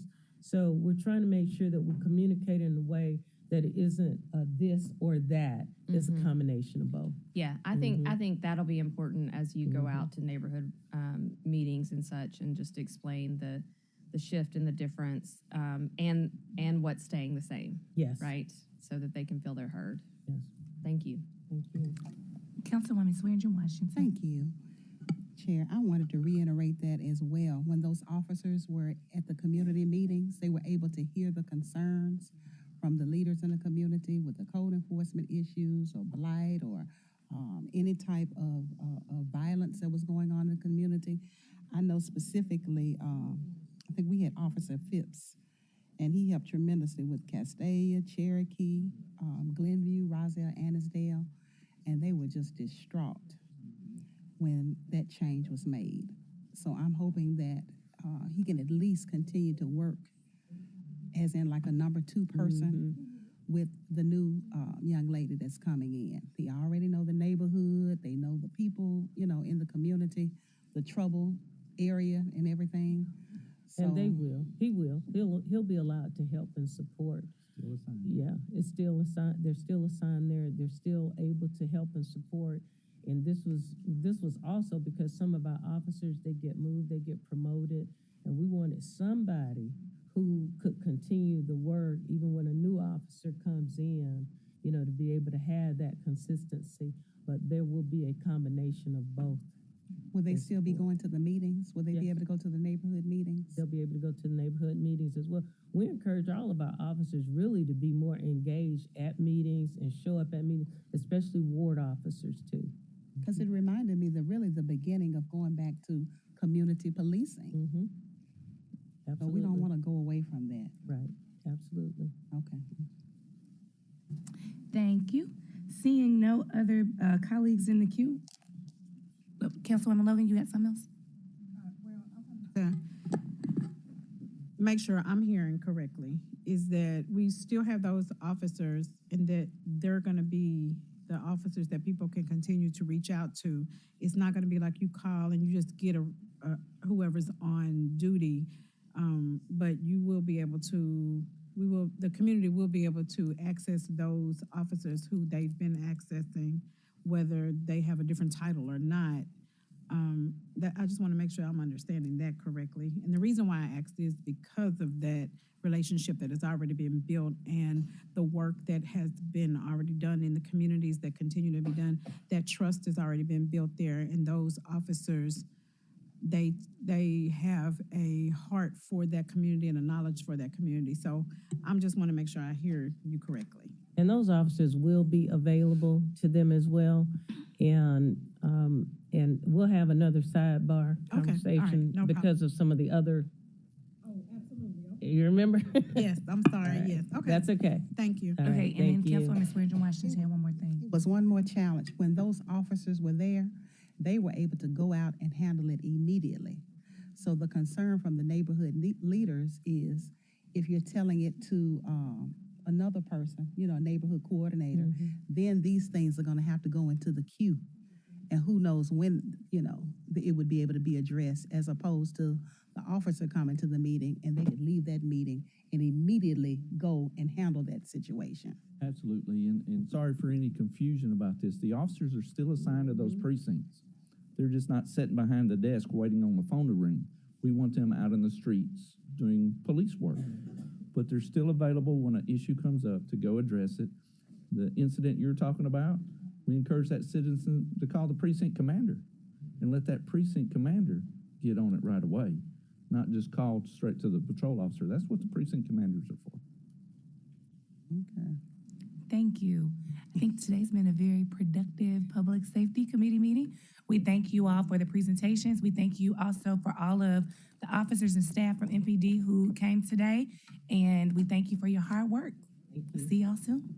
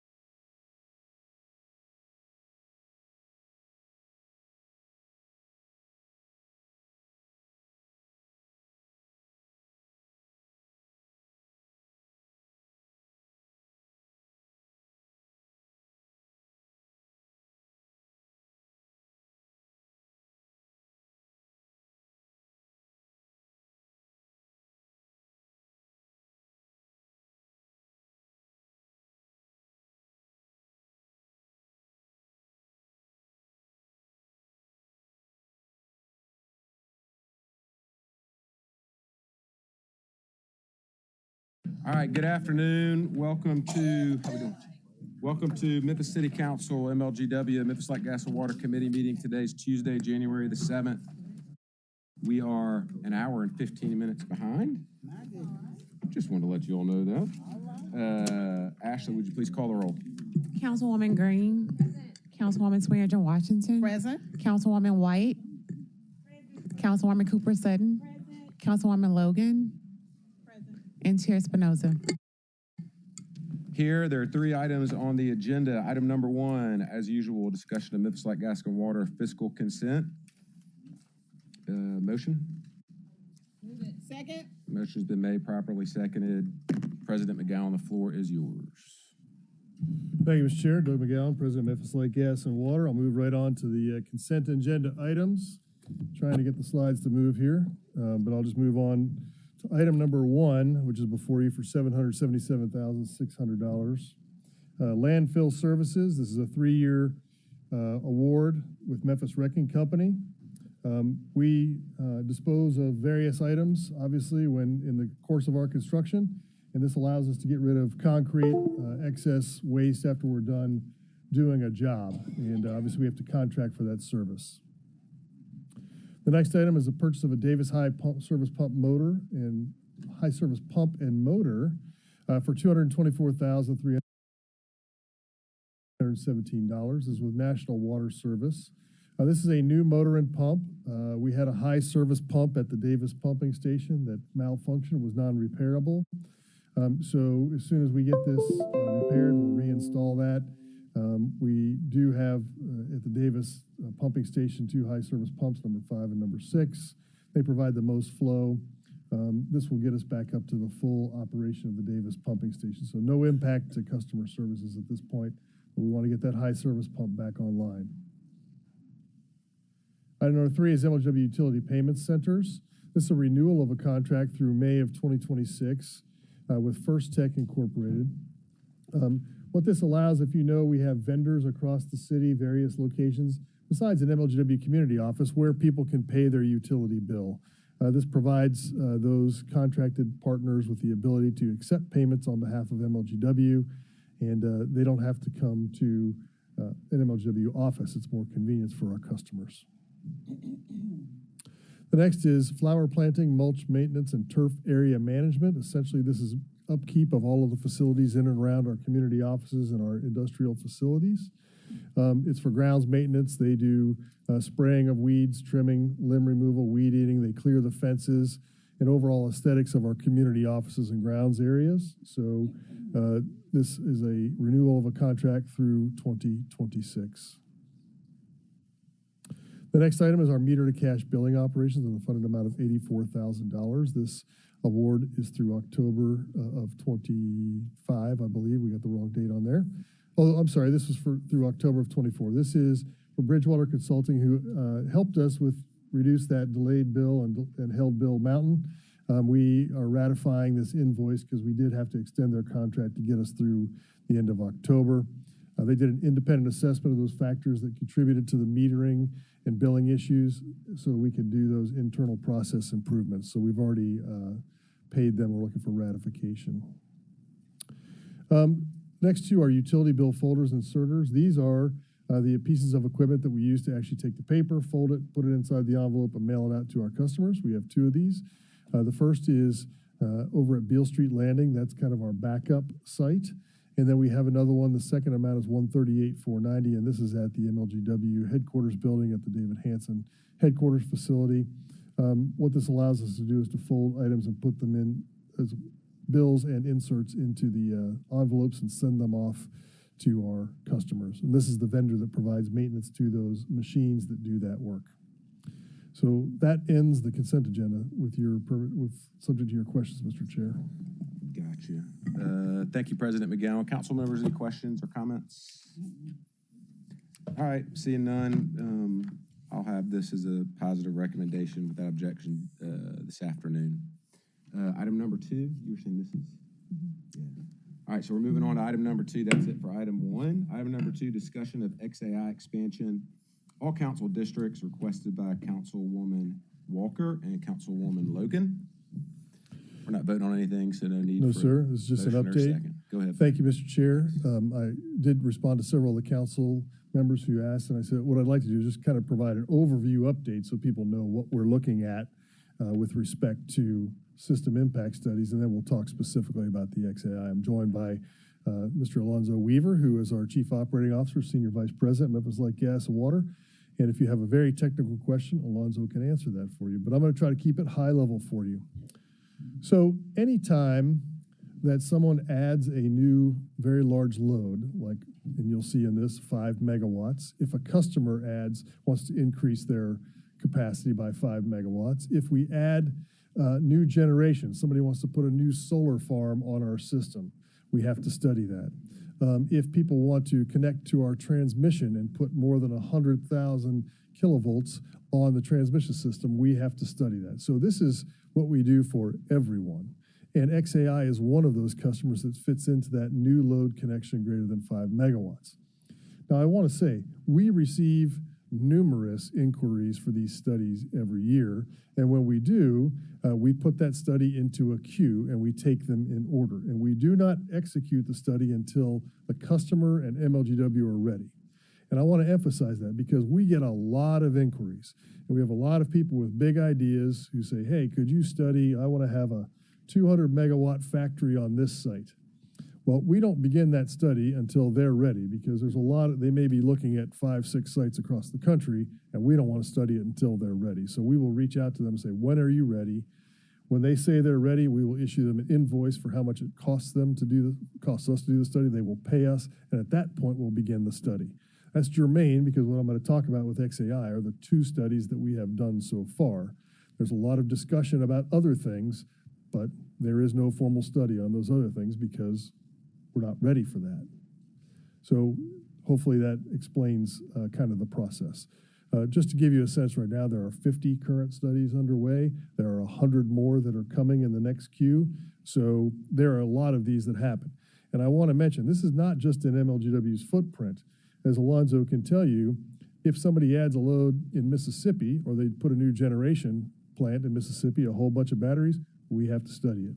If there's a new wind farm in Arkansas, because that energy is going to come through our system, we have to study it. We don't get a choice which ones we have to study. If it impacts our system, we have to study it. So, I'm sorry, one last thing I want to say. The process we use is mandated by the Federal Energy Regulatory Commission. We have no latitude in how we do this. They say we must do it. And the work that we do is also guided by the North American Electric Reliability Corporation. They have standards when we do these studies that guide us on any impacts that we have to identify that have to be remediated. So it is a federally driven process. All of this is so that you can protect the bulk electric system. Again, I've talked to you about this before. The bulk electric system in Texas, ERCOT, went down several years ago, and it took weeks to get it back. That's the situation you're trying to protect yourself from, is from some large impact to the bulk electric system. We have to keep energy flowing in America. So, without getting into details, once the study has been asked for and they are ready, we look at all kinds of conditions. We look at summer conditions, winter conditions, off-peak and on-peak loads. We look at what happens in our transmission system. Should we lose a line? Should we lose a transformer? Should we lose a transmission tower like happened back in April of 2023? You'll see here on the picture. We have to look at all those scenarios for every one of those to determine what the impact could be to our system. And when I say impact to our system, that means the reliability of power to our customers. Once we do that study, we identify what upgrades need to be made to the system so that there are no impacts to our customer. And the customer cannot be energized until those upgrades are made and paid for by the customer. So that's what we are doing in the study. Now I'm going to show you, before I get to that, here's a relatively busy graphic, but what I want you to see is above the dotted line is the bulk electric system. Those are all the assets that generate electric power, transfer high voltage power. In this case, in Tennessee Valley, it's 500,000 volts. Yeah, it's in your, if you skip ahead 2 slides, it's on your slide. And then those transmission lines go to a transmission substation. That's the bulk electric system, moving high voltage power around the country. In Memphis, Tennessee, MLGW also has transmission. It's 161,000 volts, and that's how we move it around the county. That's also part of the bulk electric system. So what we're asking in these studies is, first, if somebody asks for a new load like XAI's 150 megawatts, the first question TVA is looking at, do we have sufficient generation to meet that load? Then they're saying, is there any impact to the transmission system? In other words, just as you might expect, if you plug too much into one power cord, you could overheat that cord. That's what they're looking at. Does that transmission line have any impacts to it? MLGW is also looking at our transmission system. Is there going to be any impact to our transmission system? That's what's governed by the Federal Electric the Regulatory Commission. Those are the things we must study. Locally, MLGW also looks at our distribution system. In other words, is there any changes needed at our substations? Is there any changes needed to our distribution lines? We look at that as well for these large customers, just to make sure that adding either a new generation source like a solar farm, adding a new large load like a new industrial plant we're talking about here, don't have any impact on our existing customers. That's what our team studies. Okay, so let me go back because the question was about that's the context. We're not doing anything different for CTC or XAI that we do for everybody else, but we have received two requests for MLGW for power from MLGW. The first is what I'll call phase one. That's the 150 megawatts, the computer that I think most of you have had the opportunity to go see. We completed the study. That study generated some upgrades that were necessary to our transmission system to prevent any reliability issues for our customers. Those upgrades are being scheduled for construction right now. They are being coordinated with some of the other communities that are served there. When I say communities, it's not residential. These are all industrial customers who may have planned outages because you might have to take some electric service out in order to do this upgrade. But again, will not impact residential customers, just other industrial customers. But that upgrade has not been done yet. TVA is also still looking at the generation. Remember I said if you put a new generation source? Well, XAI has a whole lot of battery storage. That's considered generation. If they were to dispatch those batteries into the system, that has to be studied. What's the impact of those batteries? That is underway with TVA. That's phase one of the current computer as you all have seen it. The second request that we've received is an additional 150 megawatts for that very same location. We are currently doing a system impact study on that to determine are there any further indications of improvements necessary on our transmission system and to our local distribution system. TVA is also performing its study asking those questions. Is there sufficient generation? Is there any impact to the transmission system that needs to be mitigated before they can approve that request? It is uncertain at this time until we get the system impact study done when or if that load will come online. Those are the two requests that we have. Those are the two studies that are underway. Now, I am aware because people ask questions, there was an announcement before the holidays about an expansion. These are all inquiries that I would suggest, but there are no studies underway because remember when I go back to the beginning, they're not ready for us to study it. We're not ready to study it. When they indicate that they're ready to move forward on whatever sites that they're interested in, they will let us know, and then we will ask them, we'll invoice them, and then we will take the information back and study it. That is MLGW's role in this world of adding new either generation assets or new industrial assets. So I hope this gives you a little clarity in what we are doing. Our number one driver is to comply with the federal government to make sure we do nothing that interrupts the power, because what you've heard me say it before, what happens here impacts people everywhere. It doesn't upset the bulk electric system, and what we do does not impact the existing customers that we have, either the availability or reliability of power. That's what we are doing. Will you repeat that one more time? Yes. Please. Our responsibility is to ensure that, number one, we do nothing to interrupt the bulk electric system or put any risk on that, because that's the driver for the entire country. The second thing is to make sure that there is no impact to the reliability or availability of power for our existing customers. Thank you. That is our charge. So, again, that is the diagram that shows what we do. That's a lot of information, I know, but I wanted to be able to be here, and that's why Alonzo's here to ask any specific questions. All right. Thank you, Yes. President McGowan. Vice Chair Walker joined us milliseconds after we started, so she's present. Also want to say for the record, Chairman Canale joined us, and Councilman Warren joined us. So we've got 4 council members in the queue: Councilwoman Logan, Councilwoman Walker, Councilman Warren, and Councilwoman White, in that order. Councilwoman Logan. Thank you, Chair. Thank you for this presentation, especially this little diagram. Yes, really ma'am. Appreciate that. Very simple, easy to understand. My reason for asking for this was because of the fact that the announcement was made and MLGW wasn't apparently in on it or privy to the information or didn't know up front. That's how it came across. And so I just needed clarity on if that could happen, how that could happen, what is the process, and to ensure that no one could move in and put a demand on our system without having approval, regardless of who it is. And how many of those types of facilities or data centers or whoever can come in and impact us with, is there a limit? Are you all on top of that part, or just kind of explain the approval process? So I will say this. There are many companies who have come and talked to Alonzo and I with very lofty aspirations. We would like to put the world's biggest, you name it. And they say, and all you need to do is give us 1,000 megawatts of power. And we say, okay, well, that sounds very interesting.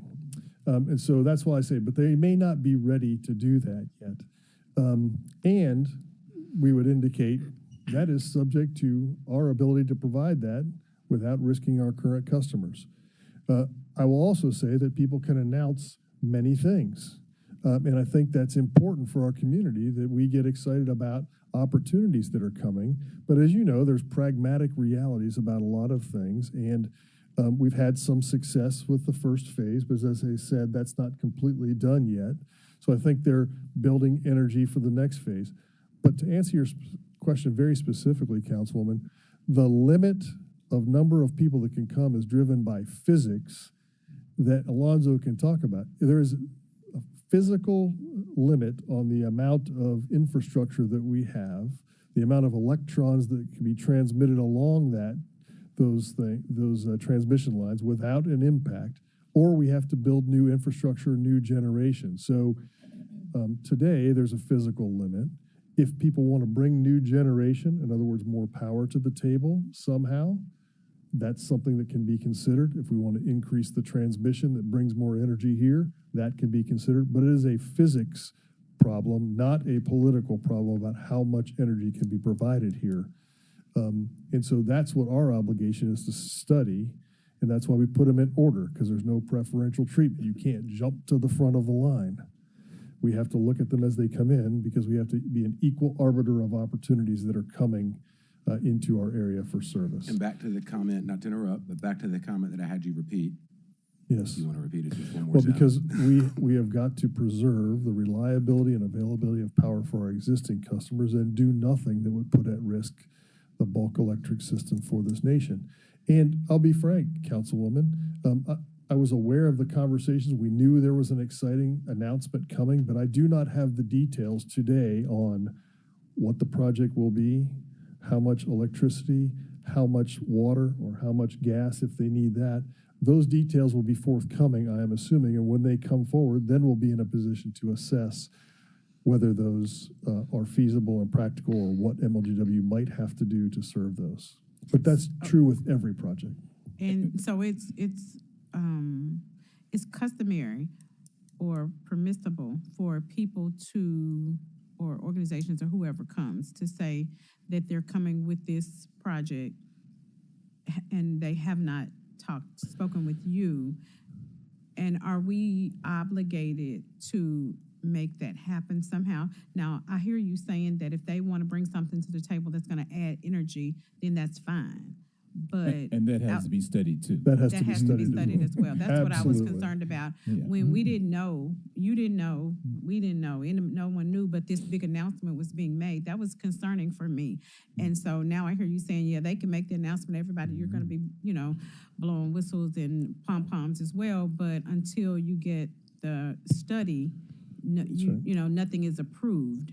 Now, my concern was if you have enough money to do that yourself, to bring energy or to do it, and you just say, well, we'll just build whatever you need to build. Is that a part of the process as well? So again, I'll wear two hats today, the pragmatist and the protector of the utilities for our customers. This is the position we must take. We have to be very staid in our approach. We have to be very technically adept.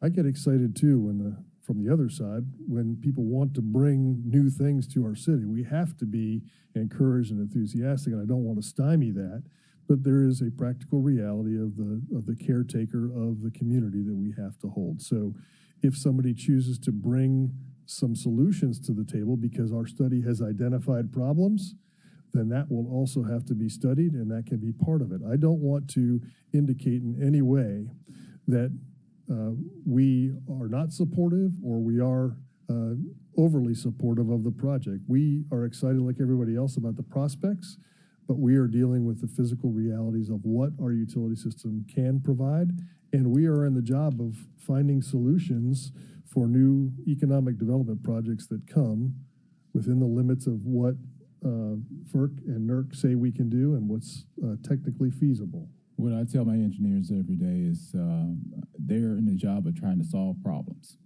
And when a customer comes to us with an idea of wanting to put in whatever, then they're working to try to solve the problem. Our policies are in place so that we recover our cost on that.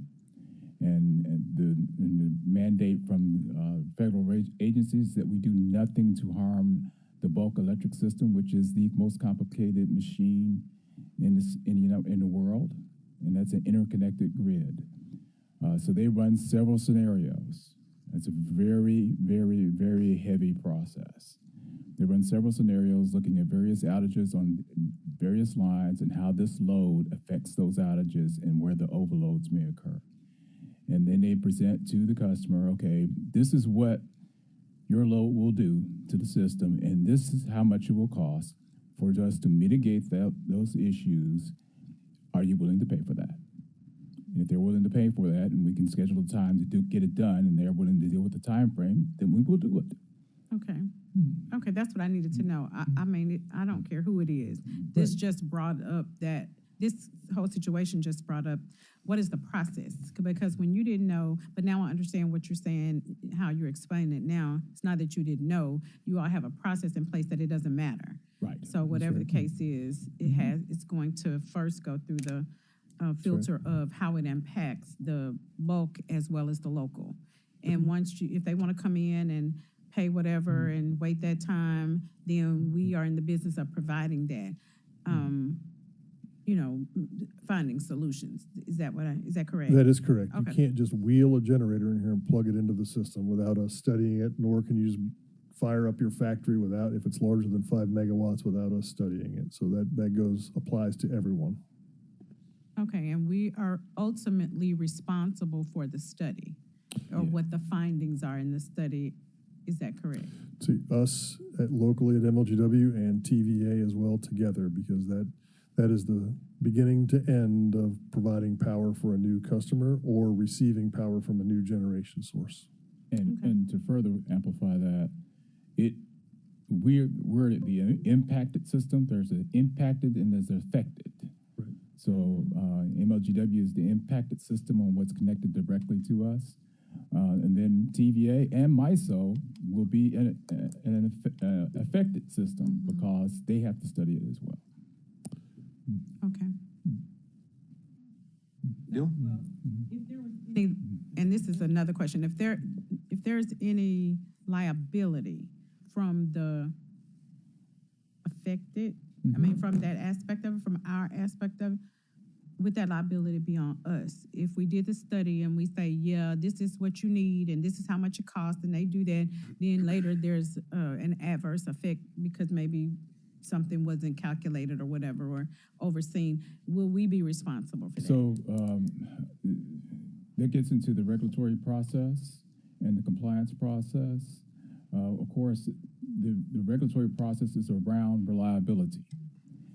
So if anything comes up, and kind of give you the history on how this happened, back in 2003, there was a blackout that was affected the part of the Northeast region, and they found some issues there. They found some issues regarding maintenance. They found some issues regarding communications. They found some issues regarding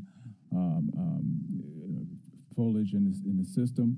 So those types of issues are brought up, and you're then have to work to mitigate that. So every 3 years, we have an audit. The Southeast Electric Reliability Council, which is part of that NERC framework, comes into MLGW and they do an audit of our system. And they do an audit of TVA system. They do audit of Entergy and everybody else's system. They do audits regularly on the systems to see if they are in compliance with the rules that they've been promulgated. And if they're not in compliance, then there's always mitigating factors or fines or whatever the case may be. Thank you. All right, thank you, Councilwoman. We've got Councilwoman Walker. Thank you, Mr. Chair. Is it possible that you don't look at the clock for a few minutes while I'm speaking? You know what? I'll say this. We're so behind, we've officially worked through lunch. And just so the public knows, council members are listening in the back. We got speakers and all that stuff, so everybody's listening. So I'll share this just for planning purposes, and thank everybody for staying late. Why don't we aim to be done at 1:30? That gives us 19 minutes, and then we can have Chairman Smiley or Vice Chair Smiley do Public Works at 1:45.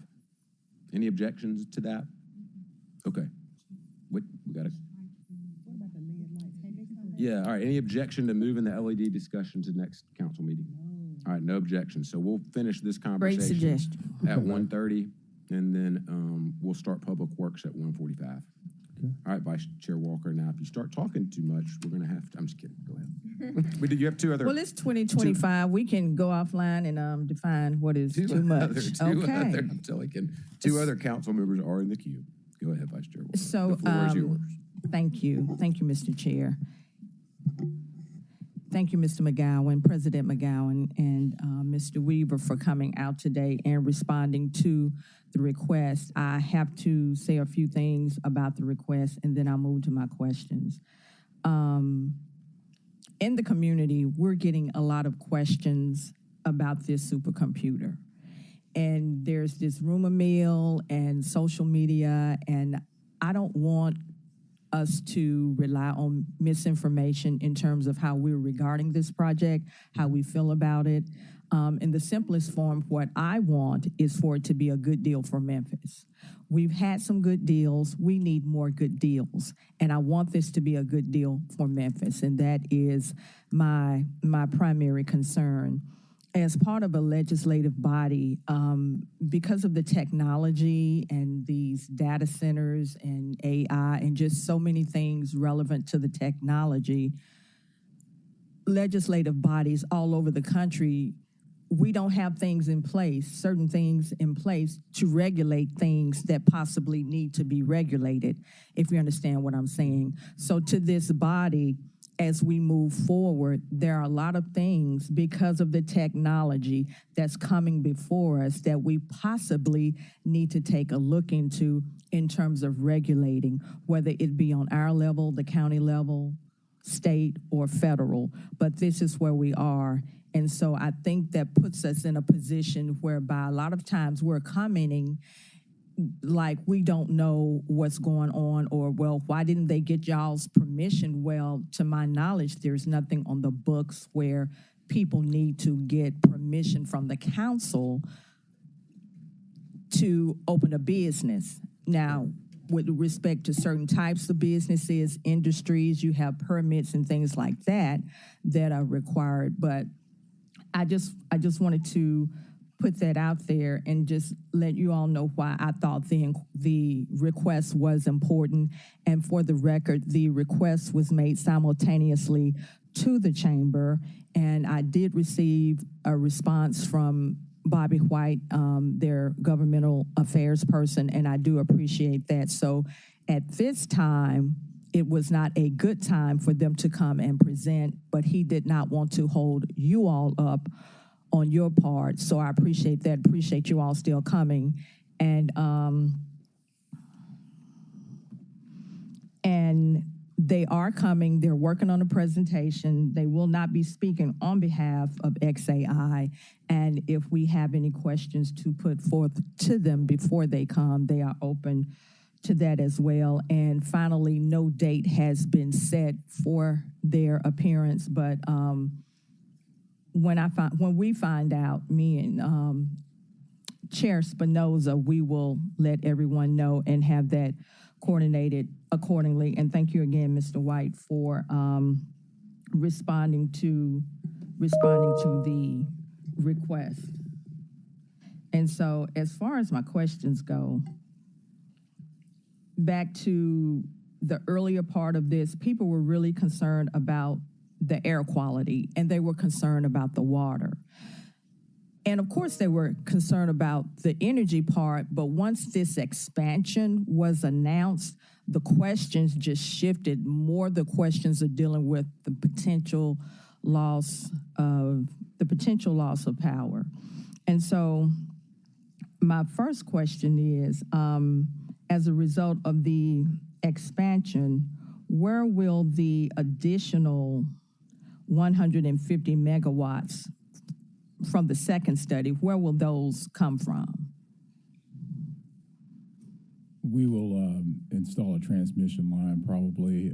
We don't have exactly the details on that. They have not completed the study as of yet. So it'll be another substation that'll be installed. They will build a substation, and we will run a transmission line to it. Okay, and then who pays for the transmission line? The customer does. The customer will pay for the transmission line. Okay, and if XAI or any customer for that matter, but as in the case with XAI, if they go up to 1,000 megawatts if they go up to 1,000 megawatts, will they be transferred to TVA as a direct serve customer, or will they remain with MLGW? And what determines that, if that's the case? The best route to serve is determined during the study, and that's a dialogue between MLGW and TVA based on our configurations and somewhat dependent upon where the locations are. So which plot of land they want to locate their expansion on, and is it adjacent to TVA? Is it in the MLGW's distribution system? So that's a discussion between MLGW and TVA. We try to default to MLGW as the service provider because that's incremental revenue for us as opposed to direct serve with TVA. But that's a discussion for the future depending on how it's arrayed. They're currently an MLGW customer for phase 1 and phase 2. Yes. Okay, and do you all have a target date on the completion of the study? Phase 2 study? Phase 2 study is getting close to being done. Should be this month or next month for the phase 2 study. Okay, and this one might be a quick one. So will there be do you anticipate requiring any other terms as it relates to the demand response agreement? I believe that we have an aggressive demand response agreement that we're coordinating with TVA as well to get them to come completely off, or at least a dramatic reduction of 90% or so, and that's what they have the backup batteries for. And that's, so it would be, phase 2 is going to be similar to phase 1, which is that being able to come nearly completely off the grid. Okay, thank you. Thank you, Mr. Chair. I yield the floor. Yes, ma'am. Thank you, Vice Chair. All right, we've got Councilman Warren and Councilwoman I got a White. quick question. Okay, they've got the generators that are running locally to provide their power now, so providing your own power with those generators, and that's part of the air quality issue I think people are asking. Wait, Real quick, will you clarify, you say part of their power now is the generators? Right now, they're providing their own power. Yep. They have generators providing their own power. Just wanted to clarify. We get 50 megawatts from us, and then they're providing the rest on their It's own. 100 megawatts of generator. So as they add this extra 150 megawatt need that they have coming up, my question is, those generators are only allowed to run for a year, 364 days. They're considered emergency generators going forward. Are they planning to use those generators for their expansion and saying now we're just going to switch it there until they can get power coming elsewhere, so it's going to run more than a year? Is that the story? That's a question best posed to XAI, sir. Quite frankly, But they're not really going to be, I mean, it's legally, is that how they would have to do that? I do not know. The one thing that we do know is that the EPA has said they're going to take a look at this. We know that the state TDEC has said they'll take a look at this. We're not the authorities on air quality nor what they plan to do. What we understand is that in January or February, as the substation is completed, they will not have need for those generators for phase one. As soon as they get their transmission upgrades made and the substation is online, they will not need that That's for in phase September? one. No, that's February-ish. Should be February, March. So we're thinking February, we may March. be able to have them on phase one off those generators with the In February or March, February, March. when the Okay. new substation and transmission upgrades are done. The question about power for the next phase, as they build another substation and we figure out how to connect that, and interim power is a question best posed to them. Okay, my gut feel is I think I know what's coming. Okay, and I understand. The next question is, and this should be my last question.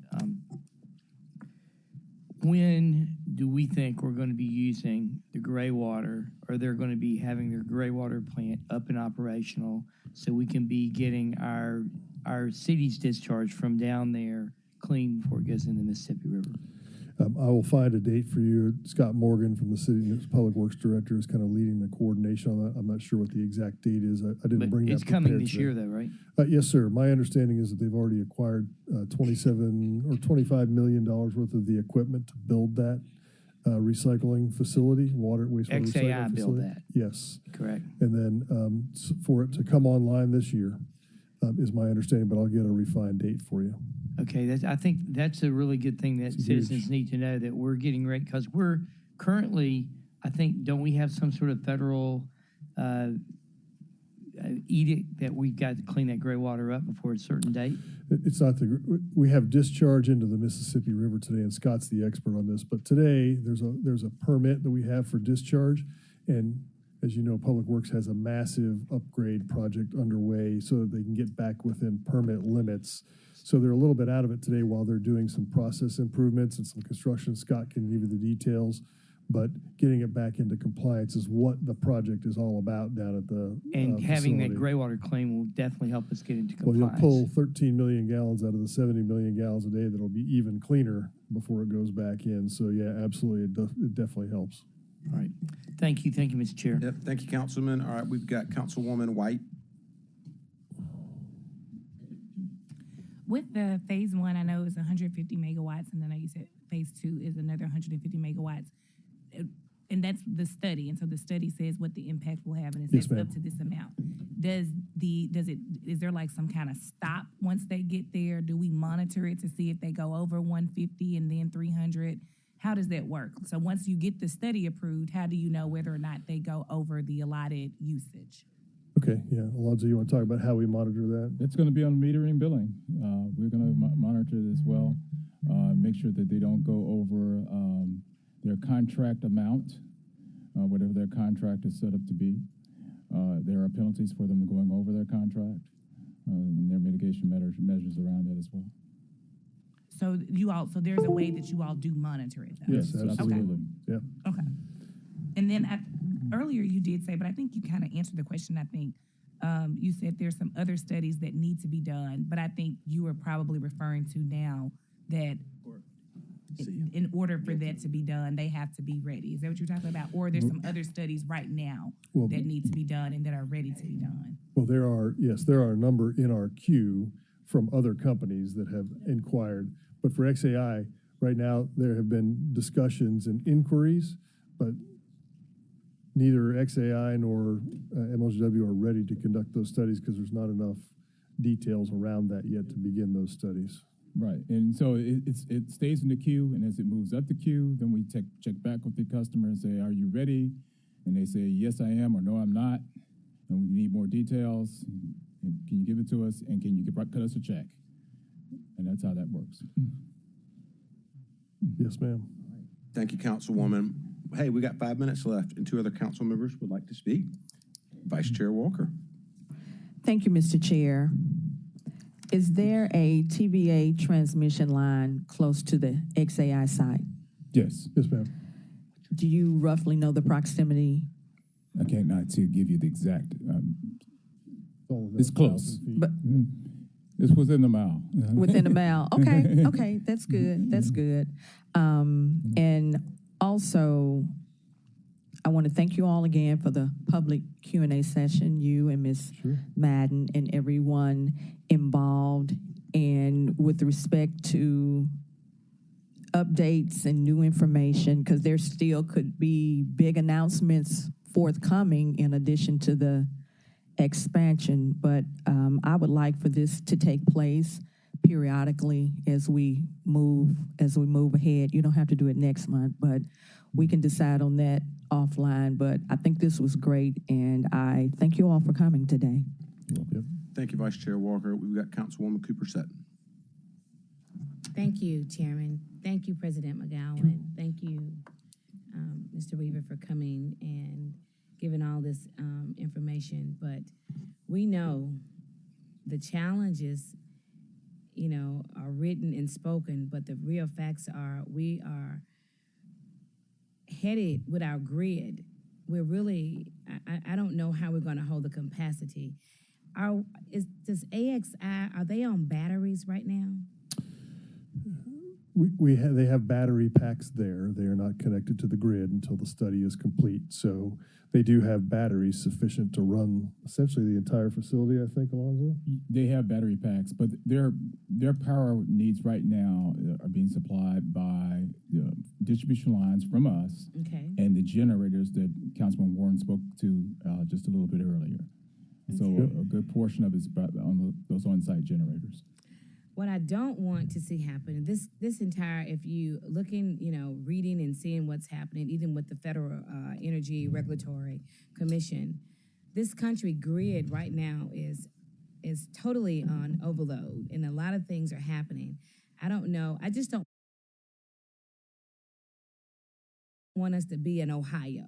I don't know if you saw what's going on in Ohio, but our water is very precious to us.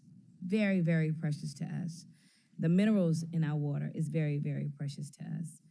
I just don't want us here in Memphis, and we will always want to make good business deals. And thank you, because you have been, whenever we ask, you show up. You show up as if you work for XAI. But I know you don't. I'm just saying. You show up. You show up. Thank you. You answer the questions to the best of your ability. But I just do not want to see Memphis in a pickle. Neither do we. We don't want to see that. And as Councilwoman White was talking about the different studies, and you all, were talking about the different studies that would take place. And I know that this is very difficult for me. I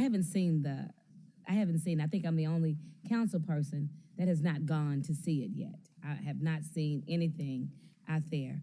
But my biggest concern, and will always be my concern, is the Boxtown community and the people that live out there in that community that are already suffering.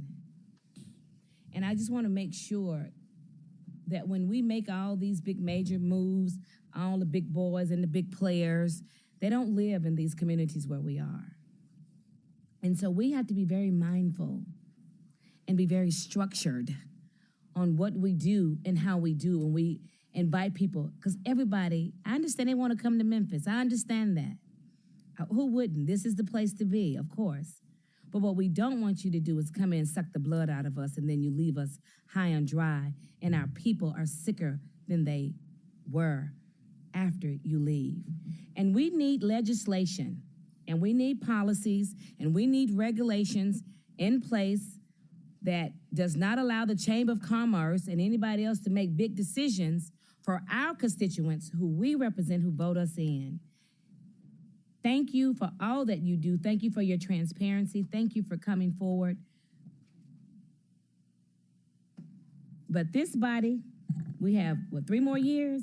We're gonna have to do something different with legislation, policies, and all of that things in place, so the next body that comes in, we won't be surprised and find out things from the news, because the Chamber of Commerce don't run this city. The people that live here, play here, laugh here, work their butt off, and pay all these high taxes and all this stuff that we overload on them, we make this city thrive and run. And that's the poor people that makes it happen. And we get the buck of whatever's left. So thank you for being transparent and really looking into before we make major moves. And please keep us in the loop. I just can't take another surprise. This is 2025 to be so disrespectful to this body.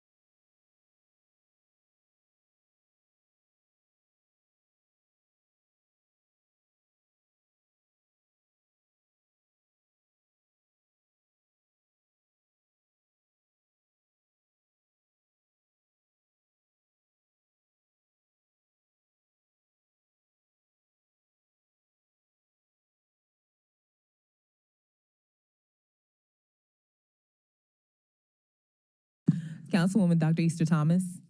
Councilwoman Swearingen Washington. Present. Chair Smiley. I'm here. All right, we have 3 items on the agenda. Item number 1, resolution approving the sale of city-owned property in the amount of $5,500 known as 920 Rutgers Road, Memphis, Tennessee 38106, parcel ID 0600220009, District 6, Super District 8, sponsored by the administration. Can I get a motion second?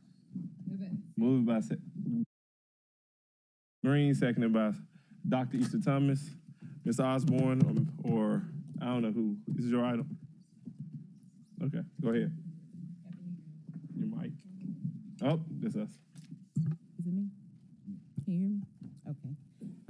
My name is Sharon Thomas. I'm a senior right-of-way agent in the real estate department.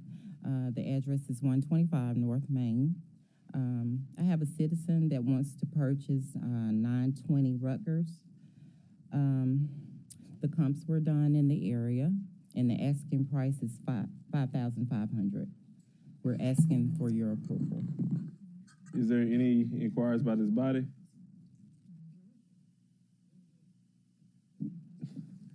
Is there anything that you have to present? Because so what's going on? Why are they purchasing the property? Well, what they want to do is build a single-family home, affordable homes.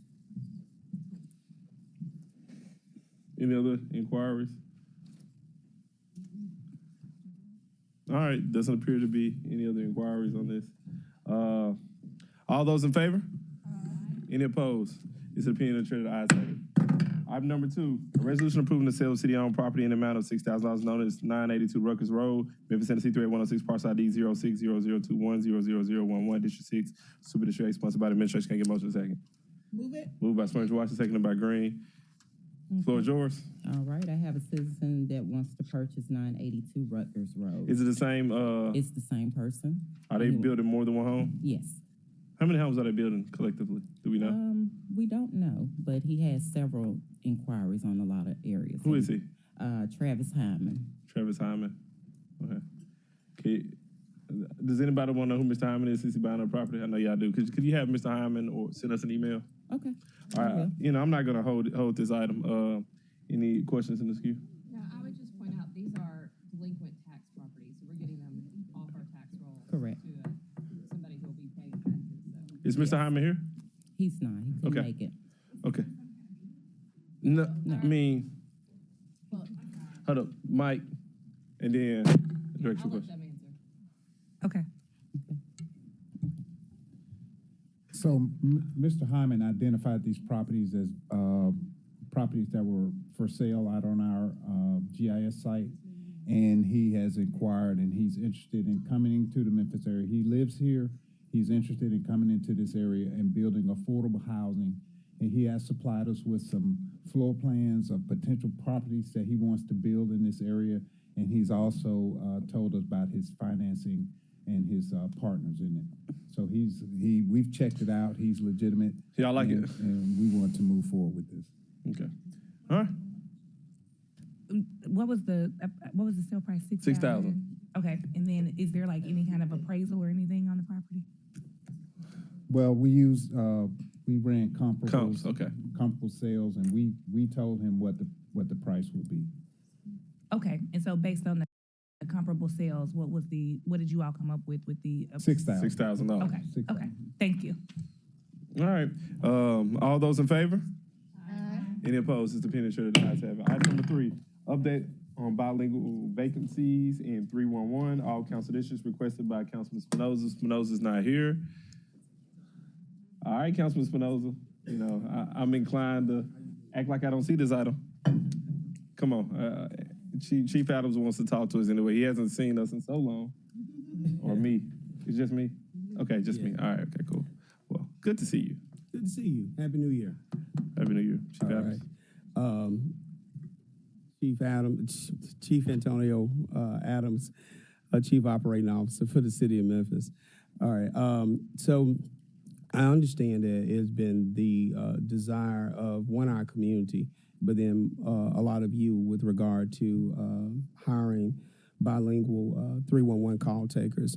And I'm proud to say that we do have one that's on staff. This individual is part-time by choice. And we have one vacancy in which we are continuing to seek applicants for with regard to that. Full-time.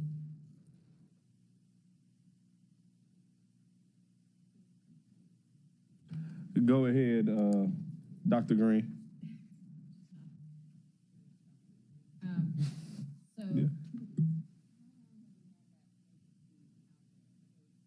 It's my understanding that the request for a full-time Spanish speaker at 311 was made many, many months ago. It has. I don't know the time in which this particular vacancy, this particular position has been vacant. I can get you that, but I do know that the individual has been offered has been offered the opportunity for full-time employment. Is chosen part-time because it works better for his schedule. So with respect to the vacancy, we are going to continue to seek. We've had job fairs and targeted job fairs to make sure that we make sure that we expand the scope of our reach. We just not received the applicants. So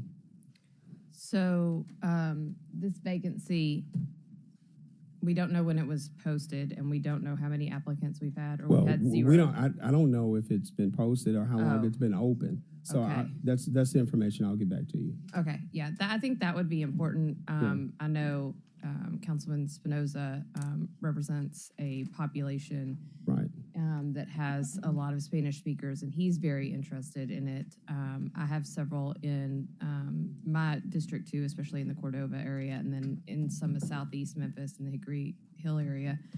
And as a government agency, I think it's really important that we continue to make sure that everyone can avail themselves of the services that we apply. But again, my concern really is if we've posted it, how long it's been open, and how many applications we've had, because, this is sort of a sooner rather than later kind of thing.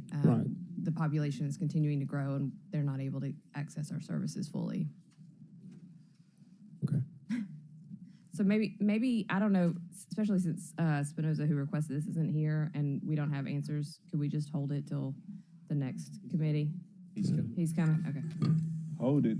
So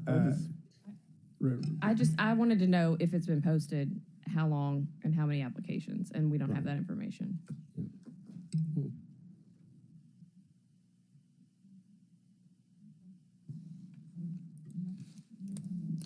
So I can bring that information back to you all, and we can move forward. I understand the initiative. This is an update. We'll continue to diversify our staff. As I mentioned before, the individual that's here is here by choice at the status that they chose. Right, and I understand that individual, but we're not worried about them. We're worried about the Just increasing citizens it. and No. the residents who need the services. You're exactly And so right. if that person has said, I only want part-time, great. But we need a full-time person helping with 311. And so it's incumbent on us, not on them to change their mind and their schedule, on us to find one. That's all. 311 falls where? What division? Executive. Got it. We got it. Okay, we're gonna allow the Honorable Philip Spinoza to comment since he brought this item. I want you to know that Dr. Green did everything she could to prolong it until you got here. I want to thank Councilwoman. Thank you, Mr. Chair. I want to thank Councilwoman Green. I heard 2025. Well, hold on. What I a got great an start. update. She's you I gave got me an some update. credit. Gave me some credit for something. I really appreciate it.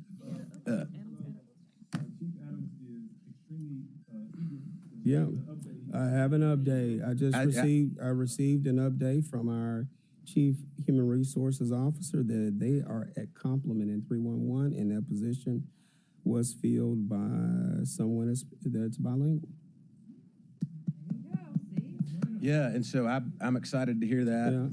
I kind of knew that already, but I thought we were going to have a great. It's just very rare I get to say that, Councilman Ford.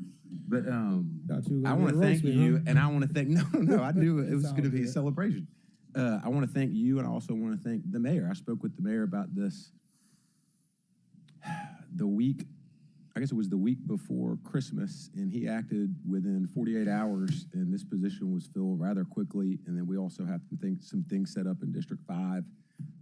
So yeah, this is good news, and that was the update. So thank you for that. No problem. Yeah. All right. Thank you, Mr. Chair. And thank you, Councilwoman Green.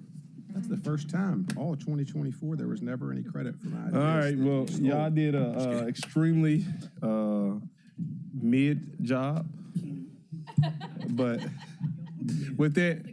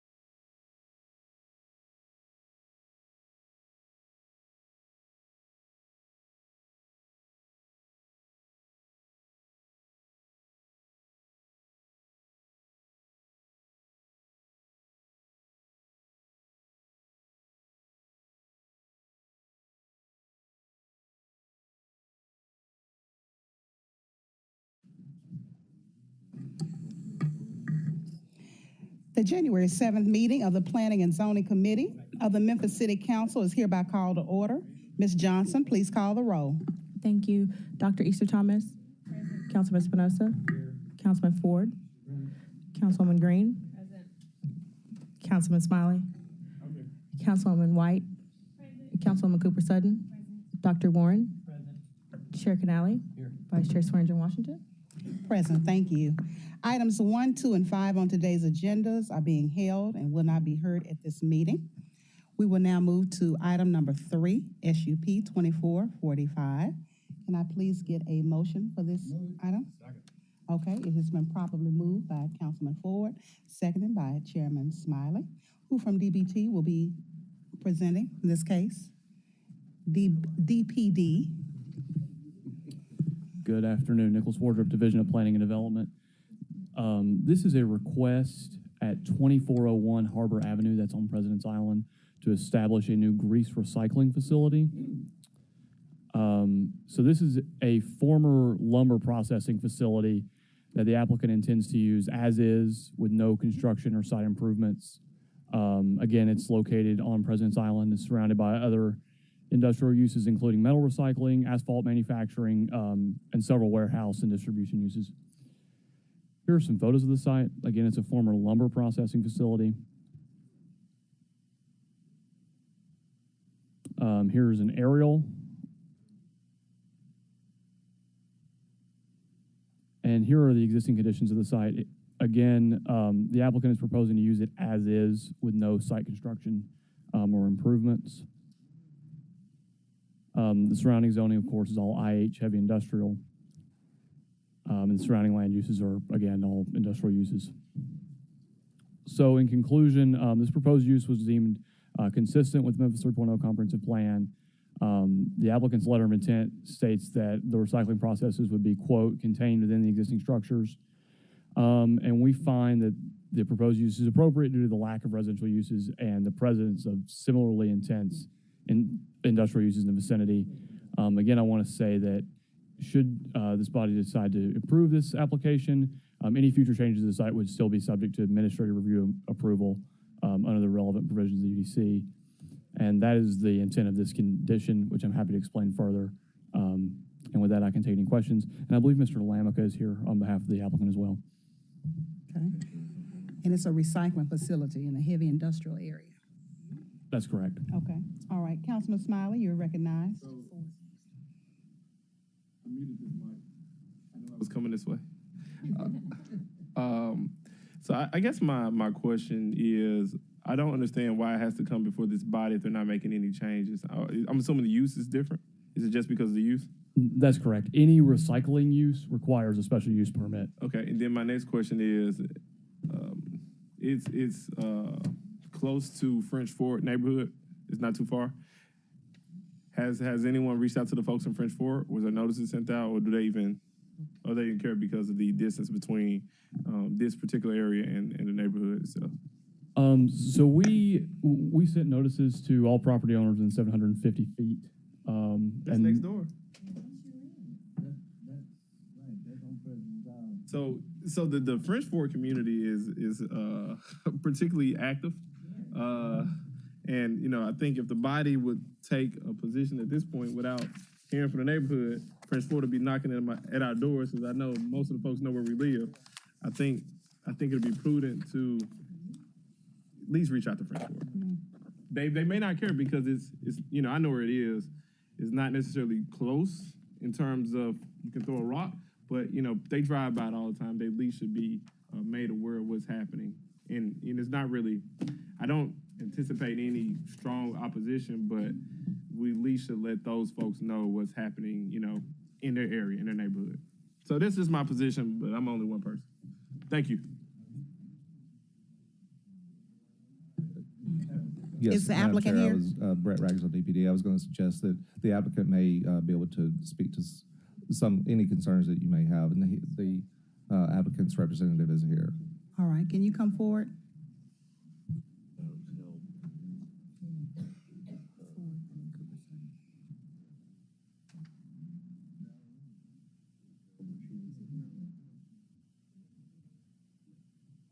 Afternoon. Good afternoon.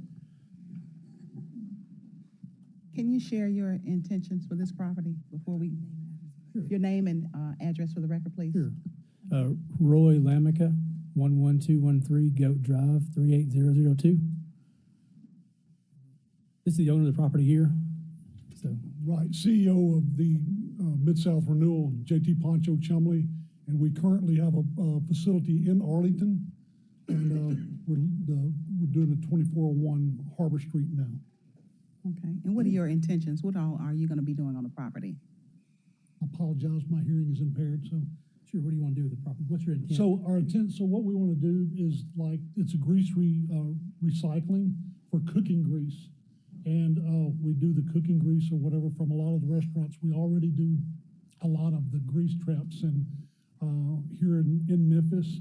And the grease comes in, goes through a process, and then goes out for biofuels for renewal. And when it goes through the process, we pick it up, goes through the process, goes out on a truck and to a broker, and it's all usually for biofuels, diesel, goes off-site, on-site, treated, and off-site. It also helps with the sanitary sewer for the city as well. It removes the grease from the sewer system as well. For the fog program, right? Okay. Councilman Ford, you're in the queue. You're recognized. Okay. Just about that process, is it all self-contained? Is there any waste matter? No, self-contained. If there's any residual or waste, it goes to an authorized landfill off-site, not on-site. Okay, thank you. Okay. Councilman Ford? Okay. I'd just like to maybe hold this because, like Councilman Smiley said, French Fort area is a very important area to us, okay? Yes, sir. Yeah, at least let them know and see what kind of response that they will give. Okay, they may not have a problem. They already got gas tanks over there, okay? They've been there for years and a lot of other different things. And it's a very good area over yes, there. Sir. Yeah, but just to let them know and then we can come back. Yes. Will that affect you any? We put have it off for a little time? Yes, we do have a timeline, Councilman, that we're working on. Okay. As far as procuring equipment and whatever to make sure everything gets plugged in place. Let me say this too. We're currently located in Arlington. If this helps in at all, we do the same thing there in Arlington, Tennessee. We're 600 feet from the neighborhoods where we're at. I don't have that pulled up now, but 600 feet within it's like new development and also current neighborhoods from where we're at. We don't have any problem there. I'm just throwing that out. Good. Okay, President's Island got a lot of different things that, hey, a lot of people don't know, but it was a few people lived over there at one time. Yes, yeah, a few people. But what started going over there, they couldn't live over there anymore. Okay?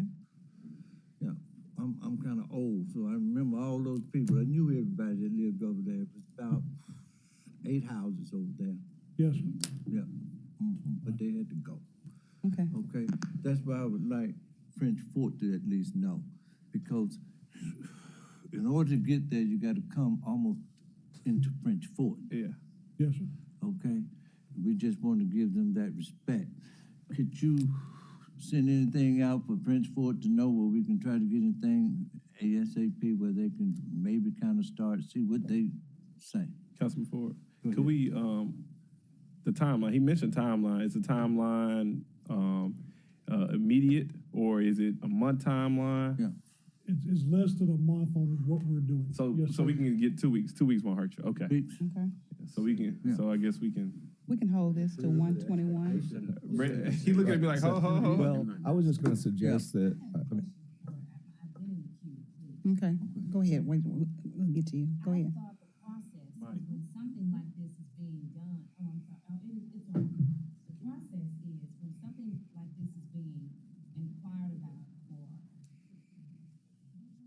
Notices to them? Yeah, but Brett Ragsdale, DPD. We sent notices for the required 750 feet. Is French Fort in that? They're not.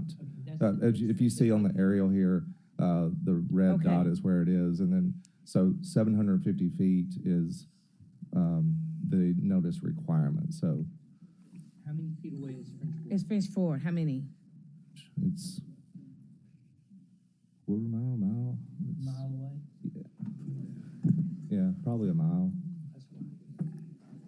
Okay, Okay, but still, I concur with my colleagues. so it will be held, and it'll give you time to have a meeting. yeah, because And- that footage is still President's Island. Okay? Correct. Well, you sent, so you send it to people that's doing the same thing that he's trying to do. Correct. So they wouldn't have no Oh, they opposition. wouldn't respond. But in order for you to get into there, you got to go through French Fort. And French Fort is just not a regular neighborhood. It's not a regular neighborhood now.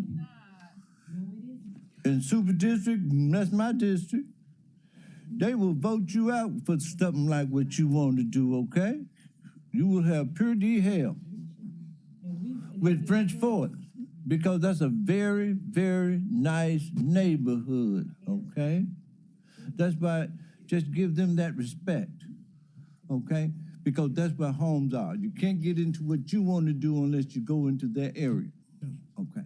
And that's all we want you to do. And if we can hold it for the 2 weeks to give them time to see their response to it. We'll do that. Okay. Thank you, Councilman. Councilman Warren? Yes, what is the technique or how do you actually do this? What's the process for cleaning the grease? I don't see that. Hello, everyone. I'm Greg Alt. I'm the COO of Mid-South Renewal.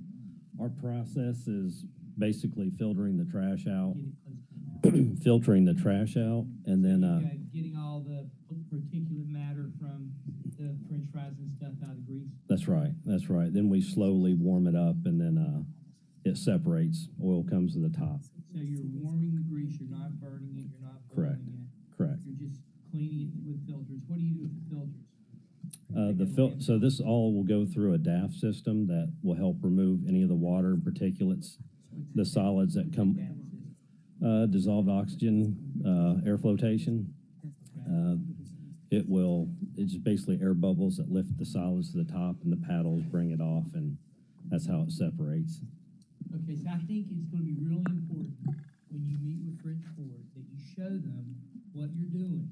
Because, you know, people have been burned in town before, so there's always the fear.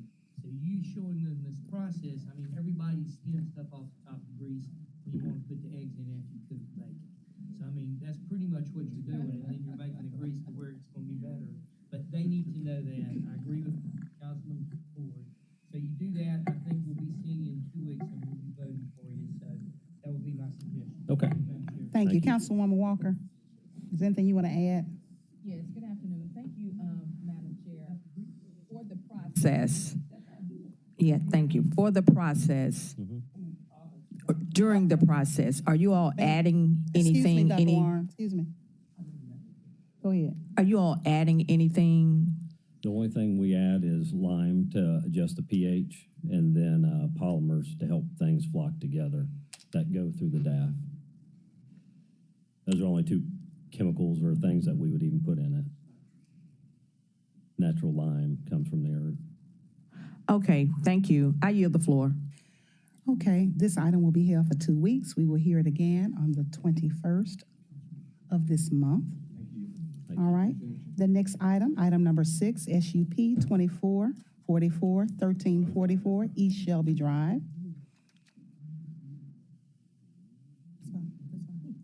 District 3, Super District 8, they're asking for a special use permit to allow vehicle sales. Who from the administration is to present? Please give us your name and address for the record, and you may proceed. 4 is held, isn't it? Oh, I skipped 4, okay. We'll come back to 4. We're going to number 6, please. Does that throw your presentation off? Okay. We're gonna go to 6 and we'll come back to 4. Thank you.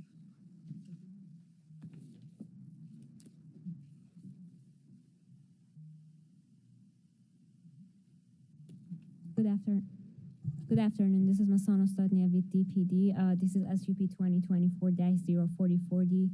The location is 1344 East Shelby Drive, and the request is a special use permit to allow vehicle sales. You can see the location map and also the vicinity map.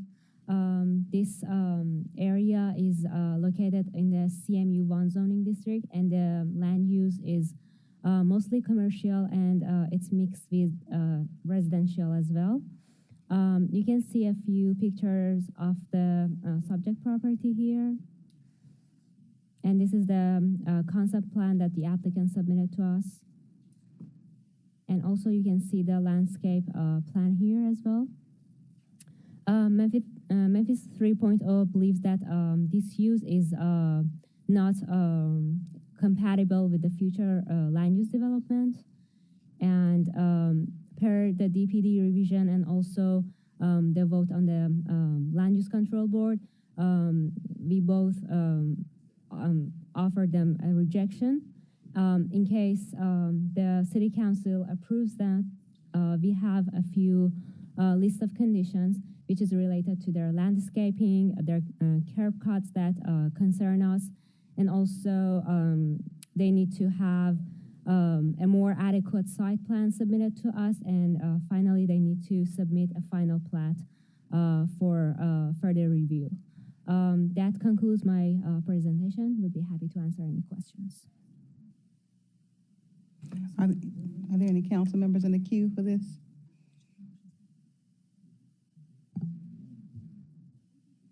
Did I get a motion in a second for this item? Thank you. Green has, Councilwoman Green has motion. Can I get a second? Councilman Spinoza.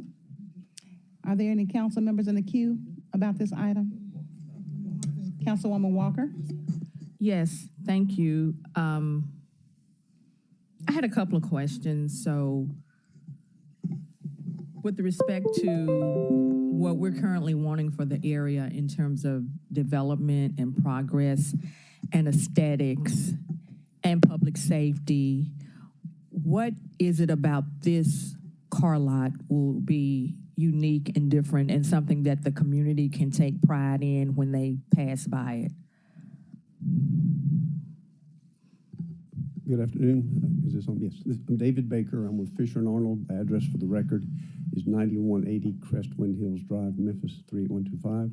With me today is Mr. Kalen Johnson, who's the applicant and will be operating the business. In our proposal, in our submittal, we have proposed increased landscaping that will comply with the code and ordinance, and also with that, most of the vehicle storage will be to the rear within the fenced, and then patron or people who are looking to buy cars, parking, customer parking will be in the front of the facility. So with increased landscaping and then controls of our inventory, we think that will be an addition, an improvement to the site versus vacant site. Is it possible for the applicant to respond as well? Hey, good afternoon. My name is Kalen Johnson, and in answer to your question, what would be unique about this dealership would be the fact that I provide reliable and affordable vehicles for the community.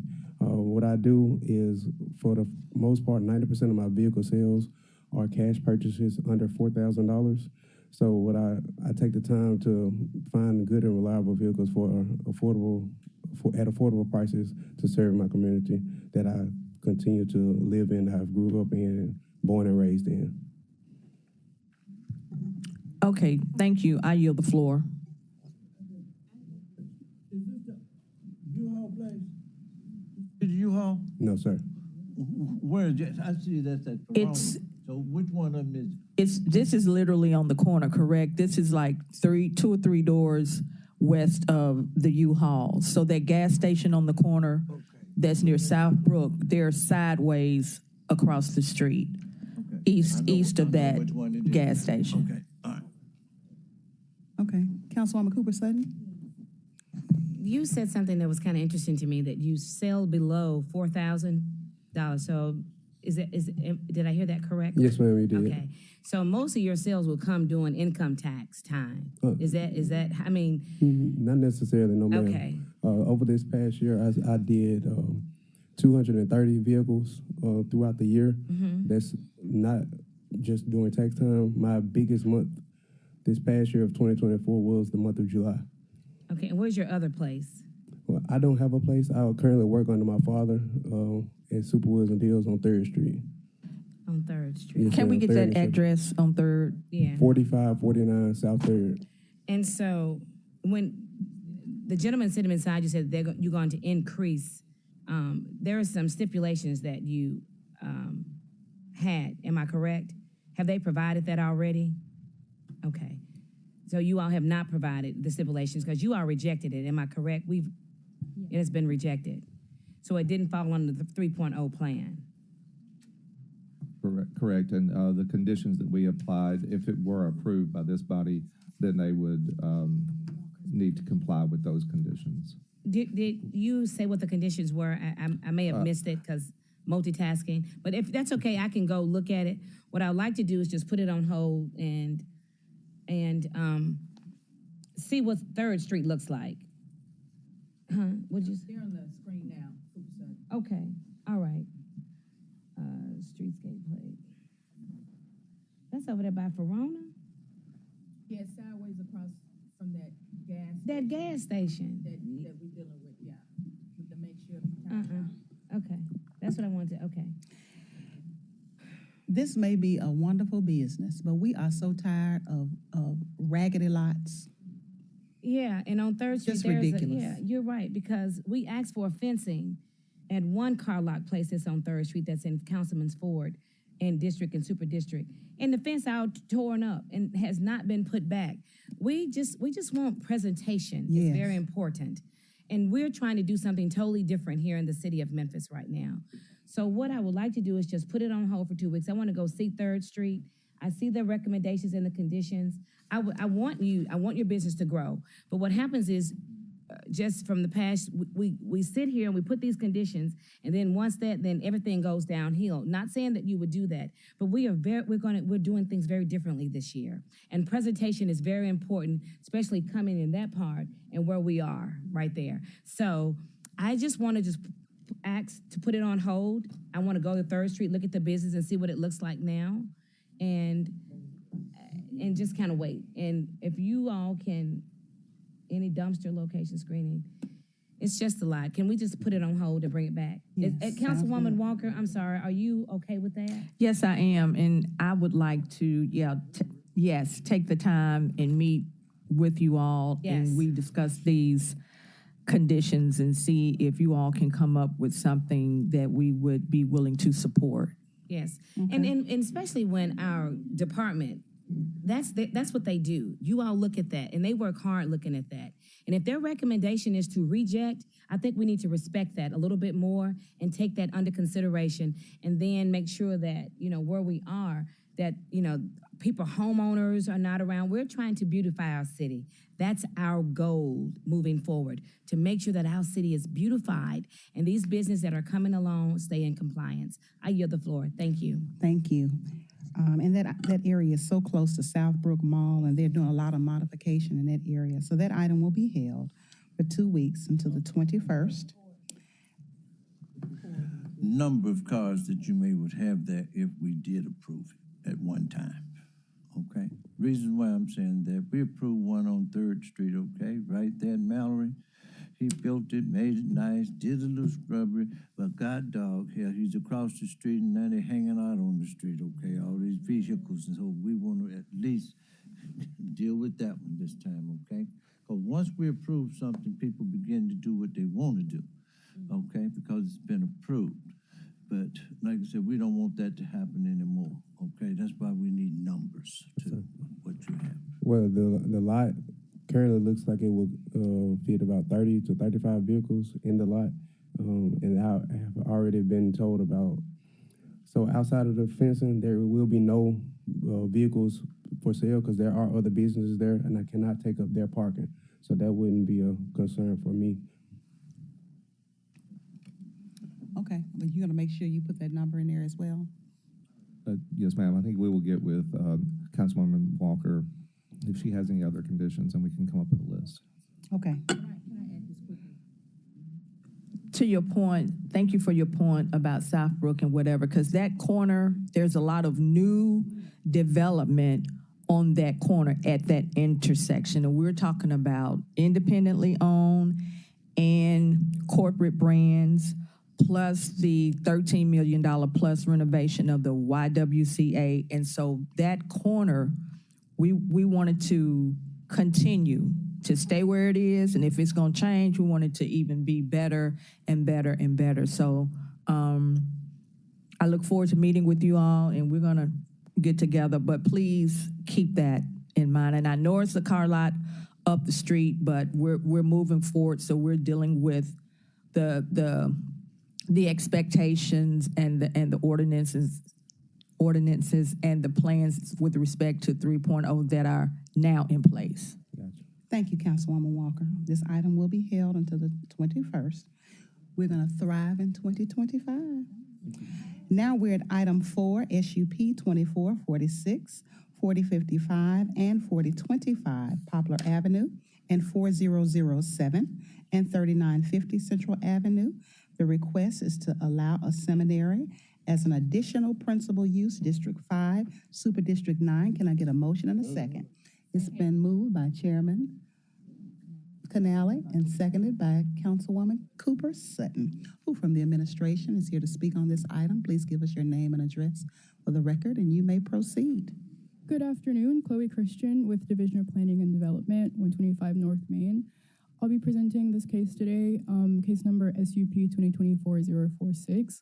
This is a special use permit to allow a seminary as an additional principal use for, excuse me, for Second Presbyterian Church of Memphis. We're at various locations along Poplar and Central Avenue. Here's a location map of the property and a vicinity map of the property as well. We sent out notices on November 21st of last year. It's in the East Memphis area. We are at two parcels along Poplar and Central Avenue, as highlighted on the zoning map here. The property is zoned residential single family 10, and it's also located within a residential corridor overlay. It's surrounded by a variety of uses, predominantly residential single family. The main portion of this SUP will be expanding the seminary use into this property here. It's located at the corner of Central Avenue and Roseland Place, directly adjacent from the main campus of Second Presbyterian.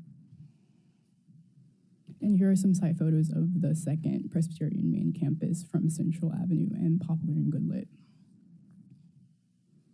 Here's a site plan of the proposal. There's no site changes at all proposed here. It's merely related to the use. This is a survey of the residential property that is in question today at Central and Roseland Place. You'll notice the concrete parking area to the rear of the property, which will have spaces for 5 cars, as well as a bicycle rack. A 3.0 consistency analysis was prepared for each parcel separately, and both were deemed to be consistent with the comprehensive land use plan.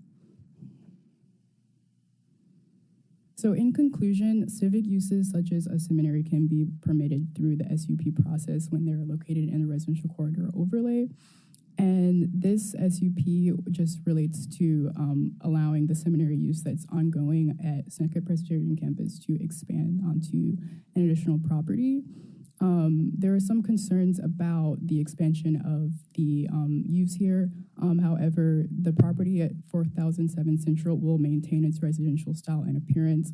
The applicant has provided some conditions regarding landscaping and parking to maintain the residential nature of the building, also related to signage, which I'll get into later. And as far as parking goes, they've also provided an alternative parking plan, which will use parking on the main campus as well as the parking that I mentioned earlier to the rear. So in conclusion, if approved, this SUP would have a minimal effect on the surrounding residential area. And this was given a favorable recommendation by staff as well as Land Use Control Board. And here are the conditions. They're split up by parcel, and I'll pause for you all to read these. And I'm here for any questions. Thank you. We're always glad to see a seminary. Any further discussion on this item? Okay, all in favor of sending this item down to full council with a favorable recommendation, please say aye. Aye. Any opposed?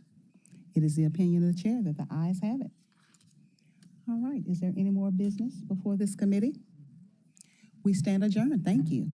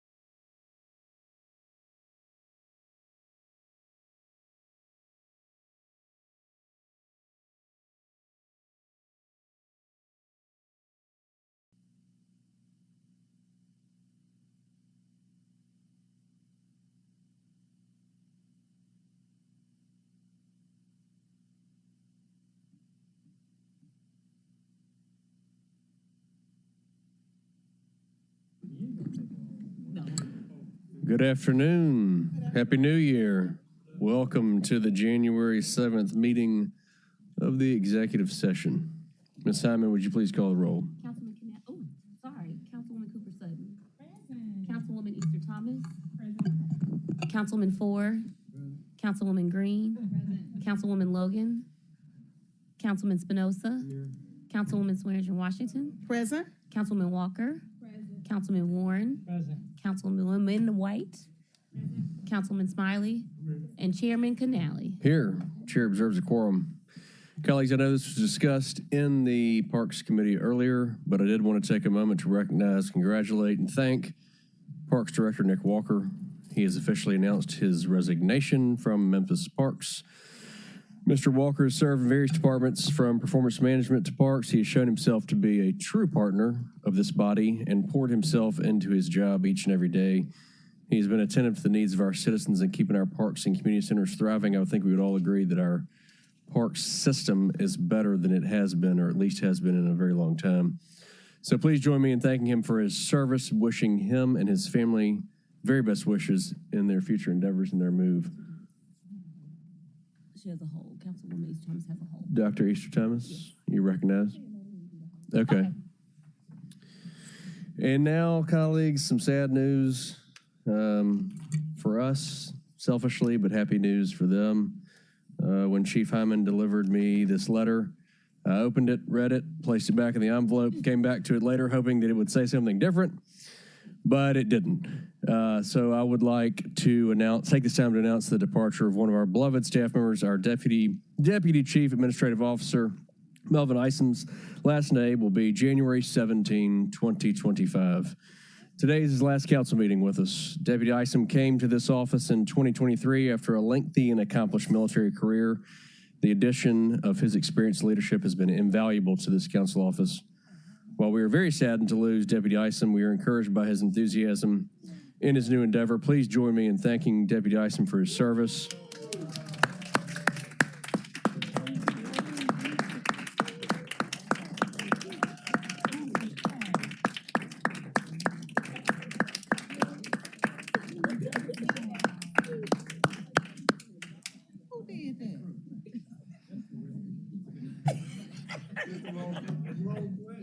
Colleagues, before the end of the day, Didn't tell her what it was for. I said, get us a plant. before the end of the day, I would appreciate it if everyone would go and express your sincere appreciation to Melvin, all he has done for this office. I told him earlier that selfishly, it's sad for me and for this body, but I would never want to hold anyone back from something that is better for themselves or their family. So we certainly wish him the best. He's not leaving town. I told him to please stay in touch. So with his departure, we will be filling a vacancy for a legislative research analyst. Details forthcoming. We have 3 items on the executive agenda today. Item 1, discussion of fiscal consent agenda, all council districts, requested by myself. Is there anyone here from the administration to speak? Very good. Moving on. Item 2, discussion of the ordinance to amend Title 10, Chapter 20, miscellaneous offenses and provisions of the Code of Ordinances of Memphis, Tennessee, to add provisions relative to the regulation of deadly weapons and extreme protection orders, all council districts, sponsored by Councilman Dr. Warren. Attorney Wade, you're recognized. Thank you, Mr. Chairman.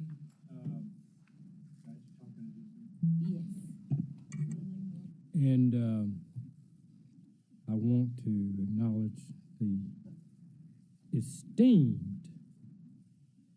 Vice Chair Janice Waring Washington, Pearl Eva Walker from District 3, Jerry Green from District 2, Michael and Lisa Thomas from District 7, Cooper Sutton from the whole world, and Janika White. And the men don't need any acknowledgement. All right, so, there's a 4th item, Mr. Chairman, that we need to address. And it's a very simple one, which is a resolution accepting or acknowledging receipt of the certified results from the referendum election on November 5. We have a resolution and we have copies of the certified results from every voting district. And we usually receive those and make them a part of the official record of our proceedings. One of the items that was approved, really, I mean, it's amazing. The average amount of people that voted on referendum ordinance 5908 was over 136,000 per question. Those items passed with an average vote of 81 to 82% for each referendum. So the people spoke, and they are serious that they want this issue resolved. We were sued in circuit court to enjoin the enforcement of the ordinance, despite the fact that they allege and acknowledge that prior to and after the ordinance was approved by the voters, many of you stated publicly that we understood that it would not be presently enforceable, that it must await some legislation from Nashville before that happened. And then they also acknowledged that the mayor indicated that it was not presently enforceable and that it would not be implemented by his administration. So what happened, I believe, is that these parties were instigated by certain people in Nashville to file this lawsuit. The legislation under which it was filed has a provision for attorney's fees, and the lawsuit, as we will file, will state that it was totally unnecessary. It is totally not justiciable because we do not dispute that it is presently enforceable. So that's where that is. And so what happens is when we adopt charter amendments, unless we specifically provide that it would be automatically operative without further action from this body, charter amendments merely provide the maximum authority that you have on that subject. And you have the legislative discretion about how much of it you want to implement, when you want to do it, whether you want to do it in phases, whether you want to do some, not all. It comes back to you, and it's within your power. That's what this ordinance is doing. It basically recites every one of the questions that were approved and makes them an ordinance. But what it does provide is that the effective date of the ordinance, and I may want to read this in the record, is that be it ordained that notwithstanding any other provision of law to the contrary, this ordinance shall take effect and to the extent permitted on the 30th day following the occurrence of either of the following circumstances. The passage of any enabling legislation adopted by the Tennessee General Assembly or the United States Congress that authorizes municipalities and or the city of Memphis to enforce ordinances that regulate the use, purchase, transfer, manufacture, ownership, possession, carrying, sale, acquisition, gift, devise, licensing, registration, storage, and transportation of firearms. The passage of any enabling legislation adopted by the Tennessee General Assembly or the United States Congress that authorizes municipalities and or the city of Memphis to enforce ordinances that provide for obtaining and prosecuting violations of emergency ex parte orders. And then the final one is the entry of a final decree or judgment by a court of competent jurisdiction declaring and deciding that Tennessee municipalities and or the city of Memphis are authorized under Tennessee or federal law to enforce ordinances that regulate the use, purchase, transfer, manufacture, ownership of weapons, or that provide for obtaining and possession of emergency ex parte orders. So this ordinance really memorializes what the people wanted. It basically makes it, I think a play on words, a trigger ordinance that's triggered upon the adoption of the various legislation, and it clearly articulates your position that it will not be pursued in this form until that happens. Now, with that being said, that will put that to bed for the time being. But as I indicated to you privately, that there are a number of things I think we can still do to respond to the citizens' desire for help to alleviate the chronic problem that we have with gun violence.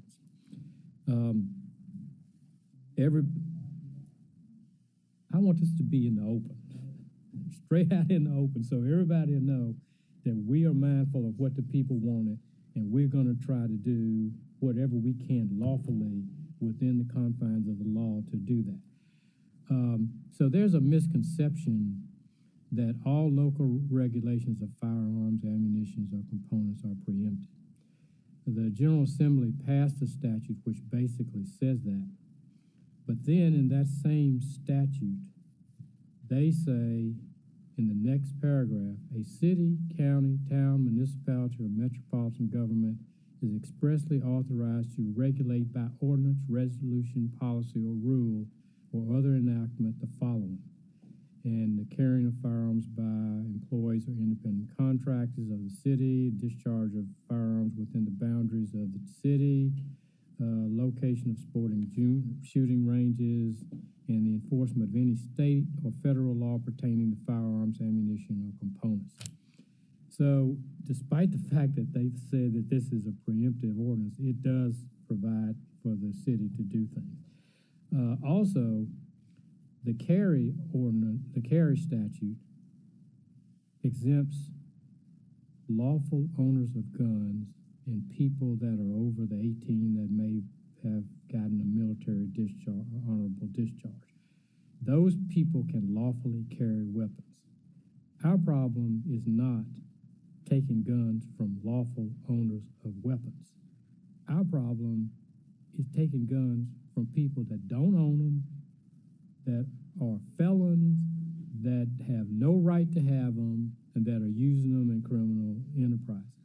So to me, they in their carry statute prohibit felons, prohibit people who are not lawful owners. The question is, when police come up on a car, for example, how the hell do they know that you're the owner? So they have, and I think we need to work with MPD to see what can we do to support their vigorous enforcement of the statute that's there. And we aren't trying to take them from people who are lawfully entitled to do it.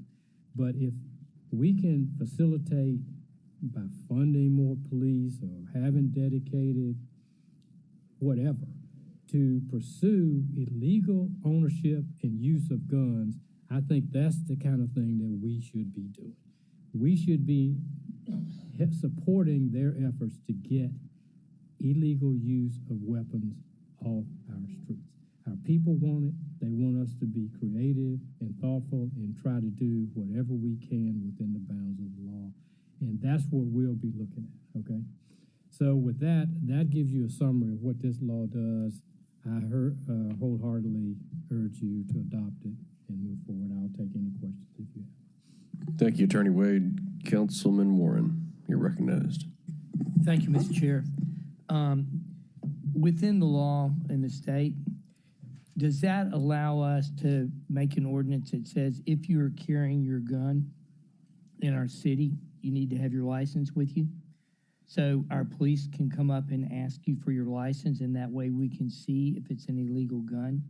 Is there some way we could use that law to allow our police to ascertain who has a legal gun? Just like they pull you over and say, show me your license. I have to show my license. The same sort of thing. Let me see your license or your permit for that gun. Can we do that within the law? I think that's the kind of conversation we want to have with MPD. Okay. Okay. I do know that they have a policy, and I don't know if it's been updated. But when, let's say you're speeding, you're alleged to have been speeding, because I'm always alleged to have been speeding when I hadn't been. But if you are, they come to your car and ask for your license. So it might be appropriate to require anybody that is in possession of a firearm to disclose that to the officer. I mean, I just think that's fair, right? And then we'll see where we can go from there. I just don't know the answer to your question at this point. But you're on the right track in terms. I don't think you get a permit. You have proof of ownership of your. So like you bring your proof of ownership with you. Or you have it. Of course, then I guess then people be writing them out like they're doing a license tags. All right. I don't know. I mean, I mean, your question is a good one, but I don't know the answer. Thank you. Thank you, Dr. Warren. Councilwoman Cooper Sutton. Thank you, Chairman. Attorney Wade, this is the question that I have at hand. Is the guns are on the streets and they're by underage children, juveniles. What can we do about that when they are caught with underage? Because it says, the Tennessee law says that, legally age to own a gun must be 21, purchase the handgun, but the minimum age to possess one without a permit is 18. So let's say if I was a licensed gun owner. I mean, I'm not the type of person that we just gonna go out there and just start shooting up stuff. We need something that is going to stop these guns in the streets with these children. So what is it that we can do on this end, along with the police, along with the state? It's our juveniles that have these guns and have these switches and have these Glocks. Yeah, I mean, that's just law enforcement one-on-one. They're doing that now. They're taking them from them. They're arresting them. There's 102 of them in the juvenile facility right now. 102? Most of them are gun crime. Yeah. So, I mean, they're doing their job. And, you even have some, I mean, you'd be surprised the number of first-degree murder juvenile. I mean, it's a problem. And the only way you combat it is to, when you encounter them, you arrest them, you march the street and take the guns from them. But other than that, we can't go like the Gestapo and go to people's houses and try to get guns. Yeah, I know, but when you got 12-year-olds and 13-year-olds and 10-year-olds and 11-year-olds that have guns. That's like saying, listen, any household that's got 10-year-olds, 11-year-olds, 12-year-olds, we're going to come knock your door down and check you. Well, seriously, because there needs that. to be some accountability where the parents needs to have some type of accountability.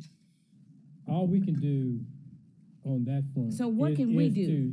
All we can do on that front is work with MPD and see what resources do they need to vigorously enforce that. That's all we can do. We don't run MPD. We don't. No. But we can give them the resources they need to do the best that they can.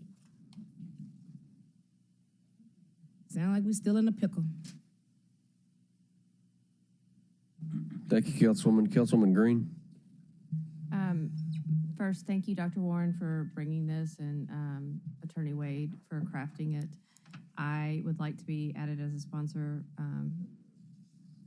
and Chairman Smiley evidently would like to be added as a sponsor. Is there anybody who doesn't want to be on it? I don't know. I'm not going to speak for everybody, but I know I would. It is incredibly frustrating.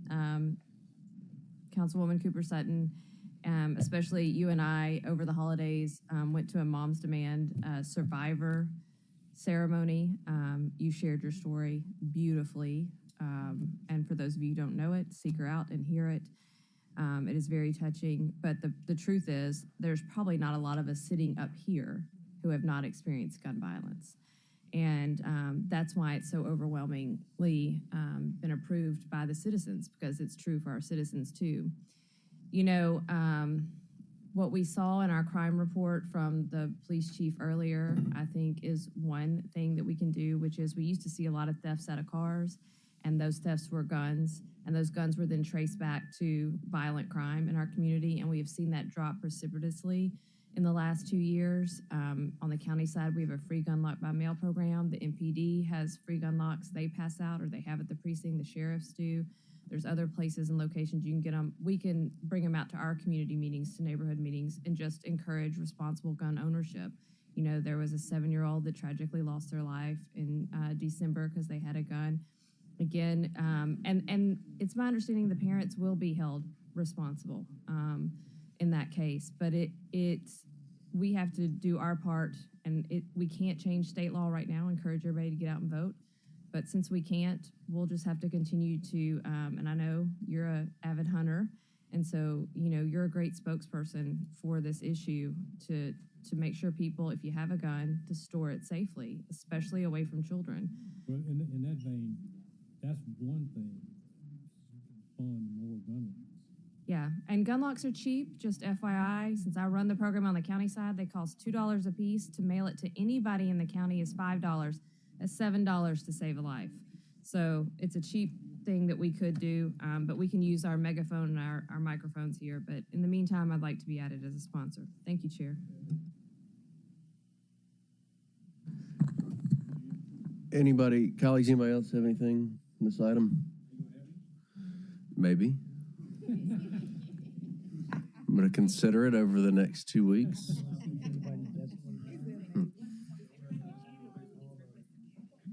Is there any objection to everyone being added? Very good. It's on tonight, right? Second reading? First reading. Thank you, Attorney Wade. Sure. What's the resolution again? We need to. Resolution on accepting the certified results of the November 4th.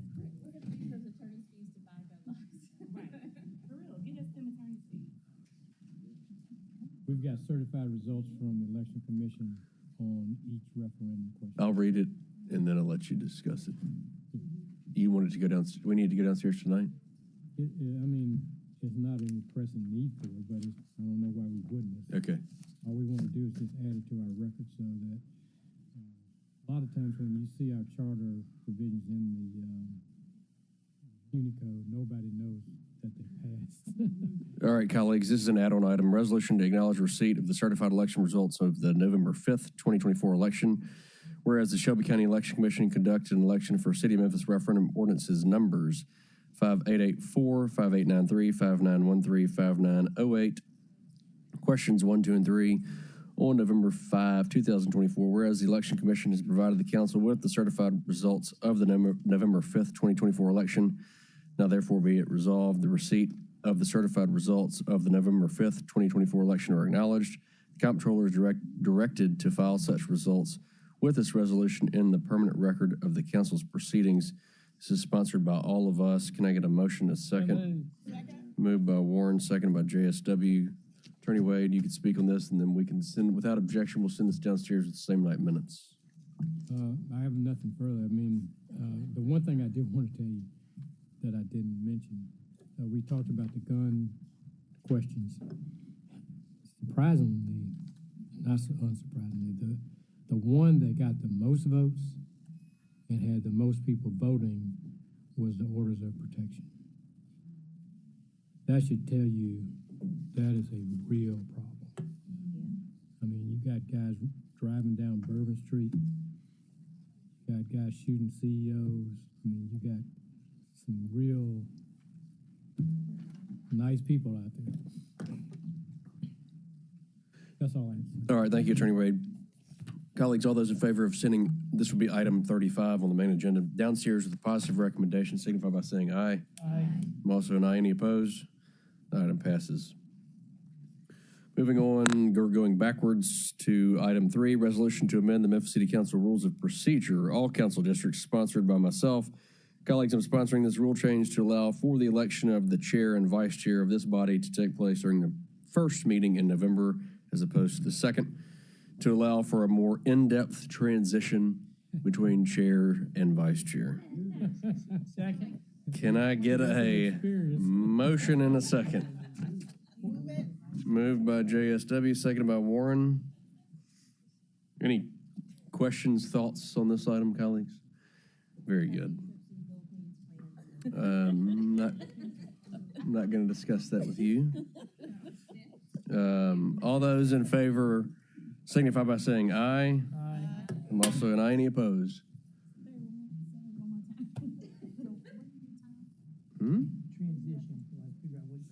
Smooth transition. You want to start it in November? First meeting in November as opposed to the second. It's the second meeting. Past 2 or 3 years, you know, yeah. Everybody's good? That item passes. So in default of us following that rule, that means you continue for another year? Probably so. Maybe 2 more years. I just may not give up the gavel. That brings us to our add-on items. Those are items 32 through 35. 32 is an ordinance to name Ed Rice Community Center Pool for O.C. Lewis Jr., District 7, Super District 8, sponsored by Councilman Smiley. There's a request to add this on to consent agenda tonight for first reading. Item 33, resolution for Memphis Fire Services to accept grant funding for FY 2025 in the amount of $9,121 from the FY 24 Tennessee Emergency Management Agency's Hazardous Materials Emergency Preparedness to be used for travel for training. All council districts sponsored by the administration. There is a request for same night minutes. Item 34 is a resolution for Memphis Police Services to accept grant funding for FY 2025 in the amount of $248,000 from the federal FY 24 Port Security Grant Program through the U.S. Department of Homeland Security for Special Operations Equipment. All council districts sponsored by the administration. There is a request for same night minutes. Item 35 is the resolution to acknowledge receipt of the certified election results of the November 5th, 2024 election. There is a request for same night minutes. So, same night minute items are 13, 14, 15, 16, 17, 18, 33, 34, and 35. Items 3 and 4 will be held until February 4th, 2025. Item 12 will be held until January 21, 2025 on the consent agenda for second reading, and item 9 will be held until January 21, 2025. Those will be the Chickasaw Gardens cases held in